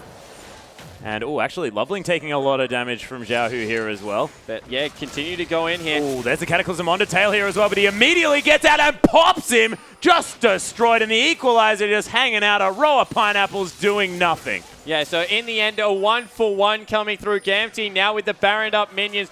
No tank and no Equalizer. They will look to dive this turret, you would have to assume, with how strong Let Me is. Yeah, Xiaohu actually has that ultimate back-off cooldown as well. The Mimics their Tail. Just trying to throw some rockets in, help with this siege. Uzi's decided he wants to pick up the red buff, says, nah, team, that was a dumb fight. I'm going to pick up red buff. See you later. Yeah, so just making sure he has the tools. Actually going to bottom lane to split push. There's a pink ward right there, hoping that Uzi does tumble in with that stealth, trying to get something greedy. Ooh, Low going for the smooth play. Oh, the chain barely misses onto Low. That would have spelt his death. And Tail trying to get in, trying to get the siege happening. They have a cannon minion. Tail, you have a shield. Just hit the turret, please. Yeah, right. Do some right clicks on the structure. They don't have any minions left. Tail has to go fairly close to that one. Probably doesn't want to take Flame Spitter damage as well, as Loveling's found his way back in. Doesn't have too much armor yet built up, and we saw how much damage Tail did do to him. The birds are coming through here as well, as the distortion gets mimicked on top of Loveling. Doesn't do too much though. And OMG, everyone's still back here. The Baron minions are now going to get turned around upon. Loveling looking for his way into this fight. But Dragon just came back up, and Gamty, that's where they want to be. Yeah, once again, denying vision from an objective, looking to rotate over there. There's no way OMG can face check that at this point. So they're going to be able to pick up another Dragon. A little bit of a disappointing That's the play. 4th Dragon, too. Yeah, 4th Dragon coming across, but a little bit of a disappointing play, not being able to get that outer turret cracked any further. They have the Baron buff, and it looks like it is not going to actually lead to a major objective unless they can cap someone in transit right here. Actually, OMG off to the side here as well, and Gamty with a beautiful power play. No minions, but it's not a problem. They easily just pick that one up. Yeah, and that's how quickly they kill turrets. That's why I was extremely confused that they were backing away for it, really respecting the team comp that came out of OMG, not wanting to get caught out. But in the end, they pick up the turret. They've got 4 Dragons now, 2,000 gold in the advantage, so definitely still their game to lose. OMG not out of this one. They're still sitting in a fairly good position with a late game scaling hyper carry like a Vayne, but you would have to think that really scary for them to be in this spot against Gamty. Yeah, we were never expecting this position at all. I mean, Gamty near the bottom of the standings, OMG clearly vying for that #1 team in the world, as Letme's going to discover Loveling trying to steal away this red buff and say, nope, nope, nope, nope, you get the heck out of here, as Sync Dream's going to be warding up around this Baron pit. But yeah, no one would have expected this coming out of Gamty, and they're looking great this game, and Sync Dream making this support Fiddlesticks work. Yeah, he certainly is. 2, 4, and 4. Looks like he's getting some cooldown reduction in his build, so it is more of a tank Fiddlesticks. Wants to be able to survive to get multiple fears out with this cooldown reduction that he's now been able to pick up. So I like what he is trying to make happen here. Definitely has been an integral part to this pick composition. I think that A lot of pressure now on Let Me. He really is the last key to victory. Going for that GA now, he has to continue being able to make his split push successful and dive onto Uzi. It really is. Can he, I guess, survive in a split push scenario, and can he also in team fights be able to just sit on Uzi and make sure that he's not attacking anyone else but this Aurelia? And he is going to continue split pushing down here. Danger was there. Chain going to be used just to clear out some creeps as Xiaohu not wanting to go too far forward, and OMG looking to set up some sort of pick for themselves as well. The Spectre's cow now being completed by Tail, so he's going for a Banshee's Veil here, wanting to make sure that he nullifies a little bit of the upfront spell damage coming through to him, or perhaps some of that CC. A death sentence, a stray death sentence would otherwise kill this Corki, so he's going to be pretty happy once that Veil comes in. Yeah, and in the bottom lane, Go-Going needs to be careful here. 2 members coming down to try and set up a pick. Wisely backs away, so good 6th sense coming out of Go-Going there. And once again, Gamti, when there's no objectives up on the map, really look like they're having trouble deciding what they need to do. They need to get control over this Baron area. They need to exert pressure. Baron's up in a minute 30. Get in there, sweep out some wards, make OMG come to you, make them face check for the last time, because you have to think, with how big this Corki now is, they can push down structures extremely quickly. And that pink ward at the top side of the map has been in that brush for so long for OMG. Look, that up there in the top left, just almost a permanent fixture on this map.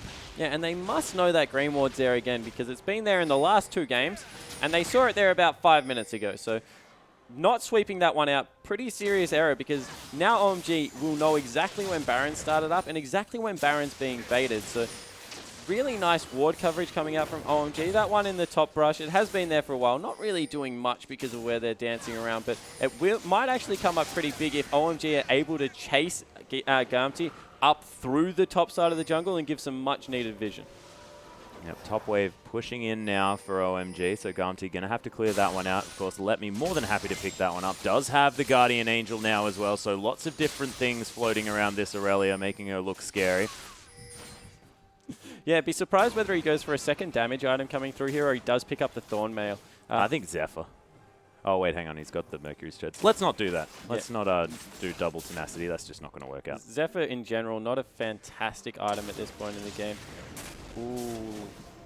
Banshee Veil was popped on Loveling. Thought he actually might elect to go in there. They're playing this one very slow, OMG. That's not a bad place to fight with a Rumble, given the fact that you can lay the Equalizer sideways and really pick someone off.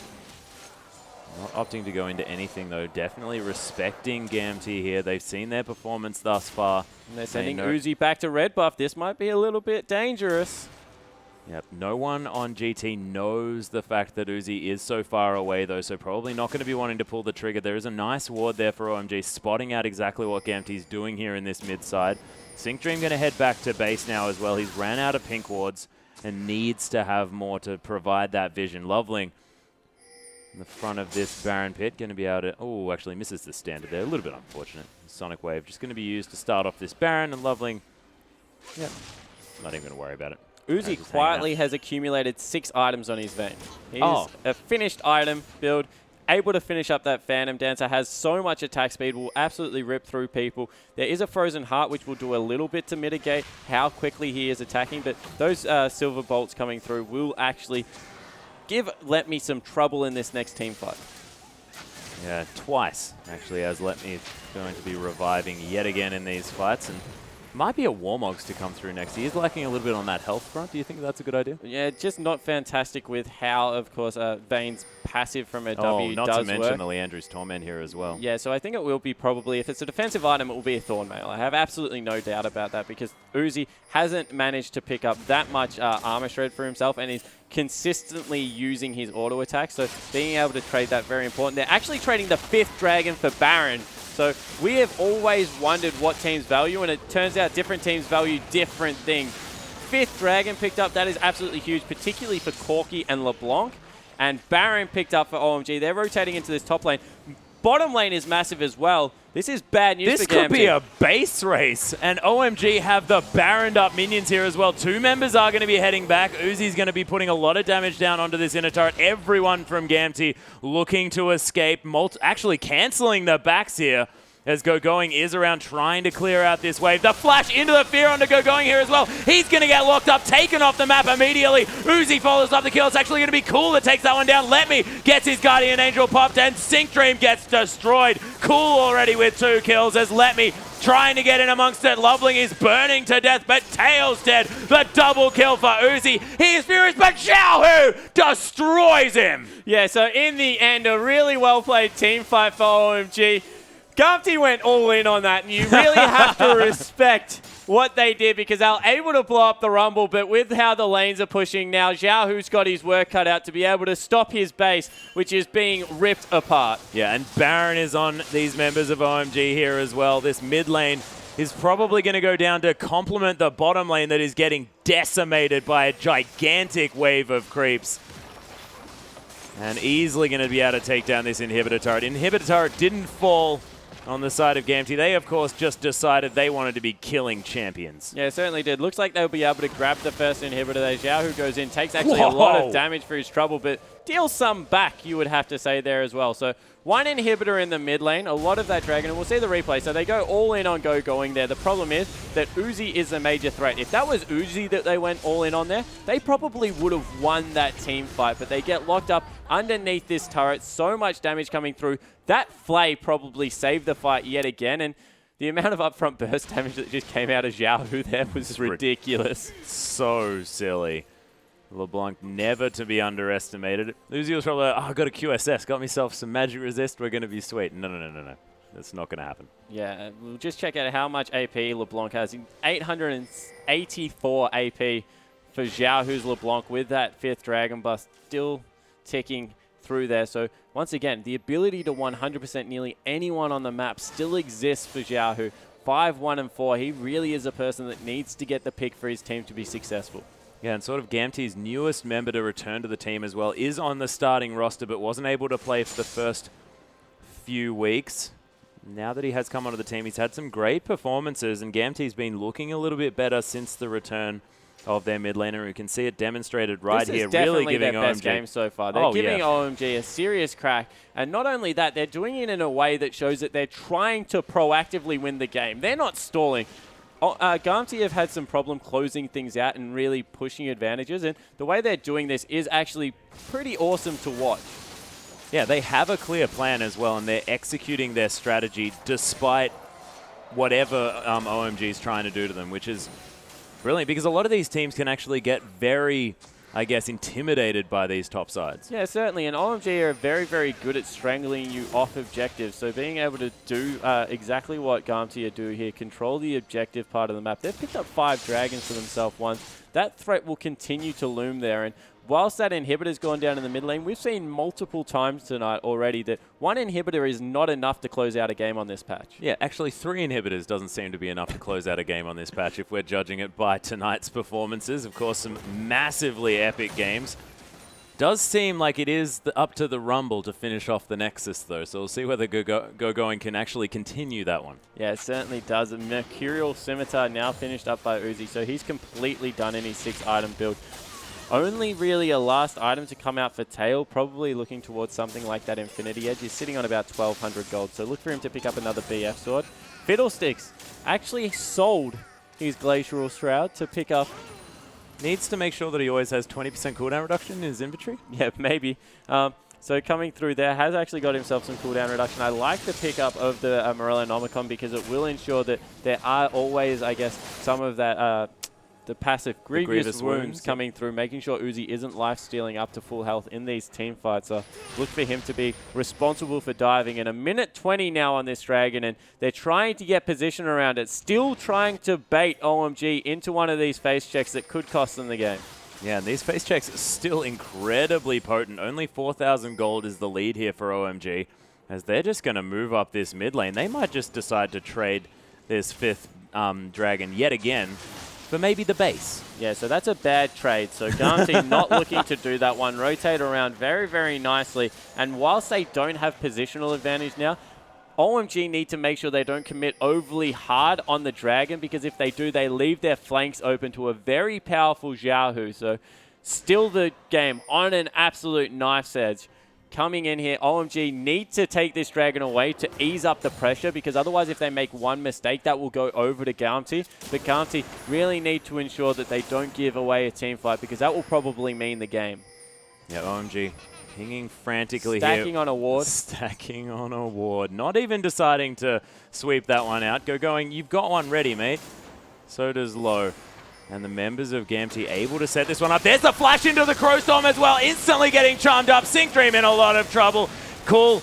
He's going to go down. Tail's going to fall as well. Cool actually is absolutely fine as Uzi just going ham in this fight. Loveling diving so deep as well as Zhao, who's going to use his Zhonya's Hourglass to not so great effect. And that is 3 dead already on the side of Gamti in a fight that they started. Yeah, so they definitely tried to end that one there, but unable to do anything. Unfortunately, the Fiddlesticks not coming up massive in the end, and OMG just too good in these team fight situations. But it is yet another good performance from Gamti despite a loss here. They were in control towards that mid stage, just unfortunately unable to really follow through on their victories. But you have to say, against a team like OMG, no one was expecting them to put up that much of a fight. Yeah, definitely not. And they came in with a decisive game plan. They were looking for the picks. And even that last team fight, they got exactly what they wanted. They got the Crow Storms, able to dive in there. In the end, just very good reactionary play out of Thresh. And 0-1 and 13 really did it for me in that game. Had a big impact across the map, kept Uzi safe, and peeled very well for his carries in 2 decisive team fights. Yeah, Low was fantastic in that game, as well as the Dark Passages to get a lot of his carries out of trouble here as well, utilizing it for Cool and for Uzi there as well. Yeah, so I think that across the board, OMG looking much stronger in these team fight situations. Wouldn't be surprised if Gamti had another curveball prepared for them, and I think you could expect anything coming out of this game too. Okay, well, because of that, let's go over to Game 2. My brain is erupting due to the fact that Gamti are looking so good, but let's get into Game 2 just after this.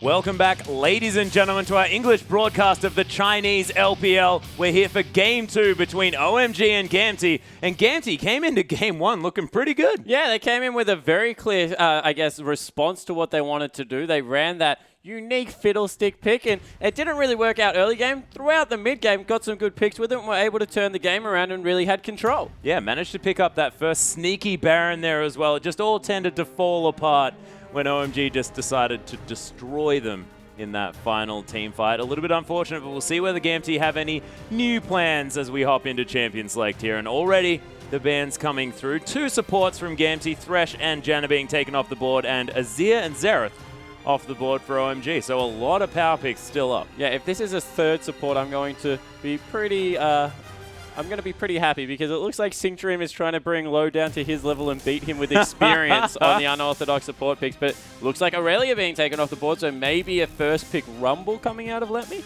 Yeah, potentially. Could be looking for something like that. Rek'Sai going to be taken off the board here as well by OMG. One of those sort of must bans. Might also be a Kassadin here. Aurelia deals very well with Kassadin in the top lane, so I wouldn't be surprised if that is something they took as a flex pick, trying to, I guess, how does broaden Rumble the Kassadin go?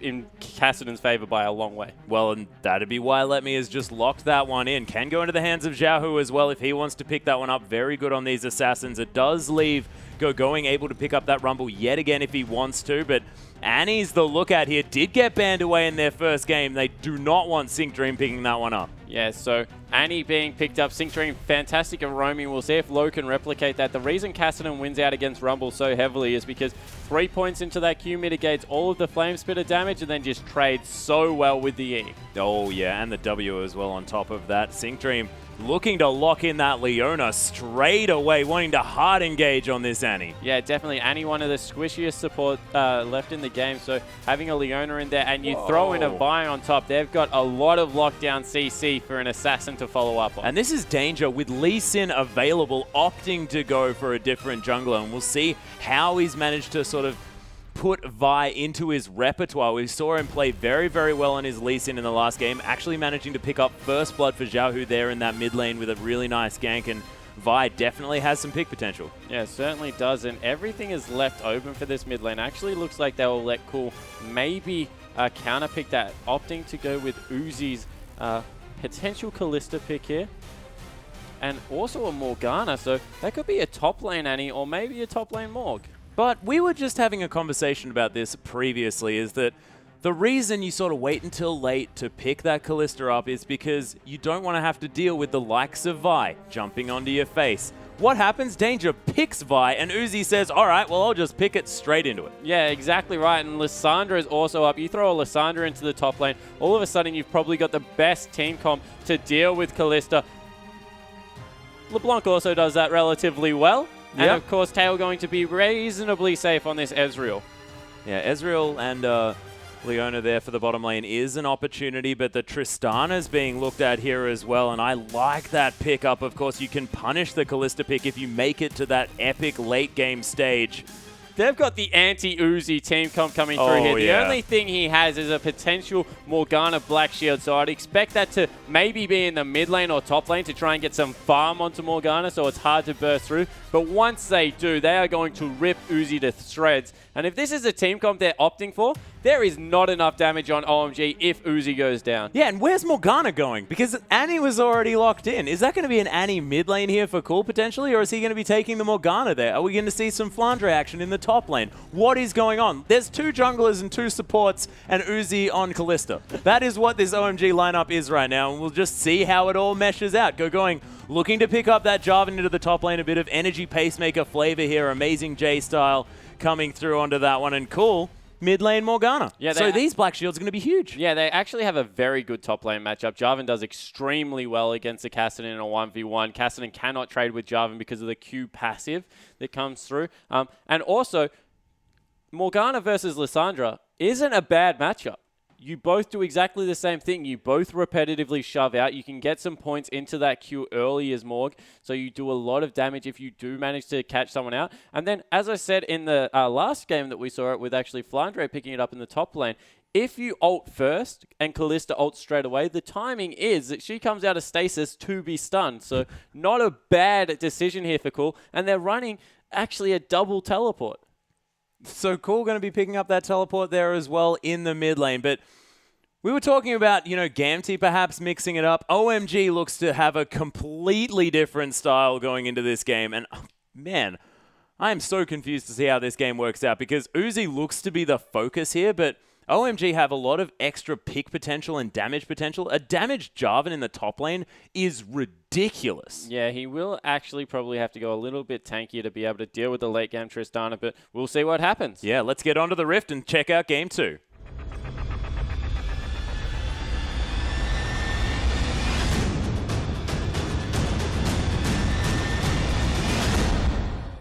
And we are on the Rift, ladies and gentlemen, with Gamty taking on OMG for Game 2. Gamty looking to make this one a tie, and OMG looking to try and get that spot up near the top as well. Being pushed off that #1 position by EDG. Now wanting to reclaim it as best they can. Unable to do so with this victory, but it is definitely going to get them one step further. Yeah, and looking for an early invade group just 5. They actually have a very good level 1. Tail will spot them out, so not much happening here, but will force them out of the red side of their jungle. Yeah, and Sonic Wave almost landing, grazing the rocket in Tail's backpack there. Going to place a ward on this Krug there as well. So OMG, control of this red side jungle, going to be answered by Gamty as they have 3 members up here on the top side, wanting to spot out a potential lane swap. And whose favor does this go in? As it is Kalista versus a Tristana here, and the level 3 potential of Tristana Leona is actually quite high. Yeah, it's really high. It's funny that you mentioned that because they have a great level 3 combo, not a bad level 6 as well at singling out a squishy Annie. However, you can also say the same thing if they're able to get onto Tristana. I actually think it will be Uzi and Low looking for a lane swap here just because of what you mentioned. They do have very good high damage burst potential if they're able to get on someone. And if anyone can kill a Kalista in a passive stun, it will be a Leona-Tristana combination. They just do so much magic damage. Oh, actually, Uzi might be spotted out here. Forced to use that flash very early on. Just a little bit outside of our vision range just here, but took half of his health and blue flash as the minion waves are crashing together, and Annie's nowhere to be seen. Gamty have a free lane. Yeah, Gamty looking to move up zone Kalista off as much experience as possible. Need to make sure they don't go over-aggressive because there's a possibility now that Lee Sin, with that level 2, can loop in for a gank, and stun is available, I believe, on Annie, so they need to be careful.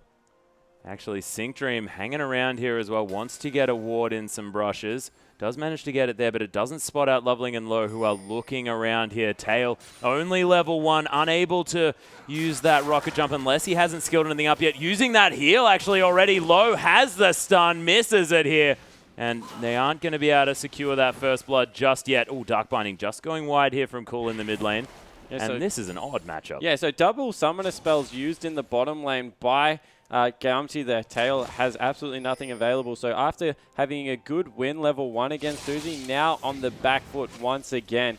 Not a great news story. And in the mid lane, this is just going to be a farm fest. Very low kill potential out of both these mid laners until level 6 comes around. Yep, puddles of doom being thrown down here. Sync Dream takes a lot of damage from that passive to come out of Kalista using her W there. Yeah, not just for the Sentinels. At level 2 with explosive shot and the rocket jump coming through, I actually think they might be able to fight here. Let's see if they go aggressive. Yeah, Zenith Blade and Shield of Daybreak are both now available for Sync Dream if he wants to use them. Just going to go up and use that Relic Shield in order to get some money down. Ward there on the bottom side brush. Uzi not opting to use that Ren to get some extra damage onto Sync Dream, and he's got a lot of health regen. Yeah, he certainly has. Being able to get in there as that tanky Leona, maybe waiting on a level 3 before he goes in for any aggressive action. And this giving the lane back to Uzi. Tail starting to struggle here. Yeah, Tail unable to really get up to these creeps. 16 CS now to 10 in that bottom side, and it's only stretching as the wave pushing towards Gamty, so they are going to be able to even it out just a little bit. Uzi able to ward out that Tri-Brush there as well. Q was used. Danger will go here. Yeah, actually, Danger's here, and he does have that Vault Breaker available. Going might be forced to flash, is going to use it. Lemmy going to flash forward. The red buff, there's a null spear, but the shield is enough. And oh my goodness, Lemmy doing the cool guys don't look at explosions, but there was no explosion. Yeah, in the end, able to get out on a slither of health. Maybe a bit of a mistake for Danger to not follow that one up, but what it means is that Cassidy now, Danger in the bottom lane. Yep, that is actually going to be Xenoplay coming through low, taking a lot of damage, and the rend onto Sync Dream, a nice answer here as well. Health bars very similar on both sides, but this means that Leona are going to be far more unable to go in. No, I think Leona actually has the advantage here. As soon as W comes back, would not be surprised if there was more aggression because still has the Ignite available, and the burst damage that comes out of Triss when she jumps in is actually very high, but Uzi extremely healthy. He's the one that's risky. Look for him to be up in their face. Yeah, Uzi actually dancing around here as well, wanting to put on as much pressure into this GAMT bottom lane as he can. Oh, the flash into the stun here from Low. Manages to get, is the Rend there? Yes, the Ignite picks up the kill from Low, and Sync Dream is now the option gone for by OMG. Beautiful play. Danger just a little bit late, as is Xiaohu. The Glacial Path is going to be here. Is Uzi going to be the target? The Q to come through. The teleport now as well. The flash from Xiaohu. Danger picks up a kill as well. Cool's here. He manages to pick up Sync Dream, but now it's 2 versus 1. The Black Shield, will see whether it's going to be enough, as Vault Breaker not quite available just yet. And Cool just takes a Q on his way out. Yeah, so 2 for 2 in the end, but overall probably in favor of GAMT because they got more support. Let's see if Loveling can make something happen in the top lane. Yeah, only level 4 here on Lemmy. Dodges the flag and drag quite nicely as Sonic Wave's going to come through here. Does safeguard his way out. Lemmy picks up the kill though, and going now in a lot of trouble. Gets slowed down by the Force Pulse. Misses the spear as well, and Lemmy just says, bring it on, boys, I'm fine. Yeah, going made an absolute meal out of that. Missed the flag and drag, then missed another Q on the back end. That was absolutely horrid Jarvan play coming out, and maybe the first chinks appearing in the OMG armor for this game. Yeah, and Loveling probably a little bit disappointed about that one. Just said, oh man, I'm much better at Jarvan than you, dude. That would have been so much better. And then he had to die for it. Oh, how frustrating. But Uzi back into this lane, now has a recurve bow, so probably going to be going towards that Renan's Hurricane, unless he wants to get a Wit's End. Not entirely sure what else you can purchase with that item because, of course, Wit's End doesn't come out all that often. Danger, GAMT, and with another really early dragon. Yeah, so recognizing dragon, the jungler was off the map. They've got Sync Dream, though. Yeah, Sync Dream in a lot of trouble. Did have his flash. The Ren's there as well. The slow to come down. We'll see whether it's going to be enough as Loveling trying to get it down. And Uzi secures that kill. Throws a Q at Tail here as well. Yeah, cute move there by Tail, trying to get in front so that Uzi's auto attack would prioritize him if he was just A moving. But Uzi, too good, picks up the kill for himself. So that puts the bottom lane firmly in Uzi's favor. He's doubled the CS and a lot of action happening so far on this map. You have to worry for OMG because they're definitely the more polished team, and if GAMT can really start dictating pace of this game and really bring it down to a sloppy level, might be able to outperform them, but Uzi doubling the CS is looking rather good on Kalista. But, you know, Tristana, that old insurance policy on this 4.2 patch hasn't gone through a rework just yet, and very strong with that draw a bead in the late game. And he's doing well on this top side and what was supposed to be a losing matchup. Yeah, it certainly was. It was that turret dive that went awry after Gogoing got ganked early. And now the lane matchup, as you said, firmly in his favor, actually. So he's looking to get as much done as possible. Actually, a lot of people forget that Cassidy responds fairly well to AD laners just because of the fact it means he can level up his best ability in his E first and doesn't really have to focus on that Q. So does absolutely fine against AD. Yep, and Uzi continuing to pressure this lane. There is a nice little ward to spot out any ganks to come through from Loveling, but he's making his way out from the top side. Lemmy, in the meanwhile, managing to get a friend in Xiaohu. And that Frozen Tomb is going to easily net them a kill. Yeah, and interestingly enough, whilst Cool took teleport, it's Xiaohu that's been able to get around this map and really shove out the wave. Has that instantaneous wave push as opposed to Cool, who has to drop the puddle and make sure that it sits there for a while for the creeps to be able to go out. So good move early from Lissandra. This is good news. If they can get her going, will really make Uzi's life pretty hellish in the mid game just because of all the lockdown CC that will come through and setting themselves up for a nice, I guess, early power spike in the Lissandra. Yep, Tail and Sink Dream trying to come back to this lane, not hitting level 6 just yet. You were mentioning the fact that they have a slight power spike as they get in there. Loveling going to make his way back out again as well. Loveling actually looking for a flank in the mid lane. Might be a 2v2 fight. Yeah, Glacial Path going to be used to get out here as well, but Vault Breaker's available, so Danger's not in too much trouble. And Morella and Omicron now picked up for both mid laners, so they're reasonably the same amount of plays. The difference is Xiao, who's been able to get the rest of his team involved in this, and looks like actually bottom turret might be falling relatively soon.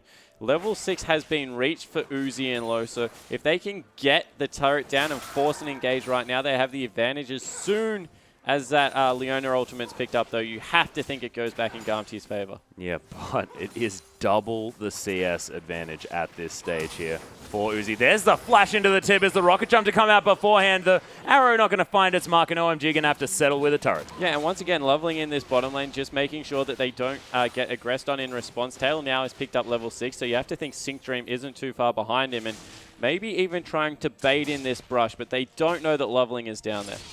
Yeah, there are a few wards defensively by Gamty around their jungle, but may not see Loveling waiting in the wings. Explosive Shot going to do a little bit of damage to Uzi, but Uzi's just feeling so comfortable in this lane. Yeah, he certainly is. There's been absolutely nothing Tail has been able to do to pressure, and we mentioned that they had a pretty poor early game because of the Loveling pressure, and after that it just went from bad to worse with a couple of kills being picked up as well. So they need to make sure that they get Tristana as much farm as possible. He's actually going back to shop, has 1,850 gold, so not bad there for a first buy. Let's see, actually cancels the recall.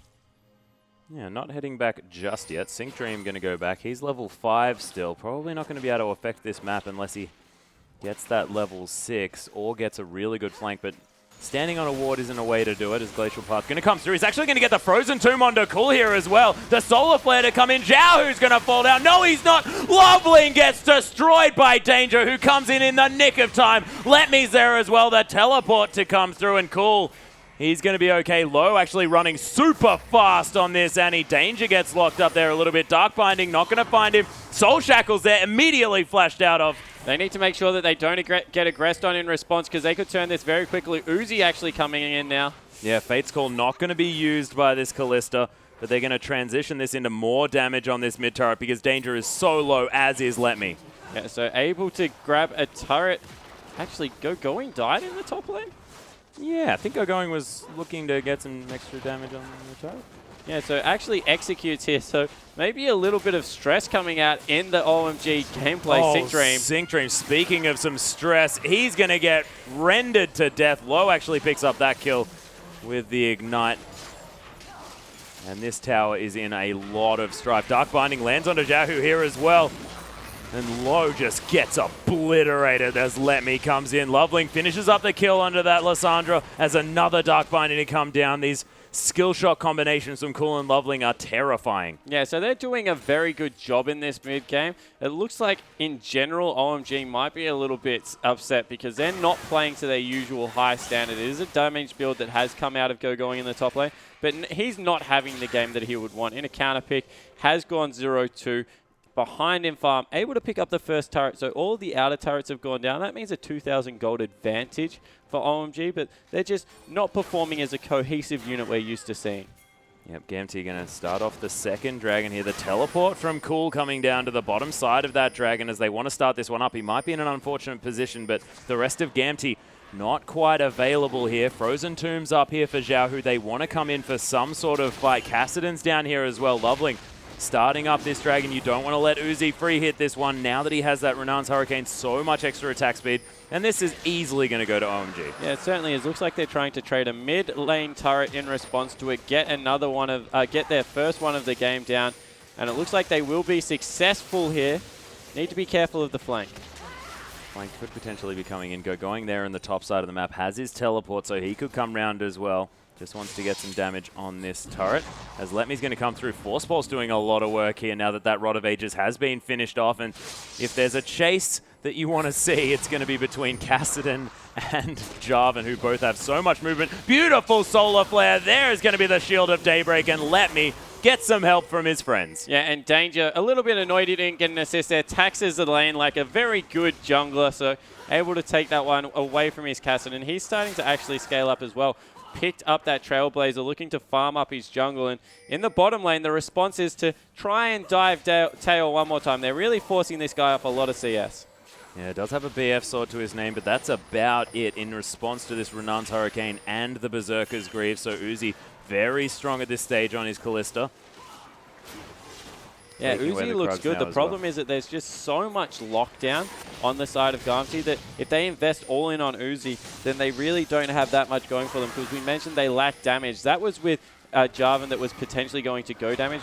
Fight coming through. Oh, there's the Fate's Call to come through as well. Low trying to get the tippers down as well. The red buff is doing a lot of work, but there's Xiaohu with massive damage. Tail picking up a kill, getting the resets. There's a double now. He has another rocket jump if he wants it. Dark Binding going to find Sync Dream, but that means Tail not going to be CC'd here, as Cool is going to back away and Tail going to do the same. Yeah, didn't get the slow, so was unable to continue chasing that one because the rest of his team wasn't going to be able to catch up. So nice decision there, but all of a sudden, 2-1-1, 40 CS behind. Tail looking not great, but okay. Yeah, he's not having the best time, but it's now looking like a better time than it was before, because that was a really, really bad time. Is that about what we he's mean? about 2 kills better off than he was about 45 seconds ago, so it's not going at all bad for the AD carry for Garmsey. Looking a lot better now. Going to be able to finish off some more items. We'll see whether he decides to go for that Static Shiv before he finishes off that Infinity Edge, or whether he goes for that greedy build, trying to get as much flat damage as possible. Uzi, though, going to be clearing off this red buff. That Rend really doing some work. Getting the reset off the little guys as well is very cute. Yeah, it certainly is. I wouldn't be surprised if we saw an Infinity Edge come out of Tail here. He really doesn't need to be relevant at this point in the game. It's all about the Kassadin and the Lissandra. He certainly listened to that. He's just there for the late game. So as long as he can scale up nicely and be that late game carry, they really do have a great team comp of getting rid of the one threat that is currently on OMG's side. Because let's face it, Morgana, fantastic, does a lot of up burst, front burst damage, but after that Soul Shackles isn't really going to trouble a whole team. That's what Callista's there for, and as far behind as Go-Going is, he's 4 kills behind Let.Me. Let.Me's having a terrific game, and Go-Going really hasn't been able to get going this time around. That was a very, very funny pun. Very even is the CS there in the top side of the map, but you're right, those 4 kills going to be doing work here for Let.Me, and it's fantastic that he got them so early on as well, because that Rod of Ages has been stacking from about the 11-minute mark. Loveling now looking to put some pressure onto Tail here, as the bottom lane going to head down as well. That ward going to be cleared instantly by the excessive amounts of attack speed that Uzi has. Yeah, and Tail now with the very greedy build goes an Avarice Blade in there as well. So looking to get some CC. They're still looking to pressure him, but he's got the support of his jungler and his support player coming through here. So not going to be pressured too much. Teleport also available for Let.Me. So no real good ward for him to be able to go to as Go-Going gets chased away by Xiaohu. Yeah, Xiaohu using that Glacial Path to get himself very deep here, but OMG have control of this red side jungle of Gamti. Sync Dream getting caught by Dark Binding and a Sonic Wave. That combination has been coming through quite a lot this game, and this inner turret is going down very low. Danger actually charging up the Vault Breaker here as low, threatening with a stun. Dark Binding going to land on a Sync Dream yet again, but he's pretty tanky. Top lane turret is going to go down to Let.Me though while this is all going on. And as you mentioned, that teleport is available. Going now in that mid lane, pressuring the inner turret. And this bottom side, this next wave coming through low, actually tanking this one up. The Solar Flare gets the slow under low, but they wanted the stun. They wanted to make sure that they could delete that Annie before the tippers could come through, but unable to do so. And OMG might be able to take this tower now. They do easily as Uzi just hops through. Yeah, the wrong target coming through. They need to make sure that they get the Assault and Battery down first onto Uzi, and then the Solar Flare is a follow-up. That's a very good combo to be able to ensure that no hops come through, especially when you throw the Q in there. And in response, Let.Me actually being able to pick up 2 turrets for his team, so that's a fantastic effort. Might even look to solo out the Jarvan here. Yeah, trapped himself in the Cataclysm and realizes that that's actually the opposite of what he wants to do. As Let Me now with his Rift Walk available. The teleport to come through from Cool actually behind him here. Let Me might be in a bit of trouble. Has his flash. Uses that Rift Walk yet again. Cool just flashes on top of him. Gets the Soul Shackles. There's the puddle and a spear to the head. Yeah, really nice play there from Cool, but the response is a dive in the mid lane. Oh, Uzi gets frozen tomb. There's the Assault and Battery for the slam dunk. Tail jumps over the top as well, and Loveling takes a lot of damage. This inner turret is now the focus for Gamty. Yeah, definitely a good move coming out there. We mentioned how good Lissandra is at always being able to dive the lockdown CC too much. This will mean another dragon actually going a spot across for Gamty. So they swap 1 for 1 with a turret going to OMG, 2 in the favor of Gamty, and now a dragon. Yep, Dragon just spawning now. OMG looking to try and pressure this one out, actually. Without Uzi, this could be quite dangerous. Loveling is pretty high on health. OMG now looking to go towards that mid lane. They discover that, yes, we do not have the ability to pressure this Dragon, and OMG just clear out the mid wave. There's actually a flash into the Solar Flare as well from Sync Dream, but not able to make it stick. Let Me teleporting in on top of Going here. Rift walks away. This is a very strange match occurring right now, Atlas. Jake. They're flashing and trying to catch out low when there's a very big priority target in Uzi on the map that can't really avoid that one.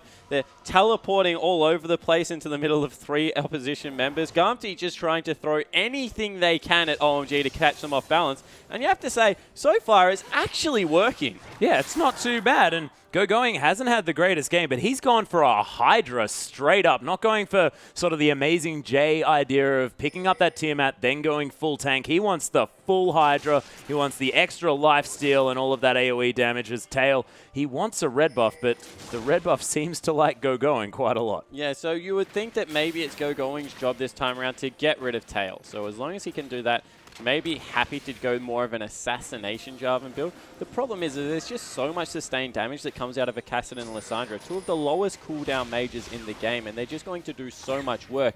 You couple that with the fact that Morgana on the other side of the Rift, one of the highest cooldown mage with only 2 damage abilities really, being that bind in the puddle after the ultimate goes on cooldown, just means that they're a little bit ill-equipped to deal with exactly what Gamty are bringing to these mid-game team fights. So they need to be patient, need to really stall this one out, and get it to the point where they can make picks with their composition. And you can see Low wanting to pick up that Mikhail's as soon as possible, make sure that Frozen Tomb isn't going to be another layer of CC to worry about. And this is what Callista's has had to deal with, is the Assault and Battery plus an extra layer of CC. And now with that Solar Flare as well, I mean, you almost can't build enough Mikhail's this game. Yeah, the Solar Flare really is key, because that will be the second one. I think the Assault and Battery will go too far for Xiaohu to follow up first time round unless he's in terrific positioning. So it's a long-range Solar Flare, and then Xiaohu being able to get in there, or Let Me being able to blow him up. All the meanwhile, on the back end of these fights, Tail is scaling up nicely. He's still down about 40 CS, but he's been able to equalize that. Now picked up his Infinity Edge, looking for a Static Shiv next time round. So he will start doing some damage in these team fights. Yeah, and actually Tail was down 40 CS at about 7 minutes into this game. So still keeping up with Uzi as far as progression is concerned. Of course, didn't have the early game that he wanted to, but it could have most definitely been worse. You have a very valid point.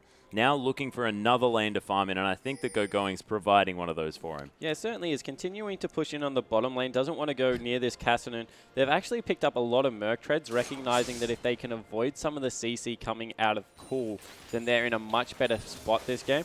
Need to get maybe an Abyssal in there, though, because if you go for the Mercury tread, you lack some of that penetration, and they're both going to really be relying on that. So would not be surprised if one of them was on Abyssal duty, probably Xiaohu.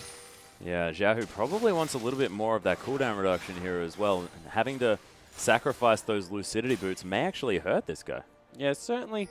Mid lane Lissandra doesn't normally go for Lucidity boots, does go for the Magic Pen and then just relies on having the blue buff. But you're right, having a, I guess, maximum cooldown reduction at all times on Lissandra is really good just because you get that Q down to such a low cooldown. Yeah, Going continuing split push duty here. Was a way that they were able to be successful in their last game, and he managed to pick up a kill for himself, is ahead in CS by about 10 at this stage, and clearing out the Krugs. More than happy just to hang out on his own is Going. He's had a solitary life today. Yeah, I don't think he wants anything to do with team fights at this point. Still relatively quick, squishy with only that Shroud being picked up. And we see in the bottom lane, it's actually being matched by the Tristana. So we've got two carries now, Going and Tail, that don't really want to fight. They just want to continue to farm. But you have to say that if you were Garmty, you would be happy with that being matched with a Tristana for a late game. Oh, of course. OMG now. They're positioning in this red side jungle. Dragon up in a minute and a half, so maybe a little bit early as far as that objective's concerned. Sentinels now patrolling this area, and Loveling just wanting to strangle the members of GT out of here. They haven't managed to clear that pink ward that's still hanging out in that Raptor brush. Yeah, but now Uzi's shown in the bottom lane they need to be careful because this might give a window for them to be able to get some work done mid. Looks like they actually send two members back. A minute till Dragon, so they need to really be able to get some vision control over the bottom half of their jungle, get some vision control over the Dragon area, and maybe try and pick up that objective. They're on 2. OMG have 1 so far, so a lot of pressure on Garmty to be able to pick up the next Dragon. Yeah, Uzi actually just picking up that Scuttle Crab as well, so going to give them vision as that Dragon spawns if Garmty are going to be around there. Yeah, Uzi actually must be sitting on a lot of gold. 1,500 actually as he backs away. So we'll be able to pick up actually a QSS. I was going to say the components of potentially a Last Whisper, but wants to stay healthy in these fights. Needs to be able to get away from Xiaohu as well as Sync Dream. So they've got the QSS. They've got the Mikhails. They're in a good position to keep Uzi alive. Let's see if they can execute it. And see whether Xiaohu's going to just Frozen Tomb a different target perhaps. And it's going to be difficult making sure he knows exactly where that black shield is. Loveling takes a Q to the face. Xiaohu doing a lot of damage. Void Staff completed from him. The blasting one sitting in Letme's back pocket as well. Oh, Solar Flare is going to land. Gets a couple of slows here, but not exactly the CC that was needed on the side of Garmty. Tail playing up very aggressively after Rocket jumping in. That's on cooldown for another 12 seconds. And Garmty now wanting to put pressure around this Dragon, but I don't know whether they've done quite enough work. Sync Dream gets caught there. The Sonic Wave going to land as well. Bluo actually coming through with the Fate's Call as Sync Dream forced to flash away. Tibber's going to get killed. Danger gets kicked out of the Cataclysm here. Comes back in, and all the members of OMG getting torn apart. But it's going to be the Callista doing work in the backline. Tail discovered by Cool. Dark Binding not going to land. Let me. He's going to kill Loveling in the backline. Cool is just going to Zonya's like a boss, but he's going to get Force Pulse from the side, and Uzi's just looking for prey here as all the members on Garmty with the CC are dead. Yeah, it certainly looks like Uzi took that team fight over. Once again, just absolute confusion as to why Garmty aren't engaging onto Callista, the only real threat at this point. But with 2 members up, they can still probably fight this because it's a very fed Kassadin, and Taylor, who's got 2 items, in the end deciding to back away. Yep, just going to let the Rend destroy that Dragon. They know that they probably can't contest that because Callista does so much damage. Let me still on the prowl. Yeah, maybe looking for low here as he loops around. Doesn't elect to go over that wall, so smart move. Uzi just farming out a last minion wave, and he must have picked up a lot of gold. Yeah, another 1,500 in that team fight. He's looking fantastic at this stage, but you have to think that that was a mistake on Garmty's part to not really jump on that Callista. Yeah, it certainly was. In the end, they even had to use Danger's ult very defensively. So yeah, definitely a mistake coming out from Garmty, not being able to execute their team fight. And that's what they really struggled with last game as well. They were great in a pick situation, but the actual team fights and layering CC, they have been struggling with.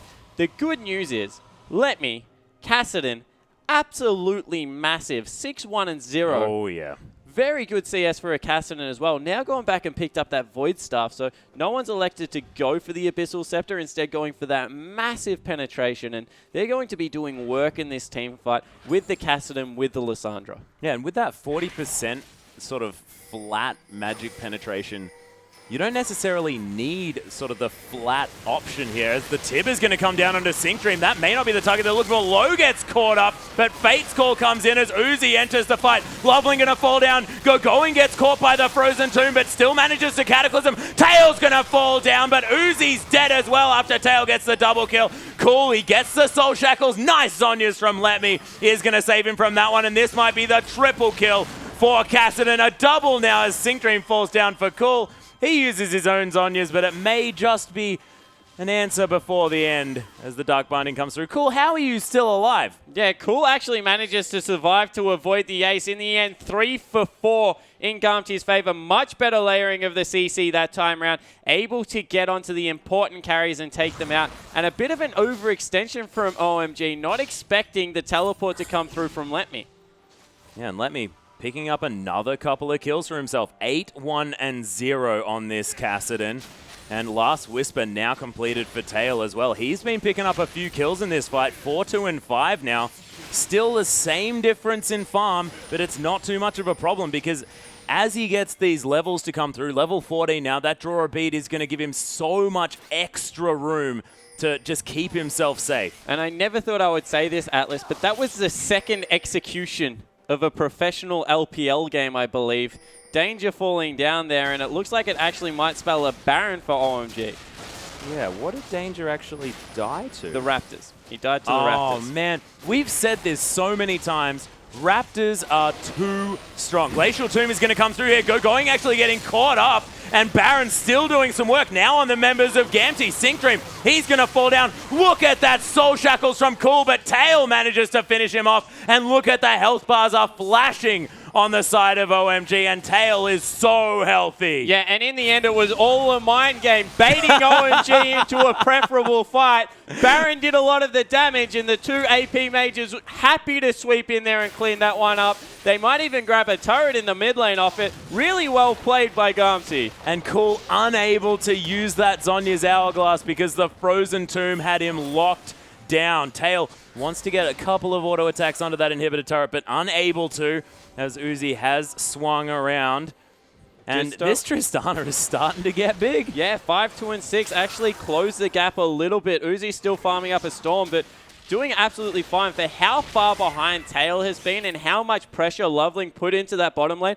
Props to Garmty. They look like a terrific side tonight. They certainly do, and Letme's score is definitely indicating that. 9-1-1, calling the police is Letme, and he's just certainly doing work. Yeah, he certainly is. He's very, very, I guess, fed at this point in the game. Has another 1,000 gold, probably going towards that death cap, and you would think that this is the window now for Garmty to really win this game with how strong they are. Flash actually coming out immediately. Low getting chunked down. Danger's going to pick up that kill. Glacial Path's going to come through. Uzi uses his QSS. He's dancing around, but Frozen Tomb, you can't QSS that one if it's on cooldown. And Sync Dream, look at the Zenith Blade to come down on top of Loveling. He's so incredibly low, but they don't get the kill. Gamty, though, 2 for nothing. Yeah, this will probably also mean that the Baron will be started up as well. They have some very healthy members. Tail actually electing to take out the pink ward. They need to get a move on if they're going to do this one because Baron's still very, very much a healthy objective. Oh, yeah, and it's only 30 minutes into this game. Baron does a lot of relevant damage to this tankless at the moment lineup. Of course, Danger still not picking up all of those big items that he needs to be the tank in this late game. That being said, he's got a great score for himself. Ahead in CS in comparison to Loveling, 4-3-4. Not too bad on this Vi. And 10-1-2 now for Letme. Yeah, and Letme just having an absolute field day. Has a clear target to assassinate every time through these fights, and is just leaping onto Uzi with reckless abandon. It must be a very good time to be able to follow up an assault and battery as a Lissandra. Oh, yeah. Xiaohu almost with his Frozen Tomb back off cooldown. The Ignite's available there as well. Sync Dream took Ignite as well, we have to add onto this one. Very aggressive. OMG. Maybe looking to fight. Yeah, there's the Zenith Blade to come through. Sync Dream wants to tank up some of this damage. Xiaohu coming through with that Glacial Path. Luo gets stunned up here in the backside. And Tib is down onto Danger, but Tail, he's coming and gets caught by a Dark Binding. Sync Dream not going to be found either. Cool coming through with a gigantic Soul Shackles. Only lands onto Danger though, and Cool just gets annihilated.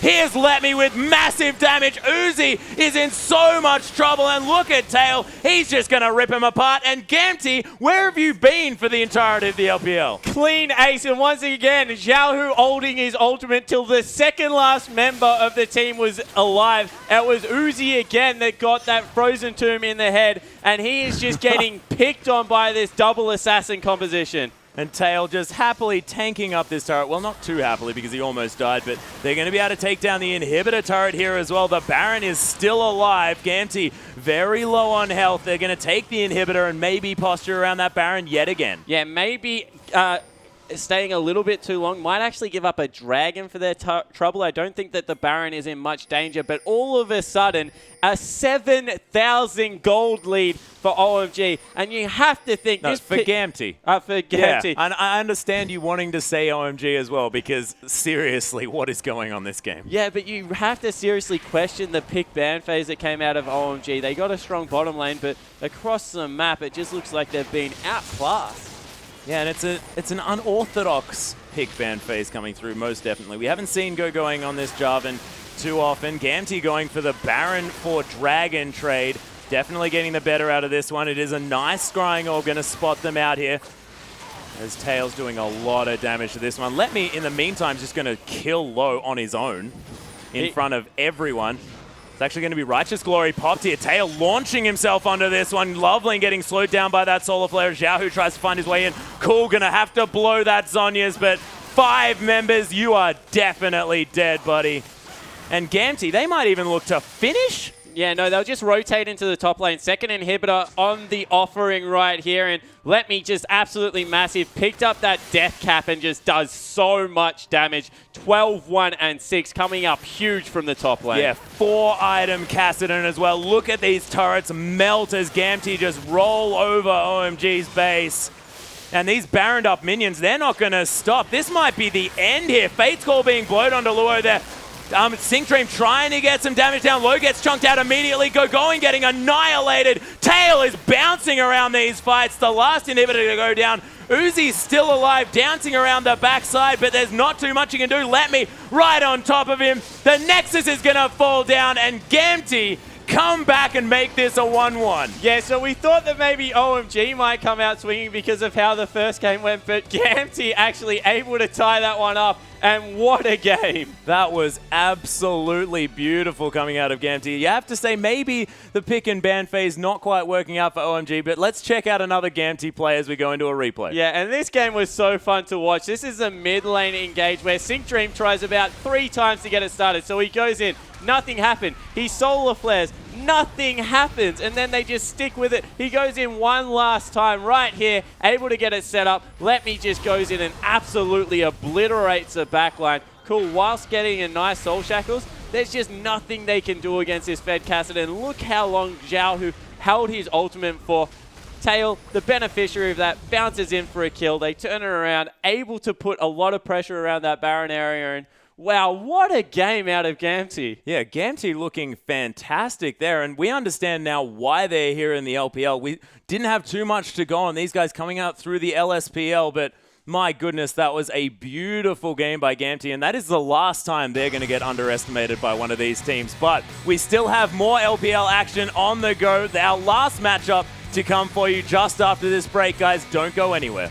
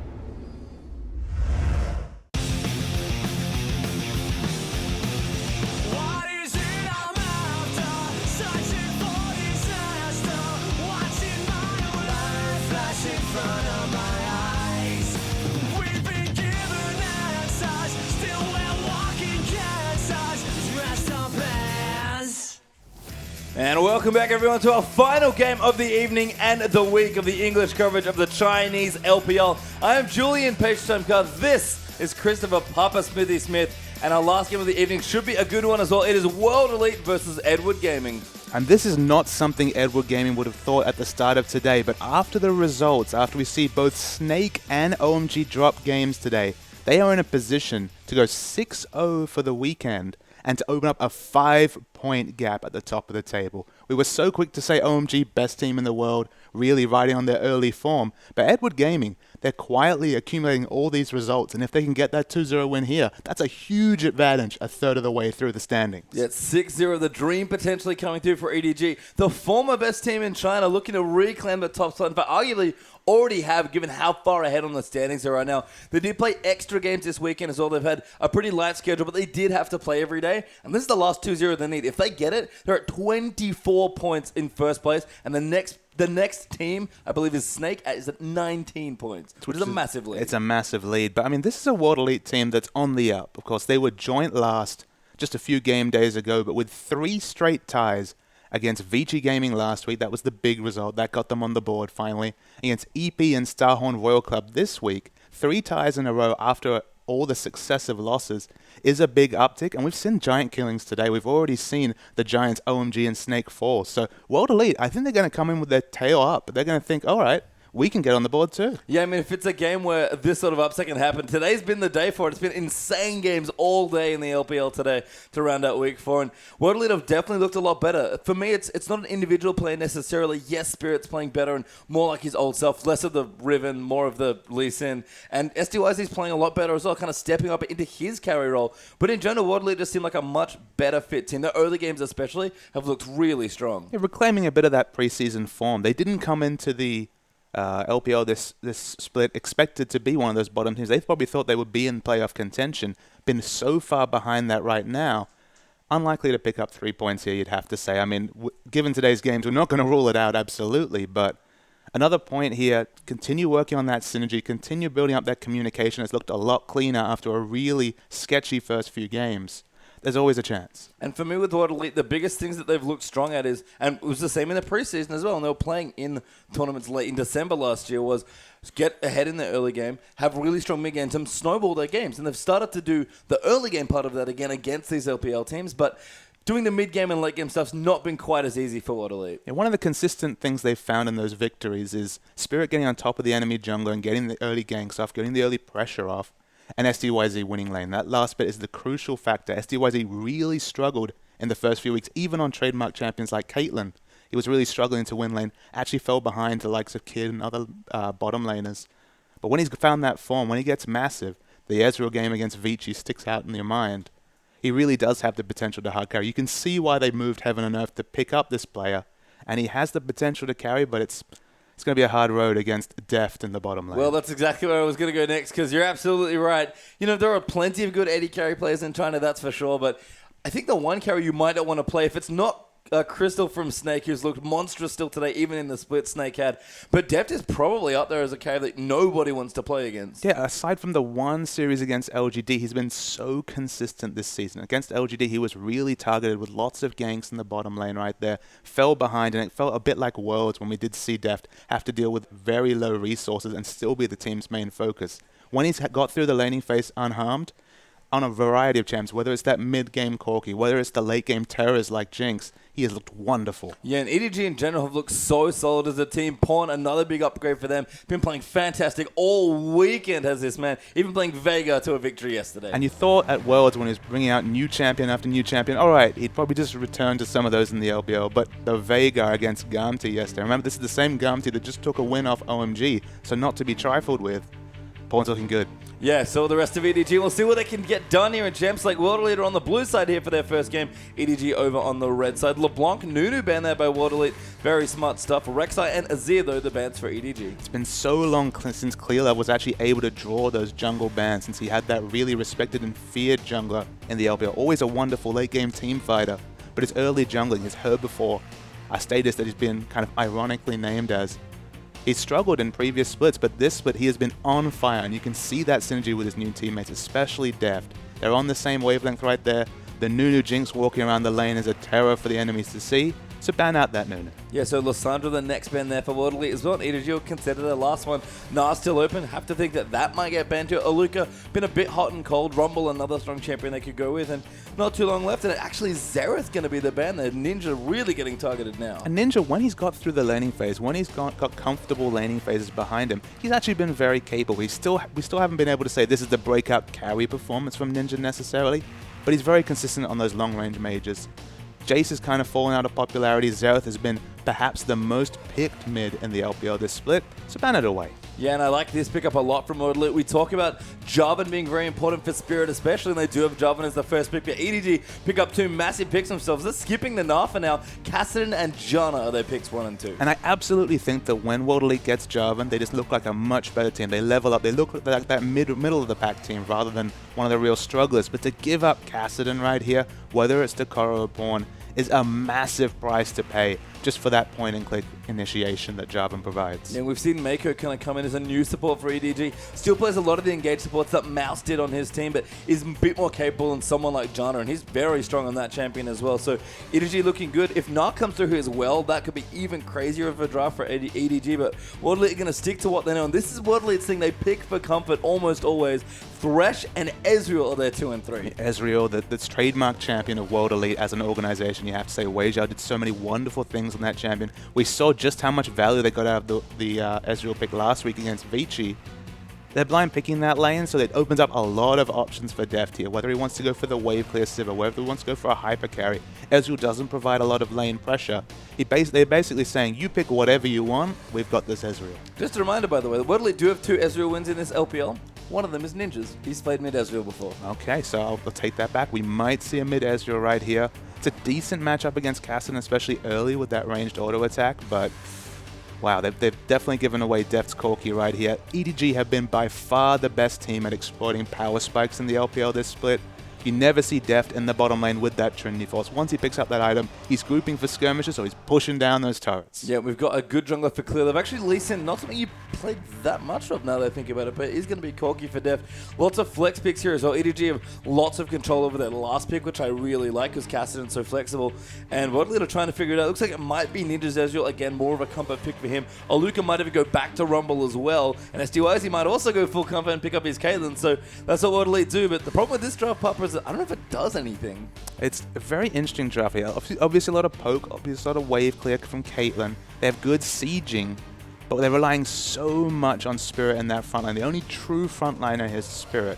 What I will say is they've struggled with Rumble picks in the past, especially picking Rumble and almost needing to use the Equalizer as an engage tool because they've had no other setup CC. They've got that point-and-click engage from Jarvan. They've got the Thresh right here. They do have a decent Rumble comp, but if they get behind in the mid game, if there's any sort of Fed Kassadin or if EDG get any sort of lead, and with that last lock-in, it's going to add a bit more flavor, right? So we see the return of the Veigar, but if EDG get ahead in the mid game, I don't see any way back for this comp. I assumed that was a joke yesterday. I mean, not a joke. Pawn had a very confident series against Ganti. I thought he might have picked something. Yeah, he's played a bit, but just kind of having a bit of fun and feeling confident, being that emotional player that we've seen a lot of in this scene. The fact that he's taking it here again against World Elite, I mean, again, a matchup EDG expect to come in favored, but that's very gutsy from Pawn to pick Veigar in this first game. There was a post-game interview yesterday after their win where they asked about whether Pawn, they were surprised by the Veigar pick, understandably. They asked, is this something to expect? Will we see it again? And there definitely was the indication that they'd been practicing in scrims. This is a champion they treat very seriously. To see it again so quickly is very interesting to me, but Veigar provides so many interesting things, especially with that event horizon. Yeah, I mean, Pawn's been playing fantastically all weekend and basically all throughout the LPL, so I'll trust him for sure on Veigar, but very cool to see Veigar back in this first game against World Elite. And I think EDG have a fairly solid draft. Kassadin a massive power pick here as well. And I'll keep saying it about World Elite. Their drafting worries me because they only seem to pick comfort lanes, and that's fine. Your players need to be comfortable, but it gets to the point where you have to make a sacrifice somewhere. And the confidence of the Veigar pick is interesting here because there's no mid lane AP champion, right? It's not going to be AP Ezreal. It's definitely going to be either the Trinity Force or the blue Ezreal right here. So to so confidently pick the Veigar against only a Rumble really for AP damage right here, you can see the confidence of that bet. They're picking it for the comp right here. It's not to win lane. Well, we'll see what happens with Pawn's Veigar this time as they get right into the game.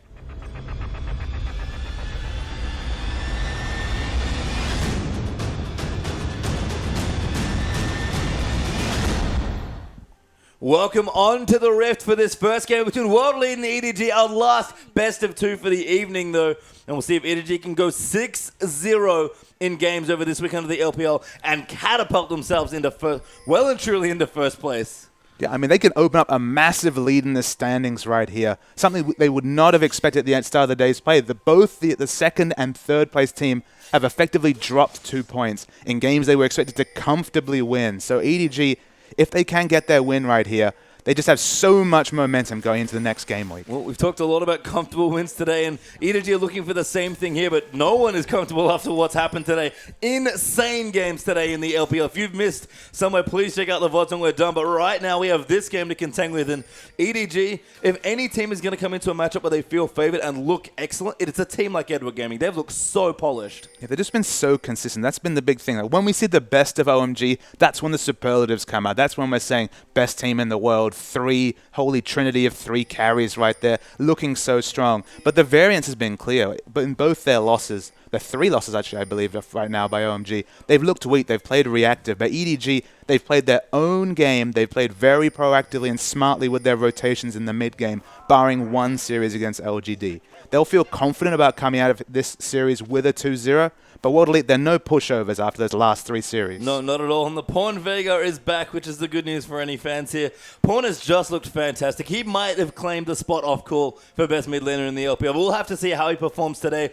Looks like we are going to break it into standard lanes, so STYZ is going to get a 2v2 with his Caitlyn. It's a very interesting lane matchup in the mid lane between Ezreal and Vega. On the one hand, we expect Ezreal to get some heavy harass in early, but because he can't control the wave, because he can't really lane shove, Vega should farm very happily right here, and there's always kill pressure when Clear comes in because of the event horizon right here. So it should be a fairly safe laning phase for Vega, someone who's preyed upon by so many champions in the mid, but potentially not this Ezreal. Yeah, love this aggression from Spirit as well. We saw him sneak in towards the EDG red buff and looking to steal this away, possibly even get some quick buffs. Looks like he's gotten a small camp and then started this buff as well. I think it was Spirit who did this yesterday as well, so he's starting to get a lot more aggressive as a jungler. And Jarvan is definitely his go-to champion when he wants to be consistent with his lane pressure and be that utility-focused jungler. It's not the Riven jungle that we saw in the first week a couple of times right there that World Elite struggled to adapt to. It's more picking for the meta, picking a very strong laning champion, and going from there. Yeah, here's the force up top as well. Spirit going in onto Korra, who does use the flash, so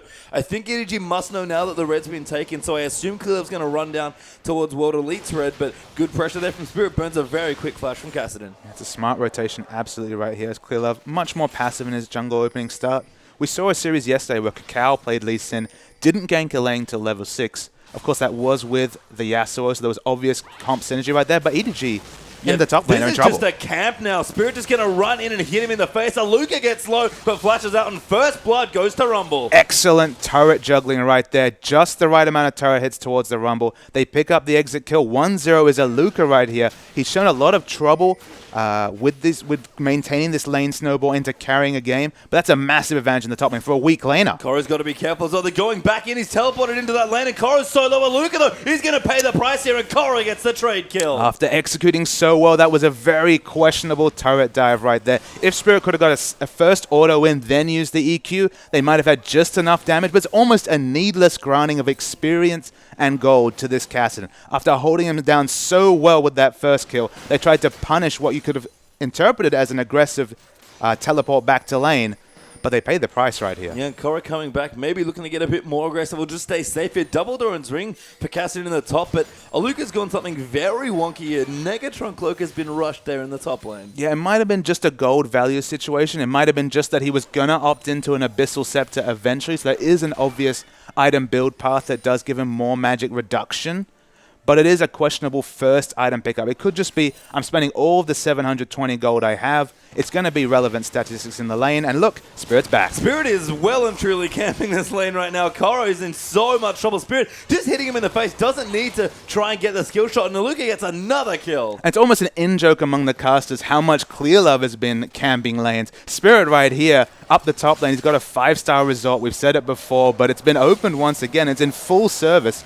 Almost could have been 3 deaths for Korra at this point. Yeah, it seems like Spirit's kind of moving in on the hotel business there. Clearlove's just actually been farming, trying to counter jungle a bit. Did take away the red buff from World Elite, so not going to get 3 buff, but so much pressure by Spirit early. And this is much more ganking than we're used to by Spirit. He is going very aggressive here. Being so aggressive. It makes sense against a Cassidy. He has no escape till level 6. After 6, we don't expect to see Spirit up top at all, barring a very calculated 3 or 4-man turret dive. So get the ganks in while they count early. Yeah, business might be blossoming soon. Spirit's actually maybe returning here as well. And it's funny that we mentioned Jarvan for Spirit against Clearlove again, because the games where Clearlove's really gone off on ganks is actually on Jarvan.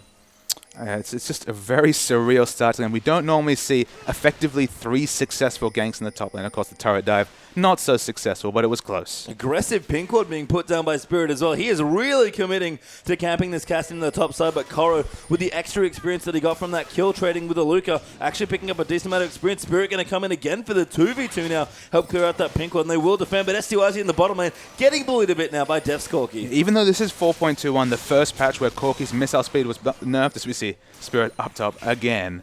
He is still eating consistent Phosphorus Bomb harass, so that's just laning mistakes from STYZ right here. At 650 plus range, he should not be eating any of that harass. He needs to really put his head on tight right here. Otherwise, Deft is going to run away with this lane. The fact that Deft even has a minus CS lead is pretty insane as well. That was an awesome Valkyrie as well to dodge that out. Deft a little low on mana now, but they'll push this in and probably look to go back. In the mid lane, the first buys have come through right here. You see why this Ezreal will struggle to harass out the Veigar in lane, because he's not spending any gold on combat stats just yet. Starting to scale up that tier. Although he does have the harass advantage, the right-click auto advantage, he doesn't have any wave pushing, as we see, wow, some very aggressive rotations coming in. Point5 Spirit actually took the long and winding road around the back here to try and get the bottom laners, but has kind of run out of spells here so far, so they're going to have to reset. Might look for a dive here if Def can push it in, but I think Pawns is going to have to give it up. Very fortuitous that Spirit was there looking for him. Well, it almost was the situation there where Pawn was the one making up for Clearlove's lack of early game pressure right here. Koro will thank him, just knowing that Spirit's not in the top lane for once. Yeah, that's true. Pawn doing a bit of warding, I guess, for himself on the Vega. Did fall behind now in CS, actually, as that Ninja's about 11 up here. Koro going to fight Aluka, but Aluka very strong right now at level 6, especially when the overheated Flame Spit is in his face. And after all the base damage nerfs, and a very early Negatron cloak coming out here, the harass coming out from Koro, it's just not worth the mana. It's not, the mana to damage cost is not in the advantage of the Kassadin harass right here. He's put 3 points into his Q right here. He hasn't been able to level up that Force Pulse early. That's how you know when a Kassadin's comfortable in lane. He stops maxing the Q and starts putting points in the E, the Force Pulse, and understandably, after that early start, he's expecting to farm from range because Spirit shows up in his lane every other minute. Yeah, not too comfortable here. The Spirit has slowed down a bit, actually towards the bottom side. Now Def going to go into STYZ. Phosphorus Storm just landed, but Spirit's in there. Def with a good little juke will move around. He's actually going to go back in and try and get it done. Looks like UJ trying to go in. Koro's actually come down here as well. The teleport, true drop run, just live, but a good hook there is going to give Aluka another kill. Yeah, Aluka's 3-1-0 right here, right now. They hasn't been able to open up a CS advantage, but so many early kills. You have to think this should give World Elite exclusive control over the Dragon, because a 3-kill Rumble, the Equalizer will shred. UJ does find Mako there. So good flash death sentence to Kaidna will come through. Equalizer going to move in, and UJ actually will get the next kill there. Now the blue buff looking to get stolen as well. EDG getting their jungle ravaged. Yeah, absolutely. They've matched the teleports right here, so they should be able to take both the blue buff. They could go for Dragon, but it seems like they consider that biting off a bit too much, and they want to get Deft. Yeah, they are going to go in for a tower dive. Deft's very low, still there's no summoners left to speak of. We'll have a Valkyrie ready to go. UJ getting very low. Actually, good outplay by Deft. Gets a solo kill in the 1v4. Now Clearlove coming down to protect his good friend, and Def gets out scot-free. Watching the earlier trade with Def right there, the first thing that strikes you is just how steady he is with his summoner spell usage right there. He used his flash and his heal so late in the trades right there that he still was in such a position to stay at the lane, and so confident in his use of Valkyrie, picks up the trade kill, doesn't fall down. A world-class AD carry in the bottom lane. Name was great, but Def might even be better. Def looks very strong here, and that Phage helps so much in that little dance, but Dragon might go over to EDG now as well after that, and World Elite, for all the aggression, they might have just been a little too aggressive here. Very awkwardly, a cannon minion did come and give basically an exact timer to World Elite, so they'll thank that secret agent minion right there. But it's a huge deal that this has come through here, because we just talked about it's a 3-kill Rumble. There should be no chance of EDG being able to compete for Dragon. They actually have the Dragon advantage right here, and although they don't have the timer advantage, it is going to be an even timer thanks to that cannon minion. It's still a massive early win here for EDG. It's not going to be global gold. They're still behind 1,500 gold, and we always debate the value of that early Dragon right there. they shouldn't have been in with a shot of it whatsoever. So they'll take that bonus from that early overzealous turret dive. Yeah, and Aluka using his ulti in that early skirmish just to kill a support basically might have cost World Elite their potential objective. So they're playing very aggressively, getting kills, but they're maybe not playing the map as cleanly as they could. That said, World Elite off to a great start here. Ninja now also starting to power up as well from the mid lane. Got himself a fade, so we're going to move into a quick Trinity Force. It's going to be the Trinity Force. It's going to be the earlier power spike coming through, which I very much like. You never want to opt into a late game against a Kassadin Veigar comp. You consider Kassadin a hyper carry top laner. Veigar's by far a hyper carry mid laner, having that infinite scaling with his Q right there. So you never want to opt into the late game whatsoever, so it makes sense. Go for that earlier power spike. And I feel like we see this a lot in late game situations as well, or late game team comps or champions, where a team always wants to find a way to bridge the gap from, okay, here's my early game, I kind of got to rough it out, and I have to get to late game somehow, but there's this big bit in the middle where, there are dragons being taken and towers being felled. I feel like Def's job this game is to bridge that gap as the mid-game powerhouse for EDG. Absolutely. With two scaling laners, it's all on Def to pick up that early Trinity Force, show up in the mid lane, start grouping, and just equalize the pressure that's inevitably going to be put out by this Ezreal and Caitlyn duo right here. Spirit is really aggressive, actually going in there, gets smited and ulted there by Pawn. The red buff, I think, went over to Clearlove, who smited it, and Spirit is, again, far too aggressive in that jungle. Yeah, needless Def, and down bottom we see Def going aggressive as well. Yeah, STYZ going in, UJ finds the hook, and the box comes out as well. A good ulti, no, bad ulti, I should say. Actually frees UJ there and Mako, kind of stands there for a second, looks at Def and says, I'm sorry. That was a bit surreal, that whole interaction right at the end, but no kills come through, and at the top, Koro is having absolutely no fun trying to trade, but he's kept them up in CS remarkably well in a Kassadin matchup, only being 10 CS down against a 3-kill Rumble. Yeah, looks like his Rod of 8 is going to be a little later here down the bottom. Actually, Def going into UJ. Clearlove has come down as well. The Phosphorm does land a Def. Will clear it. Not Clearlove gets it as well. Def is really being denied some kills here, but he'll get the assist. Yeah, look, he'll take the slight buzz kill of the assist coming through right there. World Elite, some of the aggression coming through from Spirit, will commend him on his early moves, but he's just going crazy in the enemy jungle right there. Jumping into a Veigar with all his abilities, even his summoners up right there, is suicide. And look, it should be a kill transferred over to EDG right there. And Spirit just needs to take a deep breath. They've done very good things in this early game, but they're really much, at this point, in danger of throwing away a wonderful first 10 minutes. Yep, so we'll see here as Aluka back in towards the top. That CS advantage is kind of narrowed now. Aluka feeling fairly comfy with his Sork shoes on his feet as well, but only about 10 CS ahead there of the Kassadin. Ninja doing very well against Pawn actually in the Veigar matchup. 20 CS or so ahead there in that one with actually a pickaxe now. I guess he wants his mana muni before he moves into the rest of his Triforce. And we're checking in the bottom lane right here. Def's ahead in CS, which lets you know in a Caitlyn lane, as STYZ is in a lot of trouble, might get away. Clearlove does land the Q, but won't follow up, and a good lantern there from UJ to save STYZ. And also I saw Pawn on the side of my screen catching Spirit in transition right there. Def being ahead in CS in the one laning matchup that Corki really struggles in. So you see more trading happening across the map. It's everywhere, Pastry Time. Yeah, it really is. Aluka popped his ulti onto Koro, but couldn't quite finish the kill, and Kassadin will walk away there. Def actually getting flayed back now, has to be careful. Uses the Valkyrie to keep himself safe, though. Mako will come in with a shield. So much action happening across the map right here. UJ? Yeah, Mako does get grabbed there as well. STYZ looks in for the Q, and good damage there actually by World Elite.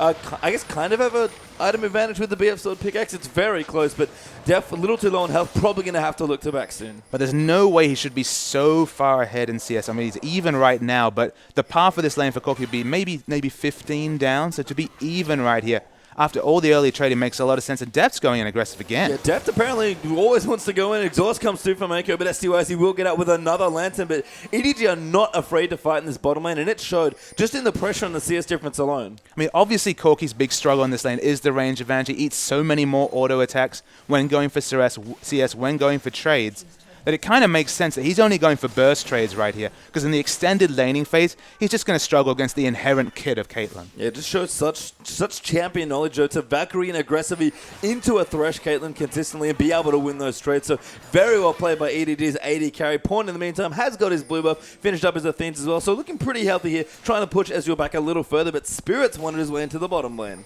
Yeah, Spirit's shown his way in the bottom lane. It's probably tail between his legs a little bit after some questionable engages, but he's smelling a bit of blood in the bot lane. I think Deft pretty smart does it. Both summoners as well will play this very casually. It looks like Spirit might have to give it up. It's actually already wandered out of the bottom lane. And Dragon back up in 40 seconds. EDG practically stole away the first one. I imagine Aluka wants to hit level 11 and make sure he's there for the second. Absolutely. I'll tab over to him right here. He's about halfway through, maybe a little bit below. It's going to be difficult for him to get enough experience before the Dragon spawns especially. Well, Pawn just deletes Spirit off the map. They're using the Vega combo. And again, another good catch by Pawn in transition, able to kill the jungler this time. You might wonder why this is happening. Again, it's the double Sightstone has been completed by Clearlove and Mako in this game. So the important factor here is they're getting aggressive wards in, and there's so much deletion damage coming out of Pawn that whenever they catch Spirit in transition, he's dying. Yeah, bottom turret goes down there as well. So Deft will clean that one up on his Corki. EDG will actually equalize the turrets after Aluka took out the top one there as well. STYZ struggling for farm here in this bottom lane. Almost done with his Infinity Edge, but Corki's going to have this Triforce for the next Dragon fight. For EDG are already starting the Dragon. The start of the Dragon's very low already. Doesn't look like World League going to be any spot to contest it.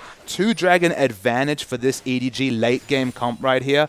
That's a hole that World League going to have to work very hard to get out of. Yeah, and Spirit, getting killed in transition there costs them a lot. They're not able to walk back in time to contest for that next Dragon. EDG take a very easy Dragon, controlling so well on the bottom half of this map. And this is the thing for EDG. They're such a good Dragon team. They control the objective so well. And I'm not super surprised when their bottom lane is this good. No, they have such a wonderful bottom lane. They're so on point with their warding compared to World League. It's almost night and day here. I will compliment World League for having 3 pink wards in their inventory. They put down 2 of them, I can see right here, but they're getting the pink wards. They're trying to get back into the vision game right here. But Clearlove, we might criticize his ganking, but the vision control of him and Mako has been excellent. It really has here. And Waddle did do a 5-man group there in the mid to try and deal some damage to that turret. Ezreal, Caitlyn, not too bad actually when it comes to Siege, so they have that there, but couldn't crack the tower with Janna in the way and Pawn helping with the wave clear. Now Pawn coming back to his lane, needlessly large rod already done, and the Trinity Force has been finished for Deft. It's such an awkward thing because you have such a good Siege comp between Ezreal and Caitlyn, effectively 2 AD carries, one of them very close to their Trinity Force power spike right here, but you're against Pawn's Vega, and you have to understand, Event Horizon has a surprisingly large range when it's cast at max range right here. So it's so awkward. You have to be so careful when you get those turret autos in. Against any other champion, basically, it'd be fairly easy for World League to group and siege down a turret. But with just one Event Horizon, a regular ability, EDG can change this game. Yeah, Worldly are going to push in though, try and take this mid turret. Should look to get it here. Death Sentence just wide there for UJ, but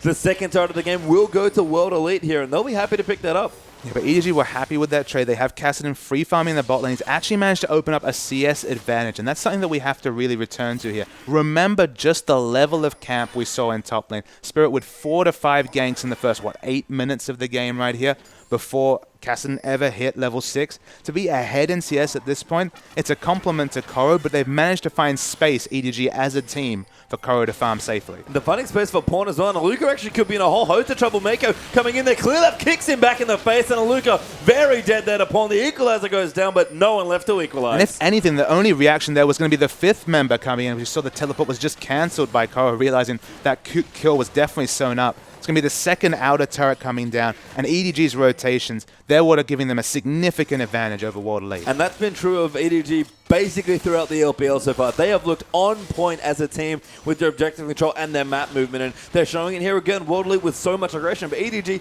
basically just took it in their stride. And I always love thinking about item timings, power troughs, power spikes. EDG are the one team you want to watch if you want to learn for your ranked team, for your competitive team, how to really take advantage of power spikes. Deft always is grouping with that Trinity Force. It's no coincidence that he has that item. He's with his team. That's when they start to do their transitions, get those picks, and pick up structures. Yeah, and the nice thing about that is it frees up farm for the 2 mage hyper carries here. Korra and Pawn have been able to pick up more free from now by moving around the map, because the core of Janna, Corki, and Lee Sin is so strong, and their vision control is so excellent. I mean, just consider that trio right there. Corki is one of the best champions at taking structures. He has those spammable spells to proc the Trinity Force. He's got Janna next to him for disengage, Lee Sin for engage and disengage potential. That 3-man unit is so hard to get away from a turret. Meanwhile, Kassadin and Vega are basically free farming, or they're grouping and have excellent skirmishing. It's just wonderful drafting, but understanding their comp and champions so well, even on these off-meta picks like the Vega. These rotations are absurd, by the way. 3 towers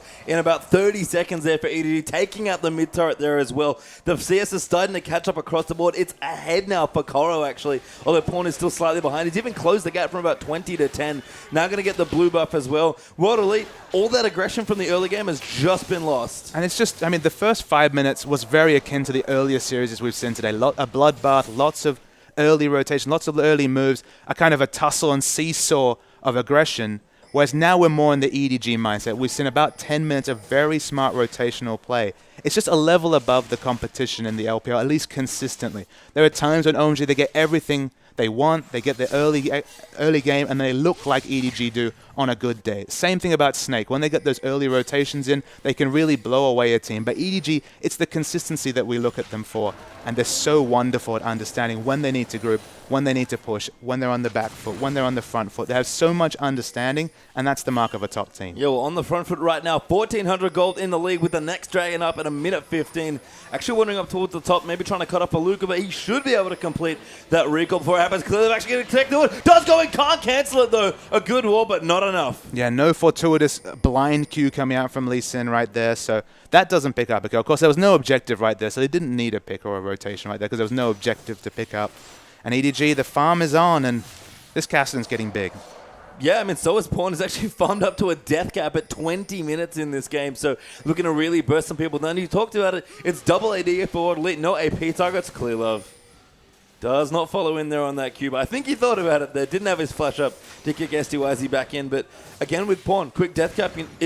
His ult still scales with AP. There might not be AP base, but you're still going to blow up AD carries. Well, I mean, the deletion potential is always there with Vega, and we're talking about an Ezreal and a Caitlyn. Very low base stats, no magic resistance or maybe third, fourth, fifth item. It doesn't matter that he doesn't get the bonus damage from the AP rage. It's still going to be doing plenty of damage. Yeah, good stun there from Pawn as well. Keep Spirit and Aluka off his back. Dragon is up in 10 seconds. EDG were trying to clear out some more wards. Looks like Spirit will defend the pink ward that Pawn was trying to clear out here. Aluka could be in trouble. Equalizer goes down, but Pawn just misses the event horizon. Now in trouble. Vega going to get dunked there by the Cataclysm. Almost kills Spirit with the ulti, but that's a free kill for World Elite. Yeah, smart user gap closes. The real big weakness of Vega is if that event horizon isn't enough, when that's on that long cooldown, he does struggle, but Def's going in. Def going so ham there. UJ pops the box, clear up, gets bucked in, but Korra's round the back now for a flank. A good knock-up gale there by Jana is on. Aluka could be in trouble as Korra's ripping into pieces. Def still firing in, gets another kill under threat. Still alive there as STYZ will finally pick up a trade kill, but Caston is going off here in this fight. There's the ace for EDG, 5 for 3. And he manages to equalize kills with Aluka right there, getting massive mountains of gold right there. Comes out of that fight with another cool 1,000 on top of his freshly shopped Morello Nomicon.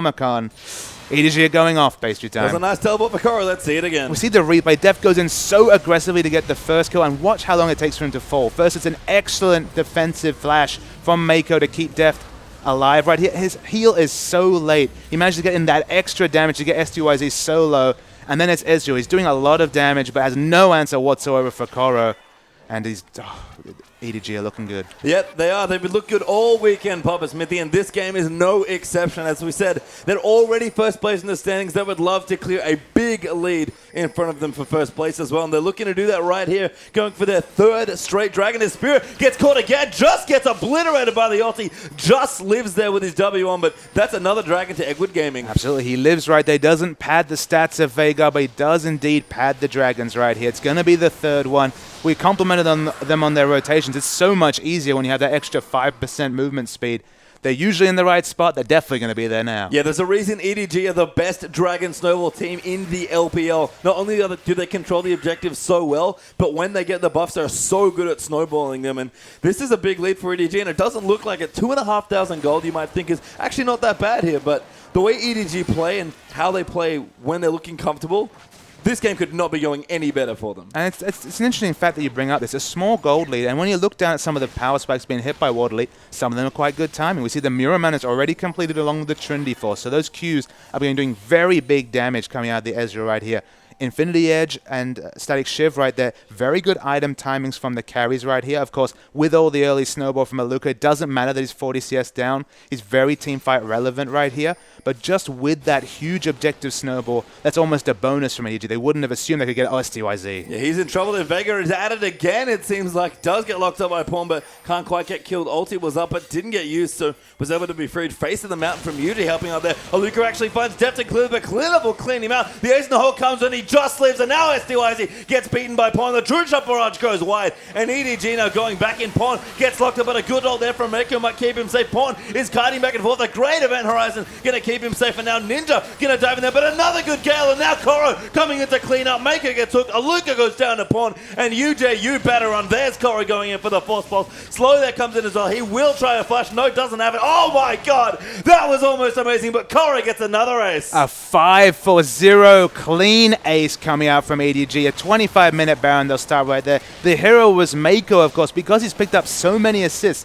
10 assists already, and all the global gold that was picked up. Look at that item. He had a 23-minute Mikhail's Crucible. You'll remember they increased the gold cost to stop there being snowball crucibles on the Rift right here. But having it so early was able to use that Crucible on Pawn. He lived when he should have certainly died. And EDG with 5 members strong, take them down. And full credit to UJ, that flash could not have been timed any better, but Koro had another Rift Walk left, and you can't get away from Cassidy when that happens. EDG really rolling now, 6,000 gold and counting, as my brain just can't really comprehend what's going on. EDG are just playing out of this world, and it's been that way all weekend. And they put that gold to good use. Look at that, a straight Void Staff picked up by Pawn right here.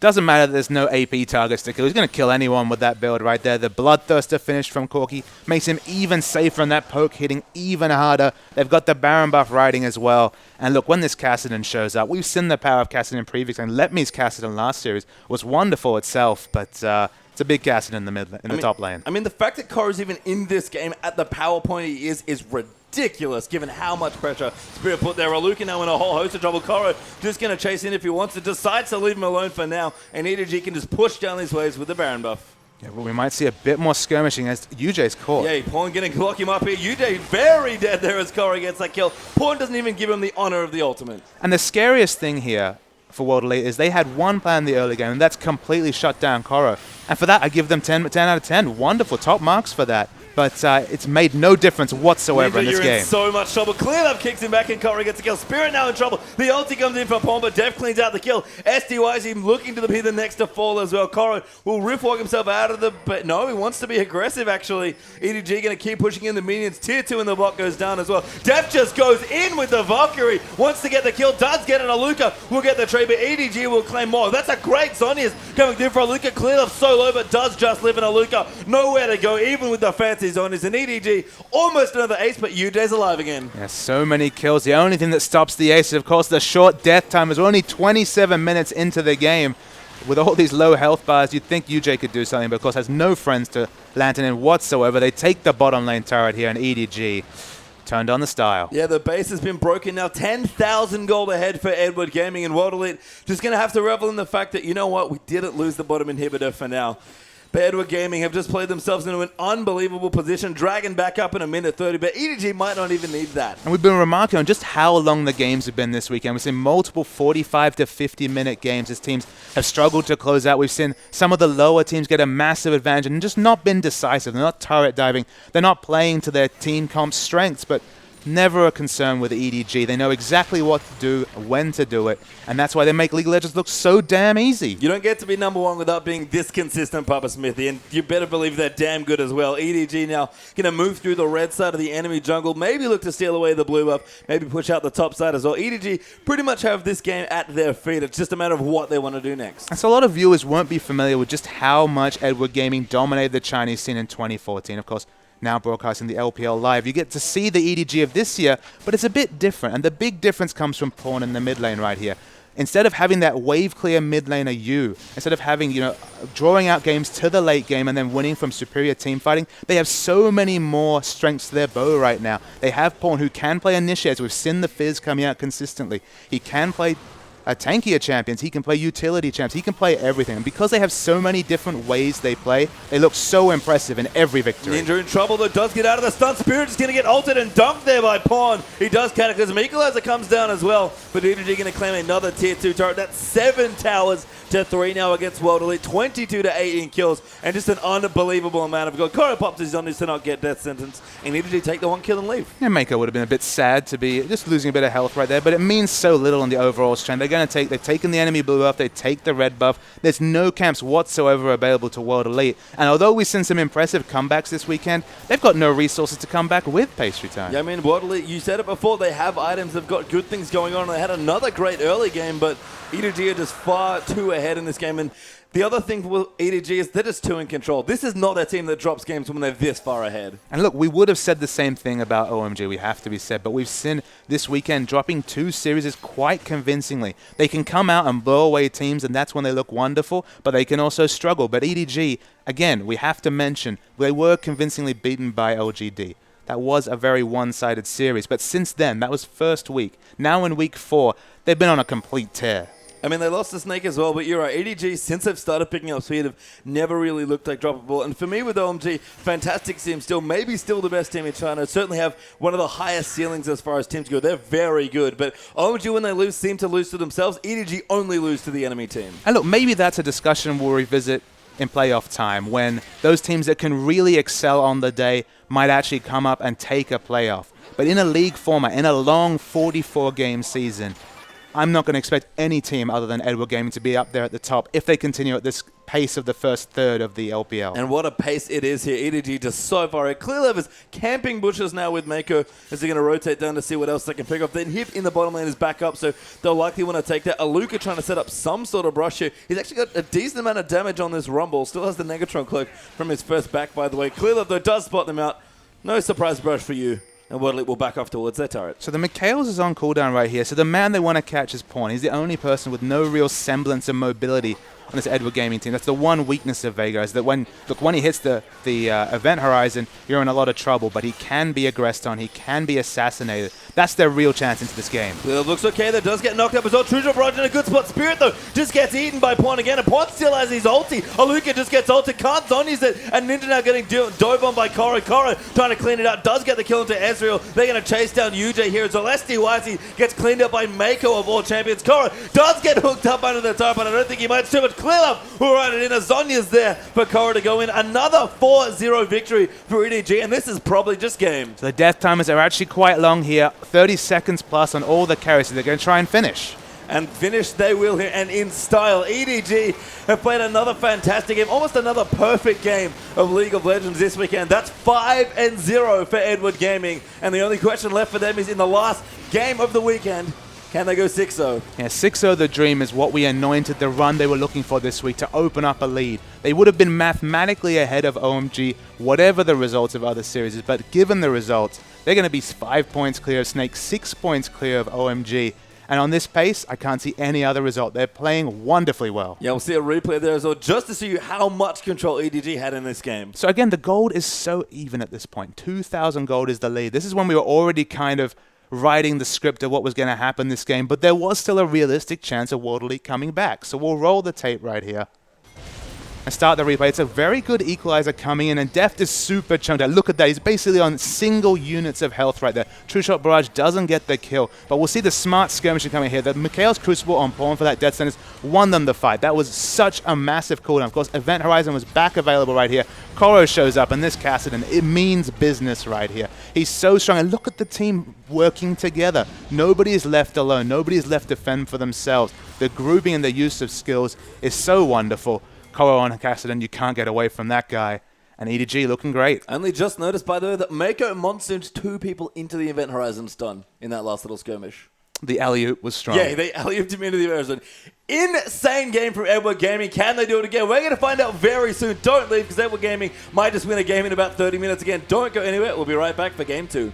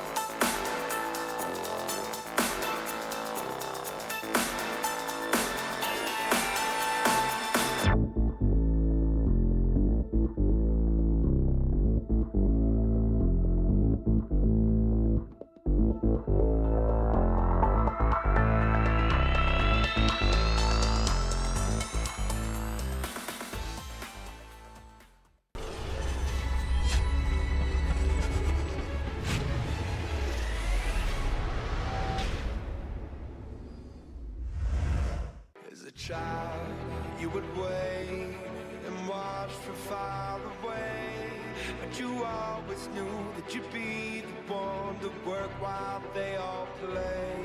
Here we are, don't turn away now.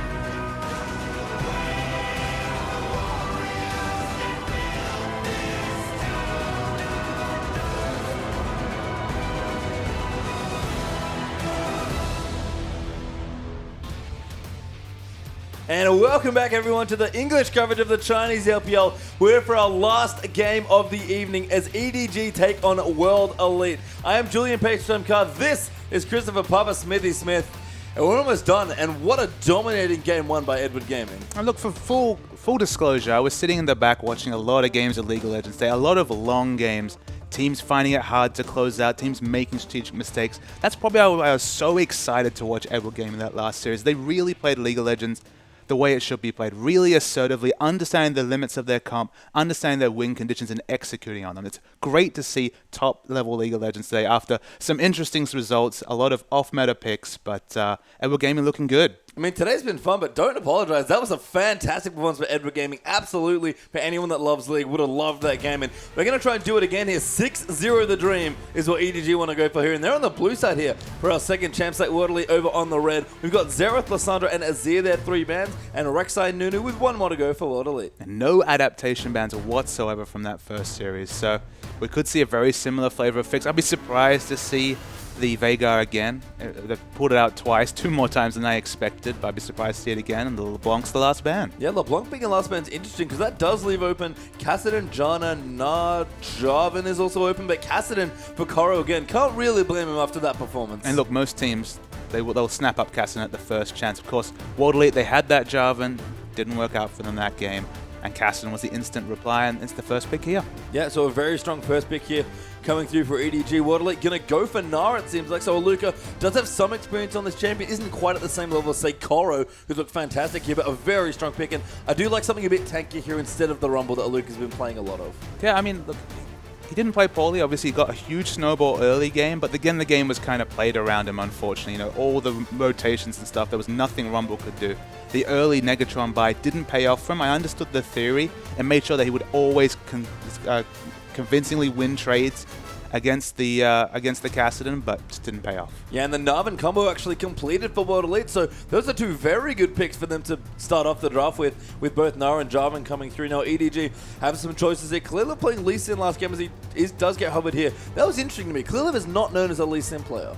But it was wonderful to see the trio. It was Corki, Janna, and Lee Sin moving around the map, taking objectives, so much disengage right there. Although he's not known for his skirmish ganking pressure, just the tools that Lee Sin provides a comp are still very, very strong. So I can understand the pick. Just don't expect the early pressure coming out of Lee Sin. Yeah, and that's what they go for. If it ain't broke, don't fix it for EDG. They've got Janna and Lee Sin again as their second and third picks, and Waterley going to consider their next 2 now as well. They've already changed a little bit up with the Nar pick. I wonder what else they want to try and change here.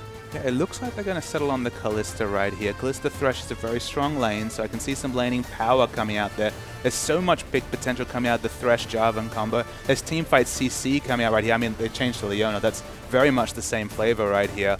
I guess they're maybe looking for an AoE mid laner coming in last pick right here. The Teamfight Wombo is on, but if they just continue with these rotational picks, let's say we see the same comp coming out from EDG. If they finish it off with the Veigar, with the Corki, it's going to be very difficult for World Elite to force the fights they want to, just because they've gone all in on teamfight control. Yeah, and I do like Leona Kalista here from World Elite. Again, a bit more of a solid draft this time around. Lots of good front lane, lots of good engage and initiation. They've got plenty of tools to work with here in this comp, and it's just a matter of what's Ninja going to play, with especially with Xerath and Azir both being banned here in EDG.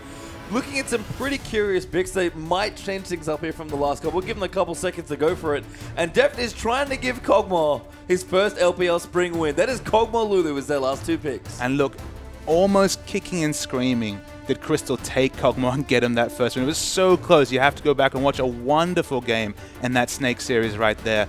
But look, I mean, this is a protect the Kog'Maw comp if there ever was one right here. And then a huge frontline threat in Kassadin. If Kassadin can get big and it gets to late game, huge damage coming out of those 2 carries. And I wonder what changes here for EDG to want to swap to something like this, because they do this a lot where they'll play their Corki comp, they'll get really far ahead, and then they'll kind of default back to a bit more of a late game carry comp. It's really interesting actually how they play. I mean, to me, it's all about scouting, Page Time. It's all about having so many different modes of play that you can never be ready to really counter out that strategy because they have so many, they play so well. But what an interesting last pick to come here. Ninja, we talk about his love of wave clear champions, bringing back one straight from Season 2 right here. Yeah, that's Anivia as Ninja's champion there in the last pick overall for World Elite. So we talk about Ninja, I think, look at his champion pool a lot and maybe say it's a little too shallow, but he's certainly good on the wave clear champions, like you mentioned. Played the Ezreal last game, loves his Azir and Xerath like a lot of the other LPL mid laners. But Anivia, it's been a while here. Maybe a bit of a pocket pick for Ninja. Kind of the interesting thing I have, the little worry I have right here is if Lulu's able to push waves fast and rotate, Anivia's big issue has always been if there's any sort of jungle invading, if her jungler ever gets behind, she finds it so hard to react that she's so slow. She has a wonderful bevy of CC, but if she's second to every fight, as is expected when you have Whimsy on your side and very good wave clear yourself on Lulu, she finds it difficult. But look, if Pawn can break out Veigar, and maybe a Season 1 pick, if that, bringing back one of the pinnacles of Season 2 in Anivia, it makes sense in the comp. It gives them some instant wave clear. And World Elite, we definitely credited the early game. It looked very strong in Game 1, but what else has to change here for World Elite? I think they should keep the same aggression, but what should they look for or look to not do maybe in the first 10 minutes of the game? The skirmish power worked a treat. They won basically the first 8 minutes of that game. It was only when we saw the over-aggressive dive into the enemy red buff and that death that Spirit kind of needlessly gave away that the snowball really came on, because as he died in the top lane, you could see the aggressive wards coming down to his jungle on the other side, and he was continually punished from that point onwards. So it's completely a case of Spirit cementing his leads rather than kind of giving them away. All right, we'll have to see what happens. Let's get into Game 2.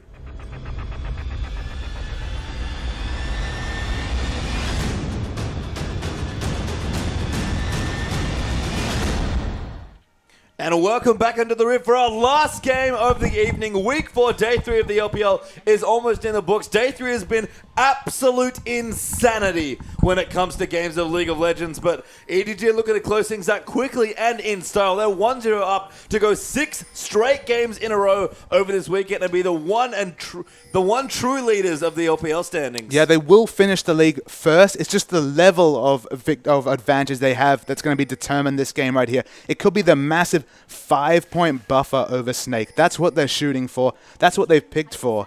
And it's up to Anivia and Spirit here to really change things. Yeah, that's a big lead as well. We'll see what World Elite can do. Spirit's Jarvan has looked strong every time he's played it. He hasn't won all the games. World Elite in general haven't done a lot of winning so far in the LPL, but they've started to get a lot better as a team. Things are coming together more, and I like the change here from World Elite. A very solid draft. A bit of a curveball in Anivia, but Deft is going in. STYs is just caught unawares here. We'll get auto attack down a little bit. UJ actually going to get caught a bit now as well. Maker going to pop the shield. A bit of free gold there from Jana from the Spell Thieves, and a bit of a weird invade. Yeah, very interesting, aggressive invade coming out right here. It's going to be interesting to feel out this matchup between the Kalista and Kog'Maw. Both of them have that late game hyper carry potential right here. Of course, you have to side it with Kog'Maw, as you always do, with the massive range and the percentage health damage right there. But it's going to be a very interesting laning phase between the two. It has indeed. And EDG did get some early wards down there in the blue side jungle for World Elite, so that invade was not for nothing. Clear going to start directly on his blue buff actually here on Lee Sin. There he is, and in the mid lane we get to see the first trades between Kassadin and Anivia. This used to be actually a significant counter matchup for Anivia, just because she would find it hard to deal with all the silences coming out and wouldn't be able to eat the burst damage. But of course, with all the changes to Kassadin's kit and abilities right here, it should be a lot more even, at least in the laning phase. Yeah, definitely a little worried to give Pawn a champion like Kassadin, though. He's played fantastically all weekend, played Veigar to a T in that last game here, and now has Kassadin to go as well. Yeah, we were expecting the Kassadin top coming in here, but there was that last second top, so worth noting here. That is Koro on the Lulu up top, and Kassadin in the mid lane. Spirit has a visit mid early again, trying to maybe get some more gank pressure going, but leaves Alucard's lane alone for now. Clear Love, again, started on his blue, looking to go very quickly to his red. Maybe has a level 3 double buff gank in mind, but the bottom lane matchup is a bit interesting here, because we've seen this today already, and Kalista won pretty handily for Vasily. Yeah, it was very significantly ahead in CS in lane right there. So it's interesting to see how this matchup pumps out. Both of these are very fancied 80 carry players in the Chinese scene right here.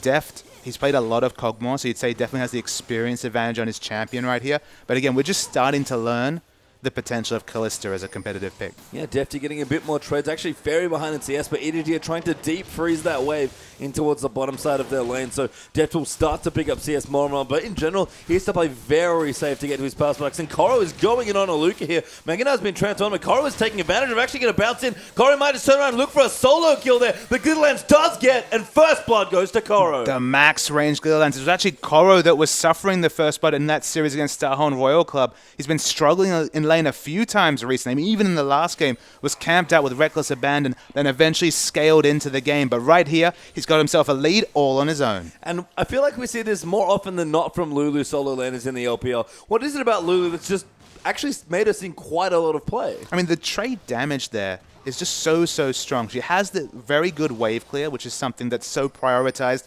especially in a scene that's seen so many Nunu picks, so many double Sightstone jungle support combinations. The ability to push your lane and then get aggressive wards in the enemy jungle is so prioritized. We see continued trades down the bottom lane right here. Really strong tornado there from Mako. Deft actually going to win this trade here as UJ backs off and takes so much poke for his trouble. So very strong play by the EDG duo once again. And Deft's now leading in CS. It's really an issue with this Leona right here. Of course, she's very good at those all-in trades right here. But once the living artillery, the Biocan Barrage is used, as we see, the trade continues. Another really good tornado, but Deft is going to go down. UJ nails it that time. And now Mako going to move in. Koro actually teleporting down. SDYZ goes down to the passive of Deft. Koro tags SDYZ and gets another max range Gliderlands kill. Koro managed to get so many 1,000 plus range kills already at the 4-minute mark here, but the trade damage and then just the long range potential of those Gliderlands, it's so easy to overlook Lulu's kit. She's fallen a bit out of favor, but whenever we see her, she's been super impressive in the LPL. Yeah, really hasn't. Koro looking great so far. Here is Pawn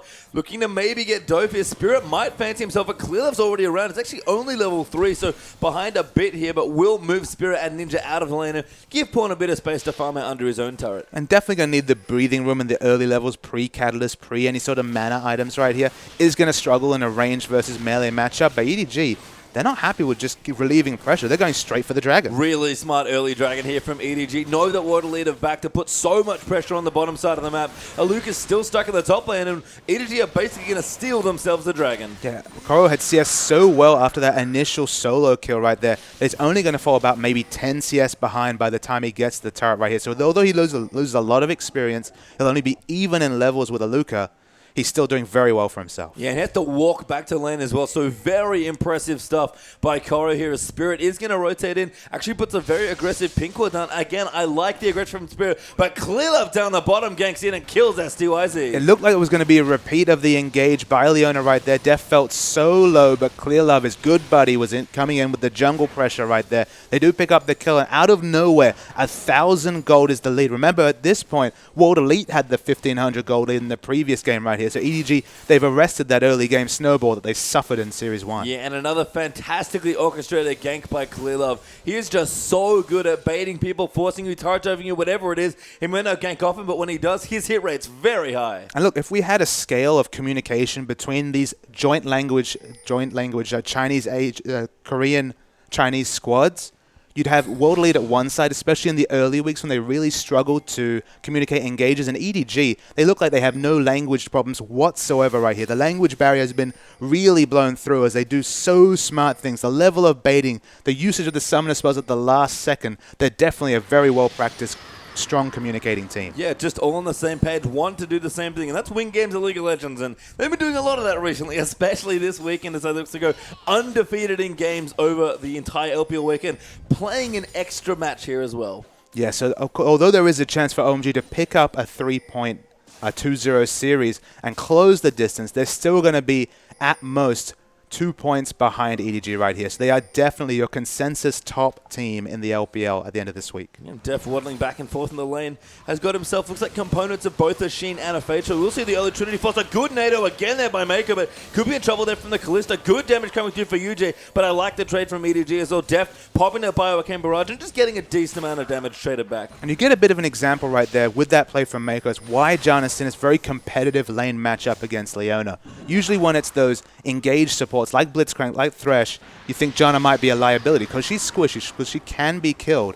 But because you can channel that Q and cancel Leona's true engage, especially pre-6, you can really be effective in keeping Leona away from your carry right here. So Janna is very strong in this lane matchup. Yeah, and again, EDG have done a very solid job of freezing that lane whenever they can, just to make sure Dev cleans up the necessary CS. Back in the top as well, Korra, even on Aluka, despite the big roams in the early dragon, actually looking to maybe bully him again. And the mid lane now is all actually going quite well for Ninja. So the Anivia working out in the early stages, especially now that the Glacial Storm's been leveled. Yeah, but continuing that discussion of CS right here, it's in the bottom lane that you see the big discrepancy. 9 CS advantage for Deft in a lane matchup where we saw a massive 30 to 40 CS advantage in the previous series. Yeah, and Deft has just looked so strong. It's amazing he's doing this on Kog'Maw as well. And Spirit's waddling into the enemy jungle, does get a ward down there. So, again, trying to get some vision. But Yude's in trouble now, actually. Deft almost getting himself a kill. Does actually get it with the living artillery. Teleport does come in, but gets cancelled by Aluka.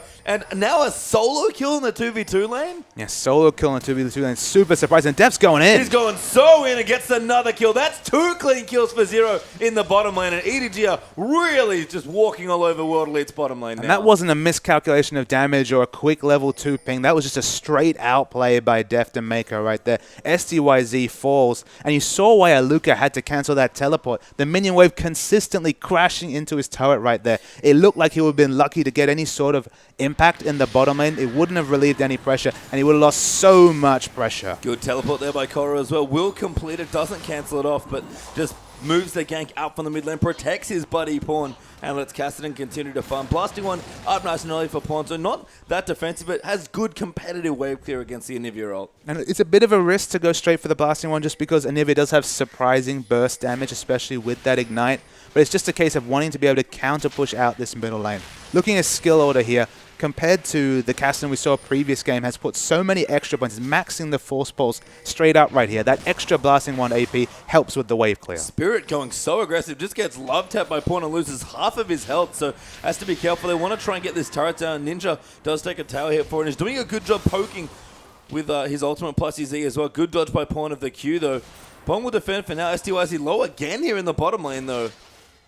Oh, damn. Living Artillery's landing for Deft as well. SDYZ has to get out of this lane one more time. He does need to get out of this lane again. Such a stark contrast to the Snake matchup we saw earlier right here.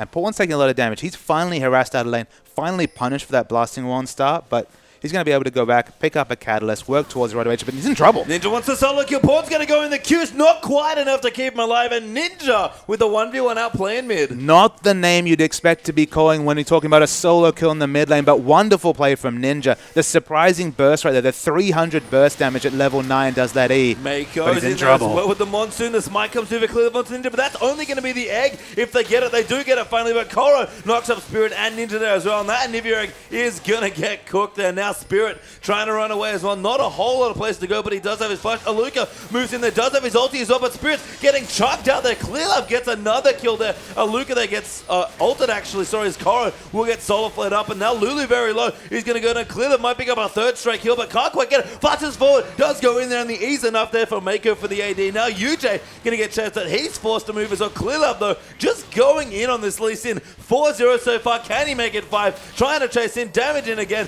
and there's Pawn to clean it up. That's how long that fight was, Patriot. And Pawn managed to respawn, come back, and pick up an exit kill. It feels good when you're a carry on EDG because sometimes they're served just like dinner. Yeah, that was served up right on a silver platter there. And Deft, in the meanwhile, serving up his favorite dish, which is creeps. 86 to 60 now in the bottom lane. Pawn is diving SDYZ in the bottom lane. The tower goes down and he's dead. Deft gets another kill. 4-1-2, 25 CS advantage. If I cast my mind back, I wasn't casting the game, but I believe it was about a 30-40 CS disadvantage for Crystal in lane in a similar matchup right here. Deft is so on form, so on point. And you'd have to say SDYZ, maybe it's this lack of familiarity with the champion. He managed to get a win on it yesterday, but really struggling in this what should be a fairly one-sided matchup. I mean, everyone's certainly still learning Kalista, the newest champion to the league, but you might be right here. SDYZ's had lots of hot and cold performances, and unfortunately for him in World Elite, mainly cold at this point. Deft is actually just pushing down the bottom. EDG got another dragon for themselves, and the last game was snowballed pretty quickly. This one's even quicker now. 5,000 gold ahead, plus 2 dragons already for Edward Gaming. And look, I think time will tell when it comes to this Kog'Maw versus Kalista matchup, because you know that if Kog'Maw's actually favored in a lane matchup, we're going to be seeing a hell of a lot more Kog'Maw. Of course, the late game cannot be denied for that champion right there. So if it is a conventional pick against Kalista, it should become a very regular pick moving to the future. But all we can say is based on this pressure, I mean, this Kog'Maw, already the Trinity Force at 13 minute. We've talked about grouping with Power Spikes. He's right there in mid. And the mid game certainly started. Even with the Kog'Maw, Def knows what to do. Clearlove going to give this blue buff over the pawn. It seems like he will collect it. That's very close, but he Rift walks in. Clearlove just miscalculating that one, I think, with the help. Now Def going in. Spirit gets chunked to about a third health there. Def will defend his pink wards honorably. And now Ninja actually getting jumped on as well. Ninja's got nothing left. Def gets another kill now at 5-1 and 2. And EDG just again really rubbing it to World Elite. Absolutely. They're so quick in their rotation. They have so much mobility between Kassadin and Lulu right here. Both of them have their early items. Rod of Ages finished on Kassadin. 40% CDR already for Koro right here. And Deft is just cleaning up left, right, and center. I mean, you know, Deft, playing Kog'Maw, definitely a favorite champion of his. Maybe, you know, decided that Pawn got to play too many fun champions. Wanted to play one of his own, and of course, EDG. Wouldn't surprise me at all to learn that they've been playing Kog'Maw in some of their scrims as well. But this game, with a pretty late game-oriented comp, this is just all early and mid-game for EDG. They don't need the late game now. And we'll return to your point you were discussing about the different flavors of comp that EDG bring out right here. What you can say is if you were doing a scouting report for this team, what would be Pawn's champion? But would it be all of them? Like, you can just play basically everything in the mid lane right here. Deft is happy to mix up his picks, whether it's the standards like Corki, working in the Jinx and Kog'Maw now into that champion pool right here. They play protect comps, they play engage comps, they focus on the mid game, and sometimes they're happy to take it into late. And that's kind of the power of being able to consistently mix up these champion team comps, is that nobody can get that accurate scouting report because everything needs to be on the board. Yeah, you're right. And we're going to take a quick inventory of EDG's items right now. They've got all of them. They do have all of them. We've got Morella Nomicon done here for Corey. Cooldown boots finish as well with the spare amp to him. Clearlove's on the way. He's got his Warrior Enchant plus his Sidestone and the Merc Shred, so very rich there as well. Rodovate is well and truly done for Pawn, maybe even a minute or two ago, plus a Fiendish Codex on top, Trinity Force and 2 Longswords done now for Def as well. And Mako's actually almost finished that Crucible yet again. Sorry, the Mikhail's yet again. And SDYZ, he's the saddest man on the Rift right here. Just the Berserker's Greaves and a Pickaxe to show for the first 15 minutes of the game. He is sitting on 1,400 gold. He will be able to add a BF Sword before too long right here.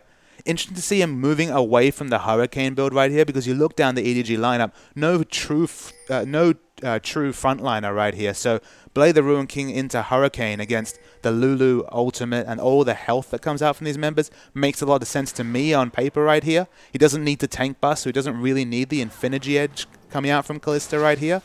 But whatever item he goes for, it's going to be significantly delayed. Yeah, Deft is just so far ahead right now. Clearlove going to queue a minion as well, and EDG will look to push their 5th turret of the game here, looking for the tier 2 in top. Kara, by the way, got a need to see large rod in his last pack, so looking for maybe a Zhonya's here to get even more aggressive. Spirit's going to go in onto Clearlove. That's a good ult actually, but can't quite get the kill. Not enough damage, and Pawn's going in onto Spirit. Def even diving under the turret to try and clean out the extra damage, but everybody lives for now. But EDG probably got Spirit low enough to push this last turret. And they're definitely focusing on the objective right here. This would be their 5th outer turret, only one standing in the bottom lane right here. Anivia has so much wave clear. This is not an easy thing to do whatsoever. But once that mana runs down, there's no blue buff available on Ninja. They have to run that mana down if they want to take this turret. EDG going to continue pressuring. Pawn's actually moved over to the mid lane now with the very mobile Kassadin, so able to move back and forth between the lanes if he needs to. EDG will rotate once again now. It's pretty hard to crack the inhibitor turret in mid lane, but at least they'll get some pressure going and good cleansing here as well. Pawn will get the pink ward. The World Elite plays very well defensively. And the creeps are actually bunching into the bottom outer turret right here, so it makes sense to send at least one member down bottom, get that minion wave pushing your advantage, because significantly pushing for World Elite right here. Without the minion pressure, out-pushing Anivia is just an exercise in frustration. So they need to go back to their fundamentals. They've had a lot of fun. There's been a lot of kills, almost a kill a minute right here.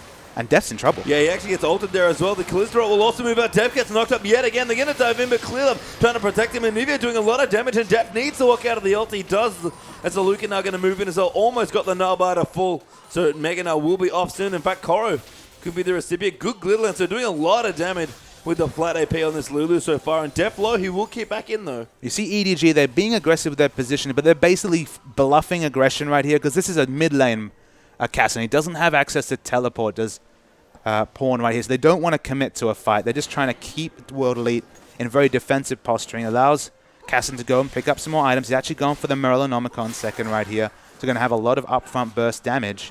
But no Zhonya's just yet. I guess he feels confident that with the Lulu ultimate, he shouldn't be falling at the start of a fight. No, and that's a smart decision from Pawn, sorry.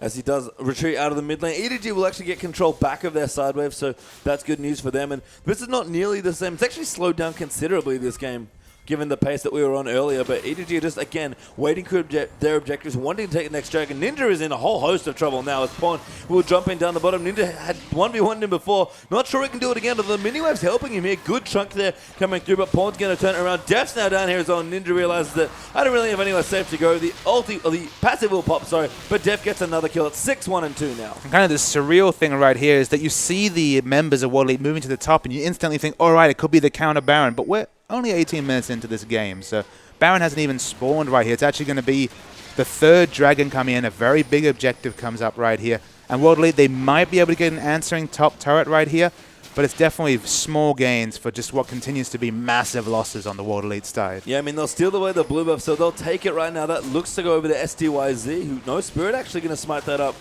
once the golden experience for himself. Makes sense as the jungler. And they're going to rotate in, look to get a bottom turret. Deft actually already takes out the tier 2 in bot, but Lucas Spirit and SDYZ will group up for the top side turret. So they'll take their second of the game, but EDG might not stop pushing. They have backed away there, and a good rotation there from World Elite, actually. And World Elite will have plenty of stall right here. They have Anivia, the queen of Season 2. We remembered those 50, 60-minute CLG EU games right here. There's a reason it's very, very hard to outpush an Anivia right here. So when it comes to taking inhibitor turrets, without getting a pick or getting significant advantages in a fight beforehand, it's going to be very difficult to outpush this Anivia. Yeah, and Ninja is powering up reasonably as well. He's looking like a Morello Nomicon to follow that Rod of Vader. So going to mirror the build of Pawn here on his cast, and he's also picked up his Sork shoes, so ready to go for even more damage. Very cost-efficient damage build here from Pawn.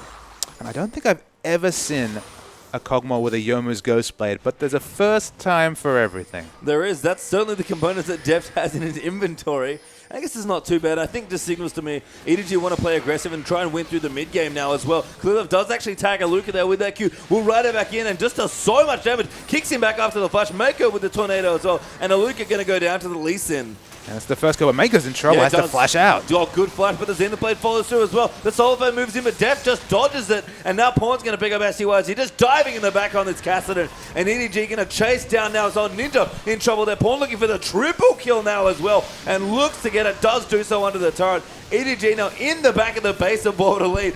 Quadra kill coming out from Pawn, actually. What more to say about this Cassidy? And that's the surrender. This game, we're done.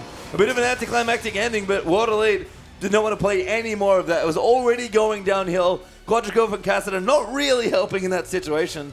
And that might have been the fastest game so far this split. I think it must have been. And we're going to have a replay there from that game as well, even though it was a very short one.